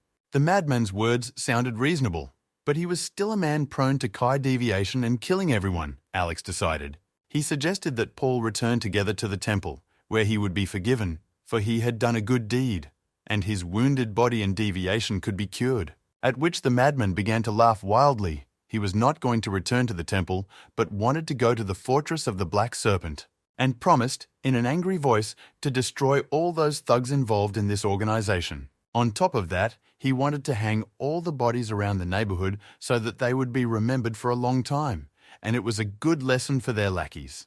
The lone wolf understood that the acts of the Black Serpent Gate were vicious. Without a thorough investigation and trial, they took the life of the sick child's mother and then took her inheritance and threw the girl out on the street. But are all these acts so cruel as to be worth the deaths of all those uninvolved? Creed wondered. The survivors said they didn't even know Sylvia. The lone wolf decided it was wrong to kill the uninvolved. The madman's revenge had gone too far, and without the forces of order, the city would turn to ruins. Creed drew his sword, but Alex told him the Shaolin would handle it himself and stepped forward. He still wanted to leave the matter an internal temple matter. He assured Creed that although he didn't look strong, he was still a high-ranking monk and would be able to handle it. But it wasn't his martial arts that Creed doubted at all. Alex answered nothing to this and stepped forward to fight his younger brother, which was maddening. Paul hypocritically reproached the monk for being willing to throw away their friendship for the protection of wretched scoundrels and called it ruinous ambition. Alex took a fighting stance. He was tired of mocking the Buddha's teachings and said he was about to punish him as a Shaolin monk, not a brother. Paul took a stand, another lingering and disgusting aura emanating from him. He attacked first, leaping like a predatory beast at Alex. His furious onslaught of powerful fists threw Alex back. But the stream of blows and techniques didn't end there, and Paul added more, so that his hands blurred in the air. But Alex gathered all his strength into a fist and knocked him down with one blow. Paul coughed up blood and rose to his feet and asked what he was supposed to do then. "Just close your eyes and bear it when Sylvia died so unjustly," he said. And Alex replied that it wasn't their methods of punishment. The words about just punishment only fueled Paul's anger more. He shouted angrily again that it couldn't be called punishment. Alex once again tried to reason with the madman who had gone on a rampage. He might not come back if he kept fighting, Alex told him. But Paul didn't listen to him and attacked again. He thought he had nowhere to go back to. For a second, Alex's mind was clouded by the image of his little brother whom he loved dearly. And the sturdy monk who had previously held up well missed a powerful blow. He flew backward and stopped and lifted his head to see where Paul was. He had already gotten close to Alex, and unlike him, he wasn't going to spare him. But Creed's blade flying past made the madman dodge. Paul jumped back and wondered what if that punch would have hit Alex. Creed wasn't paying attention to Paul and told Alex that he hesitated at the end. Alex asked the lone wolf for leniency, for his brother had simply fallen into despondency. He still saw the good, simple guy in front of him and couldn't raise a hand against him. But to the lone wolf, these bonds were of no value. He replied that Paul had killed 50 men in 2 days. And then the monk realized the depth of his attachment and weakness. The lone wolf returned his sword to its scabbard and balled his fists. He thought again about the fact that he had gotten too much of an upfront payment. Paul grinned madly. He knew Creed was a master, but he didn't think he would go at him with his bare hands. To which the lone wolf answered him with a bored look that Paul would die if he used the sword. The madman grinned again and took a stand. He was amused that Creed was so dismissive of Shaolin martial arts. Creed made a few characteristic hand motions as if he were a monk himself. After Paul went into Kai deviation, he started talking too much, so Creed told him to stop and start fighting. The mad monk noted his skills, and suspicions of ties to the Imperial army loomed over Creed once again. The lone wolf responded with a grunt. Everyone suspected him of it, though it was an art he had created himself. Mad Monk was surprised by this statement that Creed had created a martial art. Creed corrected himself, clarifying that he had recreated it rather than invented it from scratch. Madman accepted his challenge and went on the attack to see what his fist could do. The lone wolf met his opponent standing still. The martial arts of this world are mostly straightforward, he thought. The foundation of the army's martial arts was just that, with a bet on destructive power and efficiency. As this approach spread across the continent, the outcome of a fight could be finalized in a single exchange of blows. The Shaolin fist technique in front of his eyes is different, but still draws a sequence that will quickly overwhelm the opponent. Thus, even for the madman Paul, it was enough to destroy someone. Therefore, no other avenues were needed. However, the martial arts in Creed's memories were not something simple. Starting with the first swordsmanship techniques, the heavy sword, or illusionary sword, appeared, where the stride technique goes beyond mere quickness as they mesmerized the enemy and crashed into their gap. There were even techniques that looked like magic, heat, or freezing palm. And then, there were martial arts that allowed you to achieve something more than simple body movements. Of course, most of these techniques and martial arts were fantasies, just words that were written down in books. But for Creed, who found himself in the world of martial arts, those words were no longer fiction. Thus, he took what had been fantasy in the books and began to recreate them himself. At first, he doubted it made any sense, and no one understood a loner who did strange things. He himself doubted whether these fantasies could be realized, and yet continued to practice over and over again, going through many failures. He never gave up. As time passed, he started with trivial things like voiceover, trajectory kicks, until at the end, he created what was a technique of enlightenment and was able to implement more complex techniques. There were many more martial arts present in Creed's mind that he had not materialized in this world, and he was about to become even stronger. Without taking orders from anyone, he just wanted to recreate these martial arts. As someone who was born again in a world where martial arts exist, he erected a monument using his body as a foundation. Creed slips to the side of Madman's lingering punch and hits him. He used a strange technique, and his opponent flew into the sky as if he was whirled by the wind. The mad killer fell to the smoothness of the water. He didn't realize what kind of merry-go-round he had just been on. Creed explained to him that it was the Thompson family's Tai Chi fist. He froze in place for greater effect, but it only became more incomprehensible. The madman shouted again with fury, and the remnants of his clothes tore at him. Monk attacked Creed with his swift dragon claws into a weak spot. Suddenly to himself, he felt himself being dragged upward, though his attack was aimed precisely at the target. He asked the lone wolf what the Thompson family's Tai Chi was. Paul found it worthy to tie the family name to this technique, but he didn't believe Creed would be able to block his punches forever with such slow movements. The lone wolf didn't know what to say to that, and offered to find out in a duel. Calling it arrogance, the mad monk jumped on Creed again. He beat it with furious fists, but the lone wolf reflected all his blows. Somehow he parried each of the monk's blows. Because of that, no attack could reach the target. The monk didn't know what was wrong. Creed redirected all of his movements as if he was in complete control of them. The madman had no idea how such a technique could exist in principle. Receiving the counterattack, the madman did a somersault in the air and fell again. Alex, that was watching from the side, was also amazed. He didn't expect this level of skill. He'd always been convinced that the temple's martial arts were the pinnacle of technique, but his insight proved insufficient, Alex thought. However, it was impossible to defeat Paul, to subdue him in this way alone. Breathing heavily, with veins ballooning in his face, Paul pitifully asked if Creed thought he was wrong. He had to bring the scoundrels to justice, had to take revenge, the monk shouted to him. But the lone wolf looked at him with complete indifference, and the monk asked why. In the clear water of the melted snow, he saw his disfigured face and found the answer. He remembered Creed's words about not being curious about the girl. It was exactly as he had been told, the mad monk realized, and didn't understand why he wasn't interested in finding out. Even if she was cured, he had to know her well-being, and he let his anger loose because she was the daughter of a scoundrel too. But if that was true, was there any need to steal the valuable medicine from the temple? Just saving Sylvia would be enough. And then Paul realized that he wasn't thinking about Sylvia after all. He was doing things for himself. He admitted to himself his desire to cure the girl so that Sylvia would choose him. Blinded by this desire, he decided to betray his brothers, his teachers, to commit theft of the holy relic. From that moment on, he was no longer a monk, but a loser who wanted to win back his beloved. What he had done was not revenge for Sylvia, only a grotesque form of escapism, an escape from himself, for he had nowhere else to return to. Paul cast aside Sylvia's daughter, who gave her life to save her. He asked himself who he was now. He wasn't a monk anymore, or the guy he was before. Devoid of respect from his brothers, devoid of sympathy for the injured child. He's just a disgusting monster with nothing left but murderous intentions and selfishness. Realizing what he looked like, Paul laughed. The mad monk tore towards the surviving guards to kill them. He completely ignored Creed. The dummies couldn't even get far away from here in that time and were begging to be rescued again. Alex got in his brother's way and shut people down, demanding that he stop. The monk was about to give his life when a lone wolf stopped the mad killer with a palm strike. Alex grimaced and leaned over his brother monk. Paul told him it was an excellent shot, no regrets heard in his voice. The lone wolf felt disgusted, as if he had just been taken advantage of. Alex lifted his brother up and begged him to hold on, promised to heal him, but it was too late.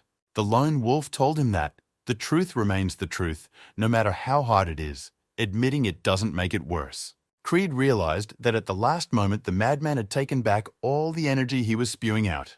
He planned to die from the beginning, Creed said, looking at the dying madman. Monk apologized to the lone wolf for making him uncomfortable even before he died, and Alex asked Creed why he did it. The wounded madman tried to explain to Alex that he already knew the answer. In 2 days, he had killed over 50 men and could not afford to live with the disgrace. Again, he made a rout. Alex bowed his head and called his brother a stupid man. Paul asked the lone wolf if he knew the name of the girl, Sylvia's daughter, but Creed didn't. While they were having their conversation, the girl woke up and was even able to get up to go to the window. Paul revealed that her name was Jinny, a name that was no accident to him. The word truth, as her name was translated, had become firmly entangled with his life. It is the surname of her father who tormented Sylvia, and with it, the name with which he entered the Buddhist temple. It was exactly the word he needed to realize himself. He truly has nowhere to hide his face from them, Paul told them, and asked them to protect the child. She's a girl who lost both her parents, Paul asked, not to leave her alone at least for a while. Alex promised they would. Before he died, he saw Sylvia when they were still children, and she called him to follow her. Monk Alex began to pray to the Buddha to take care of his brother's soul and all the dead. A few days after the funeral, Creed stood over the grave with Alex. The lone wolf recalled their conversation and asked Alex what kind of man Paul was. The monk replied that his brother was a truly virtuous and talented man. His talent for martial arts was higher than any of his peers, and he was an outstanding genius, Alex told me. It got to the point that even the abbot was sure that Paul would be his heir, and yet he was shy, though he was respected by all. Creed was surprised to learn that the girl would be accepted into Shaolin, and Alex told him that not everyone who dwells there needs to shave their head. The main temple will only protect her until she is an adult. They call such independent disciples. Luckily, Alex got some money from the Black Gate, so the girl won't be living with an empty stomach.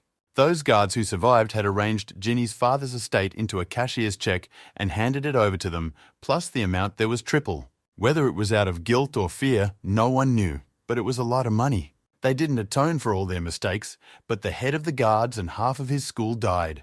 The future of their clan would no longer be so rosy. The monk asked the lone wolf if he would be okay. He spent all the royalties he received from Paul on the funeral of Sylvia and her lover. Although Alex offered to solve this with the temple's money, the lone wolf refused. What he said he had to do was when he was called out from the side. Triss, her maid Judith, and Jinny approached them in the cemetery. That way, the lone wolf could look directly into the girl's eyes. Alex thanked Triss for all the trouble taking care of the girl. He and Creed wouldn't have had the hands to do it. Triss replied that she was glad to help in any way she could. She led Jinny by the hand. The girl still hasn't spoken since she came to, Creed thought. From the townspeople, he had heard that there had been no such problems before. It wasn't the illness, but perhaps the shock of losing his family. The lone wolf could only hope that the girl would gain mental stability over time. Triss asked her maid if everything was ready, and she nodded affirmatively. The servant reported that they had finished with the luggage and carriage service. Right now they can go to a city on the other side of the continent. The day after Paul's death, as promised, Creed told Triss the story. At first, the girl took the book and brush with an excited look, and when the story was over, she had tears in her eyes. She then said that she wanted to help Jinny on her journey and be there for her until the ship took her back to her homeland. Triss had provided them with everything for the journey, and Creed had no reason to refuse her favor, so they set off for the port. He himself was not riding in a carriage, but as a bodyguard should ride beside him on the horse. Only now Creed decided to ask her name, which had slipped his mind. She used to give her first name, but not her last name, and he wanted to know the whole thing, so he would know how to address her. After all, everyone called her Lady Triss. This question dumbfounded the girl. She didn't know how to answer and became nervous. She said Rabbit's last name, and Creed didn't understand what rabbits had to do with it. Alex stood up for the girl and said that you don't pick a name just like you don't pick your parents. Judith sighed heavily, but it was over, the dialogue quickly turning to another direction. The princess had only slightly changed her real name and almost got caught, thought the maid, who had taken the coachman's place. The princess gave off something obvious as her nickname, but it was over. Jinny looked out the window thoughtfully. She remembered how she had been introduced to the scowling and non-smiling tramp and told that he had cured her of her illness. When he reached out to her, she squirmed with fear, more on instinct, and he stopped. Creed did pet her, though, and said he couldn't have healed her on his own. He told her that there had been a man who had rushed across the ocean when he heard of her trouble and had given her the most valuable medicine in the world. And right now, he was headed into eternity with her mother. A few days later, in the alchemist's shop, several people were asking questions about this treatment. The apothecary told the travelers that the child who was bedridden had recovered and was able to walk. It was strange. The masked travelers wanted to know where those who had taken the child were going, and the pharmacist asked about their motives. After getting the information they needed, they left a few coins in payment. One masked wanderer asked another if those people could, in fact, have cured the 9 yin streams in the girl. The head guy in their party assumed that those people had cured her with extras and now wanted to bring her back to her homeland. The younger masked man thought that the girl might have been taken by the Imperial army, but the man in charge answered him that they couldn't give up that easily anyway. He ordered Junior to gather everyone and contact the palace, because the body of the 9 yin that had the blood of the traitor flowing in it would belong to them. One deserted tavern was quiet, a couple of customers, the employees habitually cleaning up. The few who had been sitting there at the time turned to look at the group of travelers who had entered. Creed, as the most experienced tramp, immediately demanded that the innkeeper organize a night's lodging for 5 people, and the restless Triss wanted tea and a meal. The girl stretched tiredly as they waited. The transition, though it was with the best possible comfort, it still wasn't easy for her. Judith immediately chided Mistress that they must be the ones who were tired since they hadn't travelled all the way in a carriage. Creed and Monk had been sleeping outside the whole time, and for him it was a regular thing. The sky is his roof, he said. Triss asked Jinny, who had been silent the whole time, how she was enjoying their trip. But the girl still didn't utter a word. To smooth over the awkwardness, Triss demanded more tea. And then she remembered something important, for Creed had promised her an interview, to which the lone wolf remarked that he had already told her the monk's story. But she reminded him that there was another promise, to tell him about the heroic stories he had experienced in his travels. Creed modestly replied that, like he said, he was just an ordinary wanderer and not a great enough warrior to make it into the legendary book. Like most of the continent's inhabitants, he is an ordinary citizen of the Central Plains who left his homeland to seek happiness of a new land. Triss huffed. He had told her he had been travelling for years after all. There was no way he didn't have stories. Then the lone wolf offered her a story about how he'd made a big score in a gambling game, but that wasn't what she wanted to hear. The girl remembered a tale and asked Creed if he had heard of the nameless brave man. She was eager to meet the bravest of the brave and the loneliest of the lonely great warriors. Alex chuckled at that name, and Triss explained that it was a nickname people gave him. They give it to those who come for no reason, do good, and leave without saying a name, and don't ask for a reward, Triss said. Alex grinned. Such people definitely exist in novels, said the monk. Creed replied that he had already said he had never heard of such a brave newcomer, and thought it would take a fool not to take the reward. Alex suggested that the story about the brave man might just be a collection of different rumors, about different people. Triss began to argue vehemently with the monk, but at that moment the food arrived. They were served better specialties of this hotel. Triss didn't deny herself anything. Someone from a neighbouring table glanced over at her, looking at this feast worthy of an aristocrat. After lunch, everyone went about their business, and Triss went to her room, where she plopped into bed. Judith warned the princess that it was time for her to return before the Vice-King showed up on the Central Plains. And she must have realized how many people would get hurt because of her if that happened. The girl stood up and said she understood that, but would think about it when they got to their destination. But she didn't think the Viceroy would resort to speak, as he had another way of asking for help. Judith pointed her finger to maintain silence when there was a knock at their door. Triss imperiously asked who was knocking on their door. It was unseemly of them. The man at the door apologized for interrupting their rest and said they urgently needed to talk. At this time, the lone wolf was brushing the horse, and Jinny was sitting next to him. The tavern worker brought him what he asked for in a bucket, and Creed thanked him for it. He saw that the girl was interested and showed her a carrot that had been brought from the kitchen. He explained to her that he had squeezed everything out of his pet a few days ago, and he had become moody and disobedient. And saying that sometimes you have to take care of this animal like this, Creed held out a carrot to him. The horse gave a bite and took the carrot along with his hand, so Creed didn't have time to yank his hand away. The lone wolf gave a savory curse and tried to wrench his hand from his clamped teeth. But the horse stubbornly refused to let go of his hand and clung to it like an alligator. Creed heard laughter and turned around to see the usually serious girl laughing for the first time. The lone wolf was pleased to see her smile as several carriages and riders pulled into the inn at once. One of them saddled his horse right next to Creed, and dust and sand sprinkled down on them from under his hooves. The traveller got off his horse and apologized to them, making the excuse that he was just in a hurry to rest. Creed mistook them for traders on their way to the port, and the traveller confirmed it. They were carrying leather. The lone wolf complimented their labour out of politeness, and the man replied that he did it every year. The merchant leaned over to the girl and asked if it was his daughter. He smiled at her, held out his hand, and told her she was a sweet kid. But the lone wolf intercepted the stranger's arm to keep him from touching Jinny, who hid behind his back. Creed flashed his eyes and told the merchant that the girl was very shy. The peddler put on a smile of politeness and apologized. He explained that he just had a daughter around the same age, and Creed released his hand. The merchant's employees shouted to him that the cleanup was complete, and he said he had to go. He wished Creed a good trip if they ever saw each other again. When the lone wolf grabbed the merchant's wrist, he felt a foreign energy there that a mere human could not have. A grim and wild energy lately, he'd encountered it often. In passing, Creed remembered that Creep's warning that the demon palace would be after him. The lone wolf did expect that he might be followed, but he didn't think it would be so soon, and right now. He stroked the little girl's head and said it was cold now and we should go back inside. Returning, Creed thoughtfully said casually that he had a lot of work to do. Judith grabbed her sword. She refused to let the strangers into the girls' room and demanded they wait downstairs. To which the suspicious person replied that no one should know about their case, therefore they could not leave. But when they called her Princess Triss, demanded imperiously, identifying herself. The man introduced himself and said that they were a squad of hidden dragons and had come for her on the orders of the Vice King. He was begging her to let him see her when the door opened. Triss looked like she was meeting a servant at the palace. Judith was looking at them angrily too. The seventh princess said they could go in, but quietly. The hidden dragons saluted her and fell to their knees. The princess asked them why the squad that should be the eyes of the Imperial palace dared to pursue her. The hidden dragon expressed regret for inconveniencing her, but the Vice King was worried about the princess's safety. The princess remembered that she had left letters for the governor, and he was worried about her for nothing.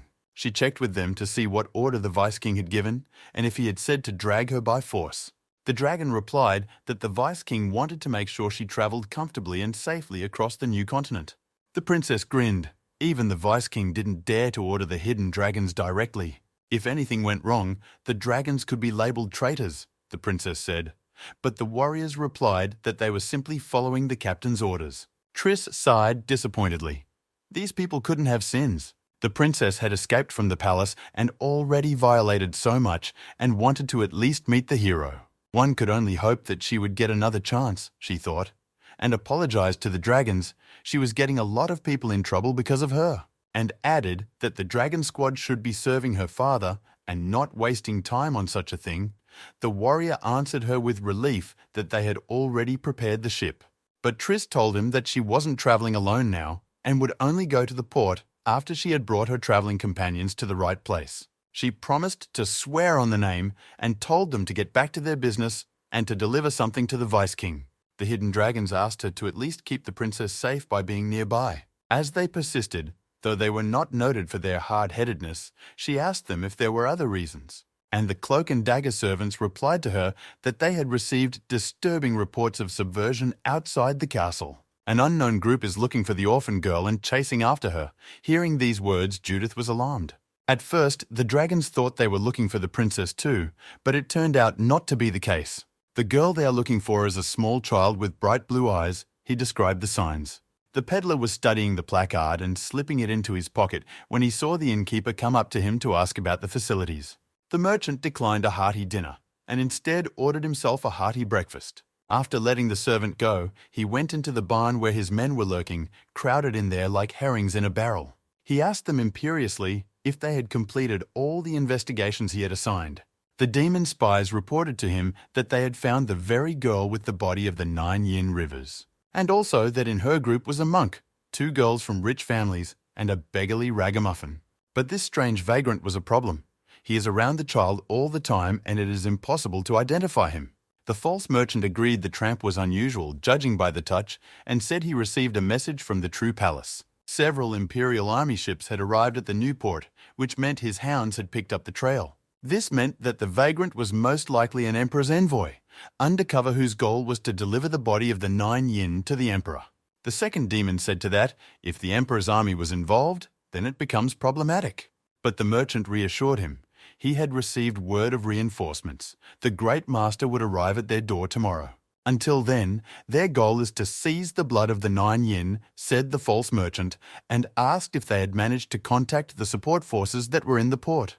He was told that 12 agents had taken up positions near the city and were awaiting the signal. The demon grinned. With this many people, they might not be afraid of a couple Imperial dogs. That night, they set out to kill everyone in the inn except the baby, and proceeded with their plan. The demon assassins put on their masks. Their ringleader ordered to start with the monk and the vagrant, he told his men when Creed called out to them and suggested they start with him. The assassins turned around and saw his formidable figure in the shadows of the awning. The lone wolf grumbled unhappily. After so many days he was staying at an inn, and he wasn't getting a proper rest. The assassin took off his mask. Creed knew who they were anyway, so there was no point. And they were also going to kill everyone anyway. The lone wolf had no trouble recognizing them because each one gave off the disgusting scent of demonic qi. The false merchant got angry, called him arrogant, and ordered all the goons to attack. But the lone wolf kept his cool and took the life of the first loser sent to test his strength. He moved a little to meet it and struck with his bare fist to eliminate the other. Someone tried to take advantage of this and struck with a sword from the back, but Creed saw that coming too. Another slight movement and the third dummy was chopped in half.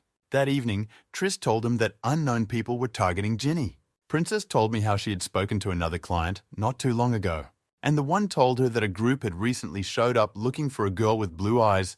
Triss couldn't mention hidden dragons, so she lied. Given the time and the situation, as well as the omens, Triss concluded that it was about Jinny. Alex agreed that the eye color was quite rare. It could have been a side effect of the 9-yin disease. He hypothesized that the killers were targeting the bounty Alex had received as the girl's inheritance. The girl had no enemies and owed no one else. Alex was pretty pissed off that someone wanted her inheritance, but Creed doubted that was the case. He immediately assumed that Jinny's pursuers were interested in her features, the body of the 9-yin. In this world, a ruptured 9-inner canal is considered a congenital disease. But in the world of martial arts that Creed knew of, it was also a very strange fate. But the question remained who and why is looking for a person with such a disease, Creed thought, and immediately remembered the merchant who immediately paid attention to the girl. Creed thought the demons were after him personally because of that greedy demon's case. Then the lone wolf decided to share his hunches with others. Another assassin died from his sword right in the air before he could even take a breath. Creed quickly attacked the ringleader. It was time for the ancient rule, hit the head, and so on. The demon defended itself with its steel claws and released a bloody kai to throw back its opponent. Following the order, all the dummies activated the demon's abilities. They were shouting nonsense that a servant of the fake emperor should see their combat power. And then a bunch of wimps rushed forward again, hoping that the second time would work. The lone wolf found this amusing, hid his sword in its scabbard, and adopted a stance for a special technique. He used Tai Chi to parry all the attacks of the goofy assassins, and the first one just stuck himself into the ground to look for moles. Creed walked through them completely unharmed. Not a single blow could reach him, as if he had become a ghost. All the energy of the killer's movements was turned against them. Creed pushed two at once and swung his arm to finish them off on the ground. Despite his pleas for mercy, he used some powerful technique. He continued to work until only the demon leader was left on his feet, who, according to the bad guy's precepts, waited until the enemy was tired. The lone wolf asked if the assassin was going to continue and demanded that he tell of their true palace. But the demon master only chuckled madly, calling Creed arrogant again. Like the last loser, the demon kept talking instead of ending it altogether. He recognized his misjudgment of the wandering swordsman's strength.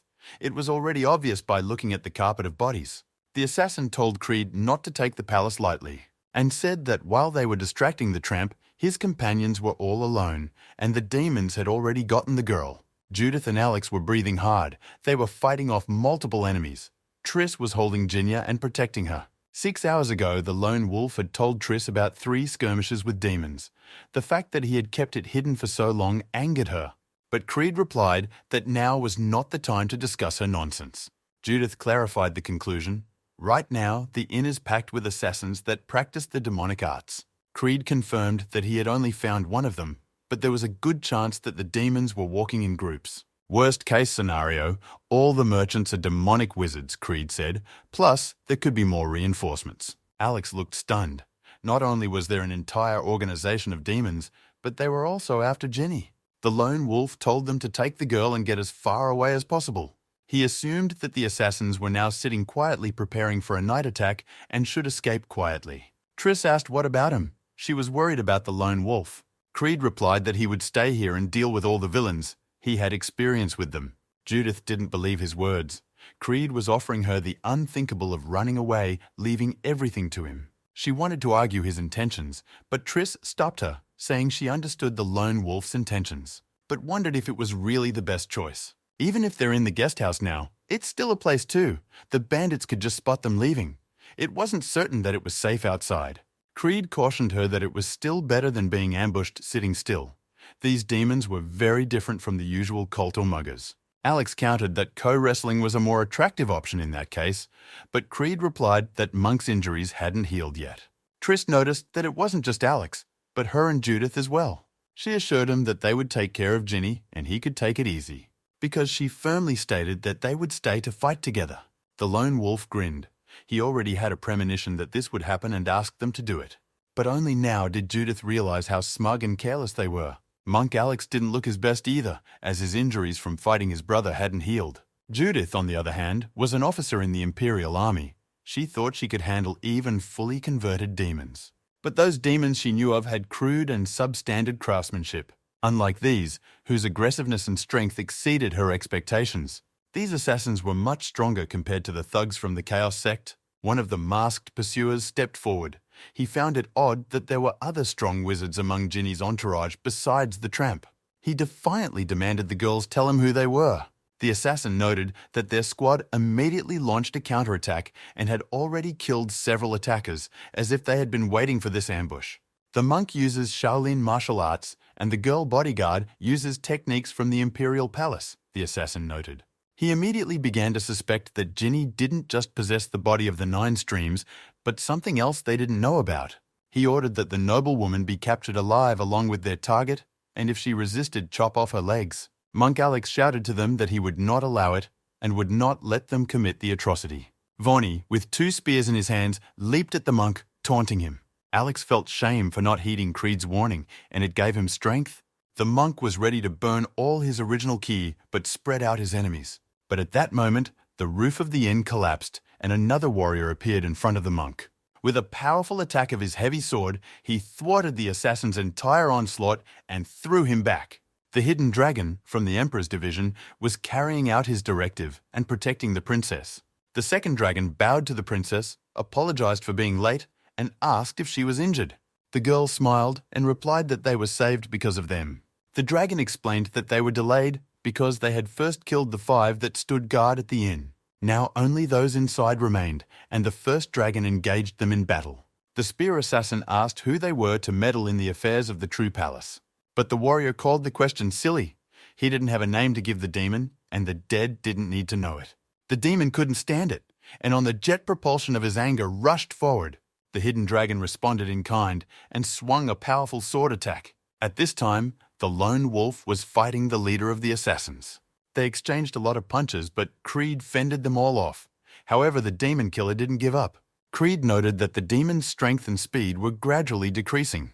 The assassin leaped like a bat at Creed, promising to finish him off now. But then the lone wolf used the 3-blade technique on him, and all hit the target. As if sensing his death, the assassin retreated a split second before Creed struck. The lone wolf praised his well-developed instincts as for a demon, and after all, he had already killed 1 demon with this technique when he was protecting the tribe in the mountains. The demon became nervous and asked Creed if he had killed the black serpent Thane. The lone wolf thought so, that Rascal was a member of their freak group. He asked the demon what plan they were pursuing and why they wanted the girl.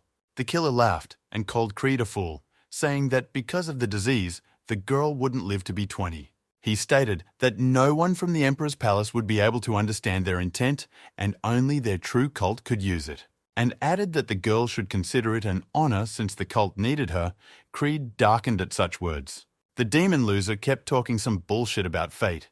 When Creed thought about the little girl who didn't have an easy life, he compared the idle chatter of a loser demon to a bucket of slop, and menacingly declared that today he would make the demon beg for death. A hidden dragon with a huge sword in his hands shredded the demon with a single swing.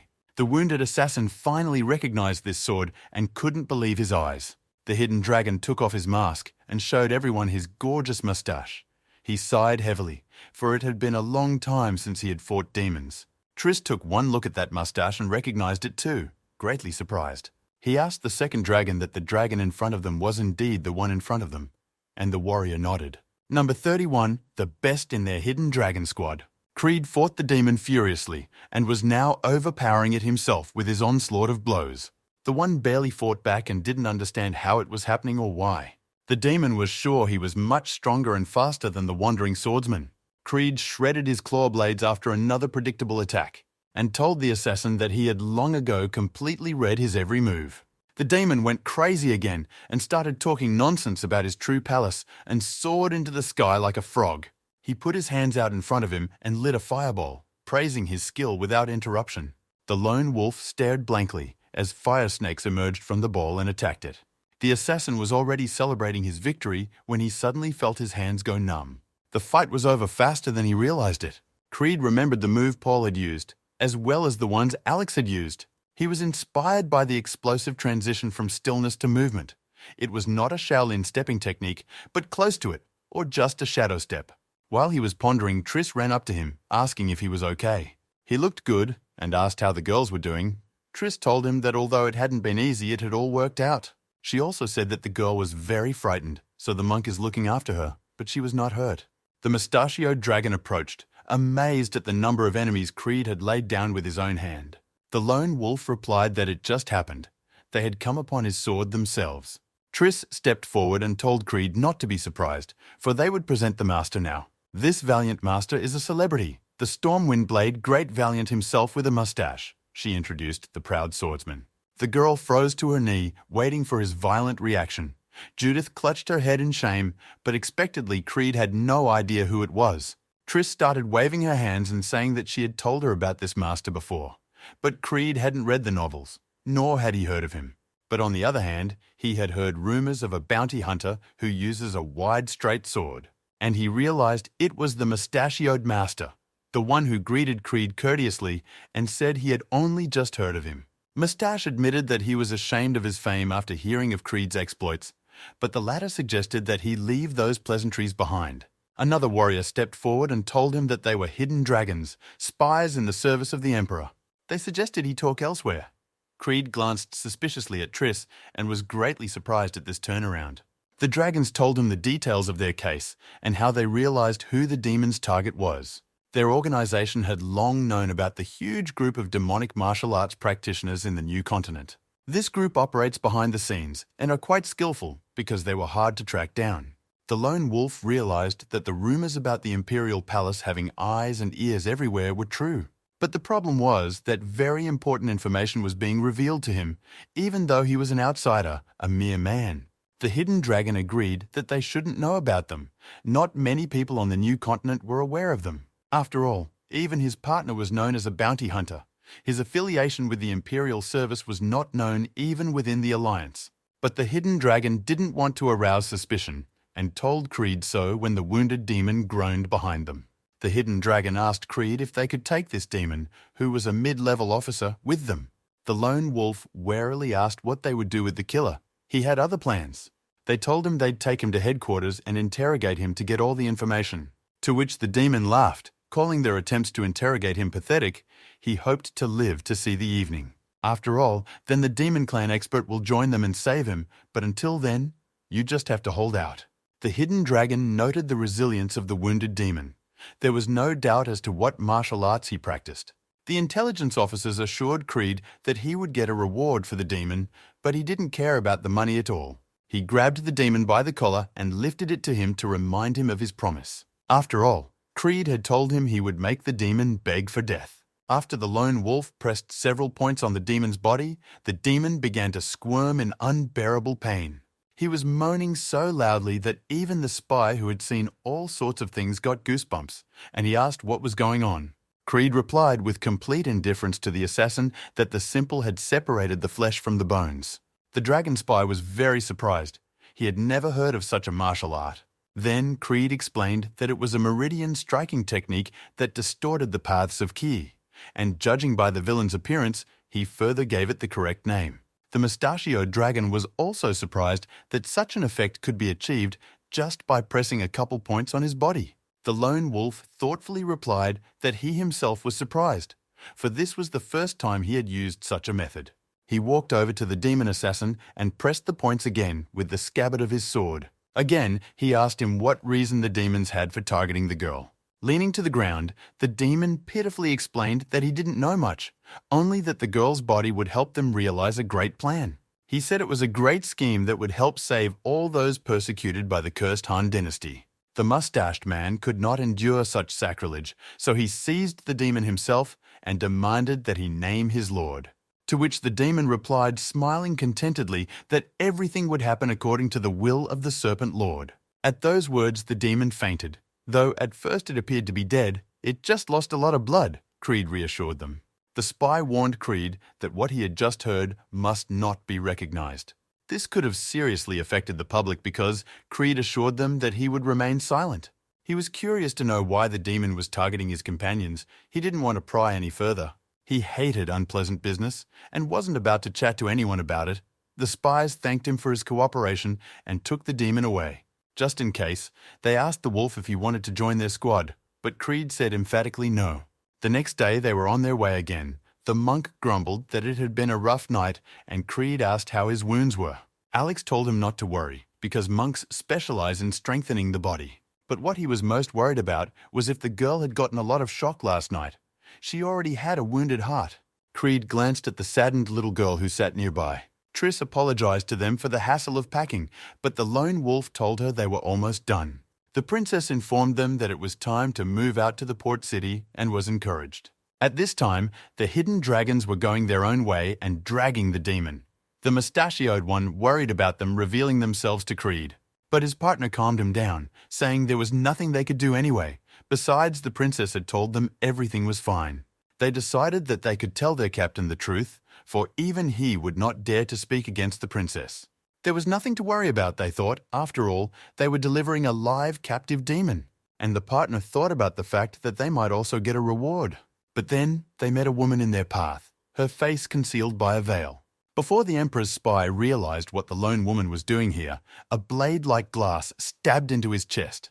The mustachioed man also fended off a few throwing knives because he was ready to attack. The clinking of broken glass was heard, and he demanded the assailant identify himself. But before he knew it, the girl in front of him had disappeared and appeared behind him. Both famed and skillful spies were killed in a matter of seconds. The captive heard the noise and revived. He begged to be rescued. The woman dragged him off his horse and asked why he didn't wait for her, since she had told him to. She grabbed his head and lifted him to her face, which turned pale with fear. The demon began to make excuses that the Imperial army had intervened. He had come to the conclusion that they didn't have time to wait, and was now begging to be spared. White Snake told him that since he was in command on the spot, she should have respected his decisions. But he had to pay for the deaths of 20 precious palace demons. Before dying, the demon managed to shout out that his opponent was the strongest, and perhaps he was created by the Imperial army, but that didn't save him. Jinny had been riding a horse. The last couple days, she had decided to learn new things while they were on the road. Triss watched the girl from the carriage window and yelled to her not to get too ahead of herself.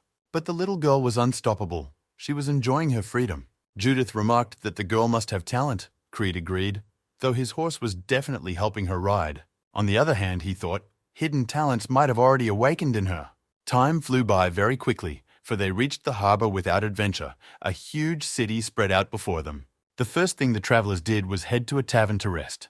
Triss was amazed at how many people were here. When she first arrived in this town, it wasn't as lively. Creed agreed with her and said that since the discovery of the continent, this port had grown unceasingly, with most goods passing through it. Then a monk joined them. He was taking tickets for a ship and was delayed because there were many people in the harbor. His ship was leaving in 3 hours. He had already put his name on the passenger list, Alex said. And then the monk asked Triss what she intended to do next. The girl had told them then at the fire that she would soon return to the island. She had gathered quite a few topics for the book, and it had been a long time since she had been on the road. It was great, but Triss still wasn't happy that Creed hadn't told her his whole story. She almost revealed her origins to them when she told them her clan would send a ship after her. The lone wolf said contentedly that when they reached the harbor, it would be goodbye, and the end of this difficult quest. Monk Alex also clapped his hands cheerfully. That's life, he said. People meet and break up. They stopped at the wharf to say goodbye, their friendly troops scattering whoever was going where. Judith told the girl to obey Alex and to remember to eat right. The lone wolf stroked the sad little girl's head and told her everything would be okay. Monk Alex didn't know how to thank him for all his help, starting with Paul.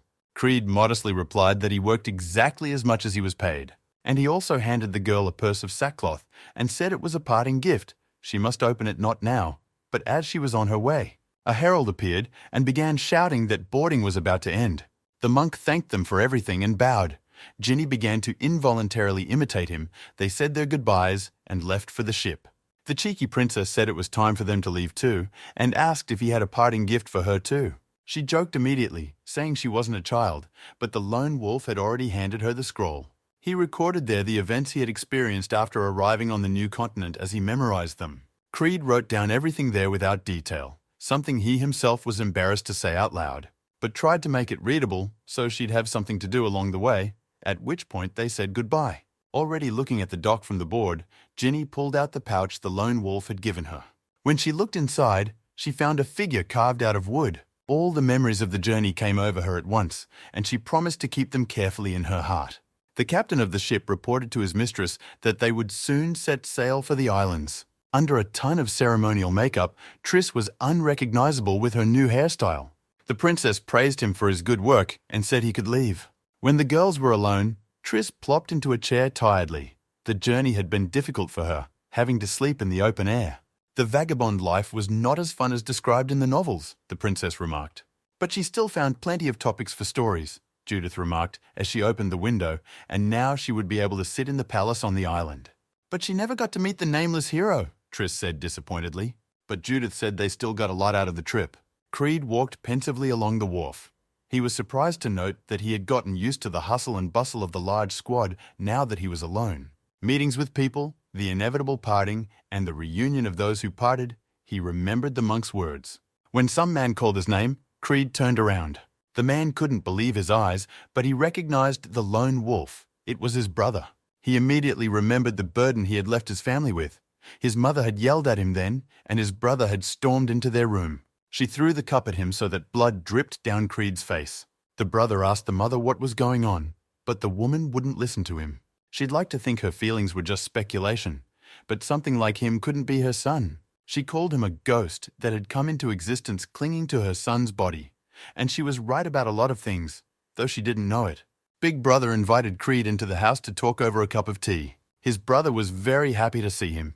He didn't think he would meet him on a new continent, much less in this city. Heaven sure helped them. It's been 10 years since they broke up, Dries noticed, and asked if he was doing well. The lone wolf answered him that without incident and inquired how Mrs. Thompson was doing, his brother wondering if that was what he called their mother. To which Creed replied to him that he wasn't the kind of person who would want to call her that. Then that woman declared to him that although she had given birth to his body, he was a ghost, and therefore she did not recognize him as a son. His brother sighed heavily. He didn't fully understand all these circumstances and still treated Creed like a brother. He said the mother was fine and was busy finding a groom for the younger one. He dumbfounded the lone wolf with the news. He hadn't expected this news at all, but his brother explained that the girl was already 25 years old, and if it weren't for her training, she would have become a wife long ago. He also said that the younger one took the test for the Empire's army 3 times, but failed. The girl went into a frenzy every time after failing, claiming that the Imperial service simply didn't recognize her merits. Creed grinned. His sister's character hadn't changed and asked who would want to marry a girl like that. His brother told him that because their mother had put a lot of effort into finding a soft man and asked if he would attend the wedding. Their little sister would be pleased, his brother smiled, but Creed changed the subject and asked how the family trade was going. Dries sighed.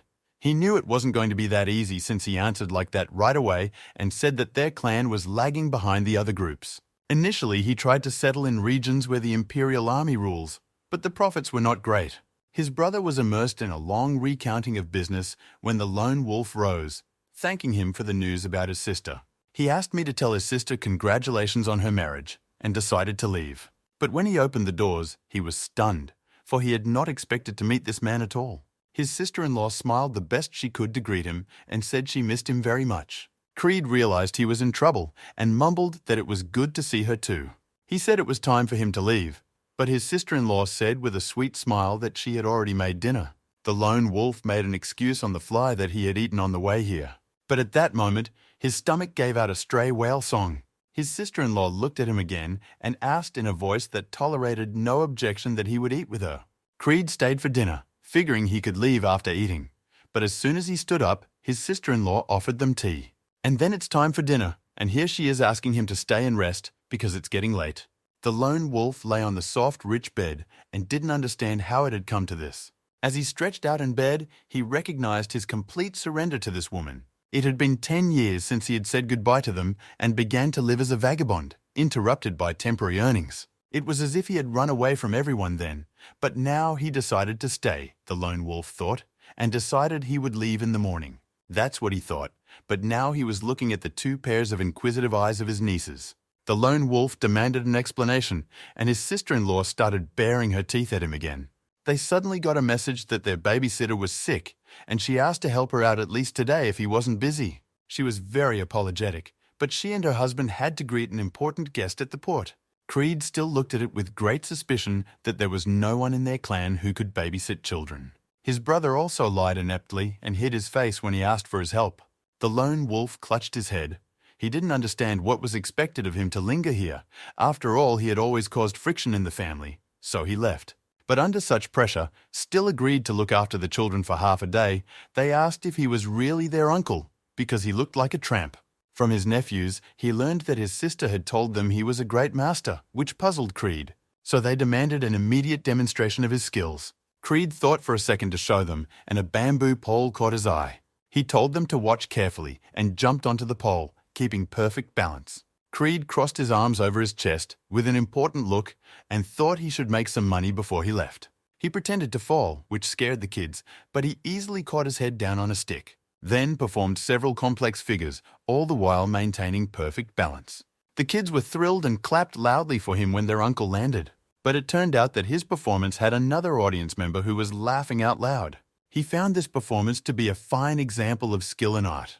The big guy in front of him cheerfully declared that this was the first time he had seen such magnificent moves. The stranger told him that he didn't look like someone who did acrobatics and suggested that Creed was a Marima man. Creed at first mistook the giant for the babysitter he was waiting for and asked the stranger who he was. The giant looked stronger than even Monk Alex. But his brother showed up and called this man the director. The giant told him that he had seen a good performance.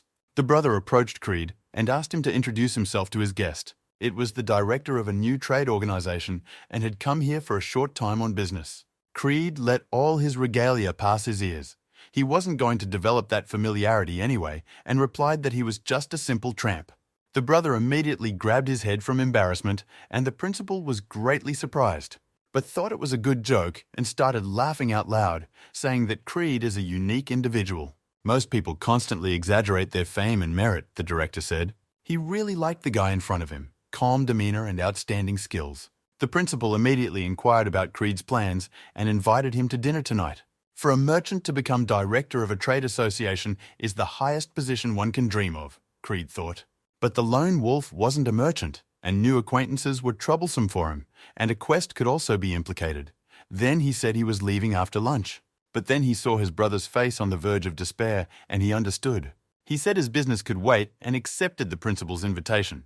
The latter was very happy about it. As he left, the headmaster called Driss to dinner, which pleased him as well. Creed gave them a glance. It was a very important meeting for his brother. The lone wolf sighed heavily, much to the surprise of his nephews. After lunch, the kids played Go while Creed kept an eye on them in the room.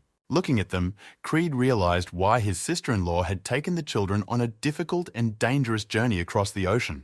He had only seen them for half a day, but he already realized that they were talented and bright, and the elders of their clan would definitely take after the children. Originally, the family business was to be run by his brother. The oldest among the children, Creed and his sister, were to join the army. But he left the house, and his sister had already failed the test several times. The nephews were the old men's next target in their plans for family greatness, and the daughter-in-law would never let their greed take the children away. Creed was contemplating how much more he could expand his family when the boy asked him what he meant. The lone wolf asked them about the game. The kids loved it. The boy even wanted to teach the game to his babysitter. As if hearing their conversation, the nanny came in and asked what he was going to teach her. An elderly woman came in and said she had heard about the young master from the owners, and that she was the children's nanny. The boy asked if she had fully recovered from her illness. The woman stroked the boy's head and said she couldn't be calm until she took him down. The girl looked at the nanny strangely, and the nanny turned to her, asking what was the matter. Before the nanny could move, Creed was at her back and grabbed her shoulder with his hand. When he clenched his hand in a dead grip, she cried out in pain. The lone wolf's eyes sparkled, and he asked the alien who he was. When the false babysitter asked what the matter was, Creed kicked the spy with his foot in the back. The boy grabbed Creed's hand and asked not to be their babysitter. But at the same second, he dodged a steel dart thrown at his head. As much as the alien looked nothing like their babysitter, Creed said, and told the boy to step back. The nanny's voice and face changed, making the children even more frightened. The lone wolf found such a transformation to be a rather elegant hobby. The demon resented being exposed. His change of face and voice was perfect. The use of such techniques indicated that the villain was specifically going after children, Creed realized. He told the demon that he wasn't in the best mood right now since he had already dealt with his friends just a few days ago, so ordered him to fall on his knees and tell who he was and where he came from before he was simply killed. The demon assassin tore to the side, throwing 2 projectiles at Creed at once. Realizing that he was exposed and everything was ruined, the demon decided to escape. He was already thinking of where to lay low when his own darts stabbed him in the leg. The demon fell to the floor and asked Creed what he had done, and he replied that he simply caught the shells and threw them back. The killer realized he had been caught by an incredible monster, and said it was useless anyway, for even Creed couldn't defeat the master. The killer taunted Creed by saying he wouldn't tell him anything. But the lone wolf quickly performed a mouth inspection and found what he was looking for. He unraveled the demon's plan after a failed assassination attempt. When the one is caught, he was left with only suicide. But Creed managed to get the poisoned balloon, which was at the root tooth, into the demon's mouth. The lone wolf smiled at the demon and said he felt sorry for him.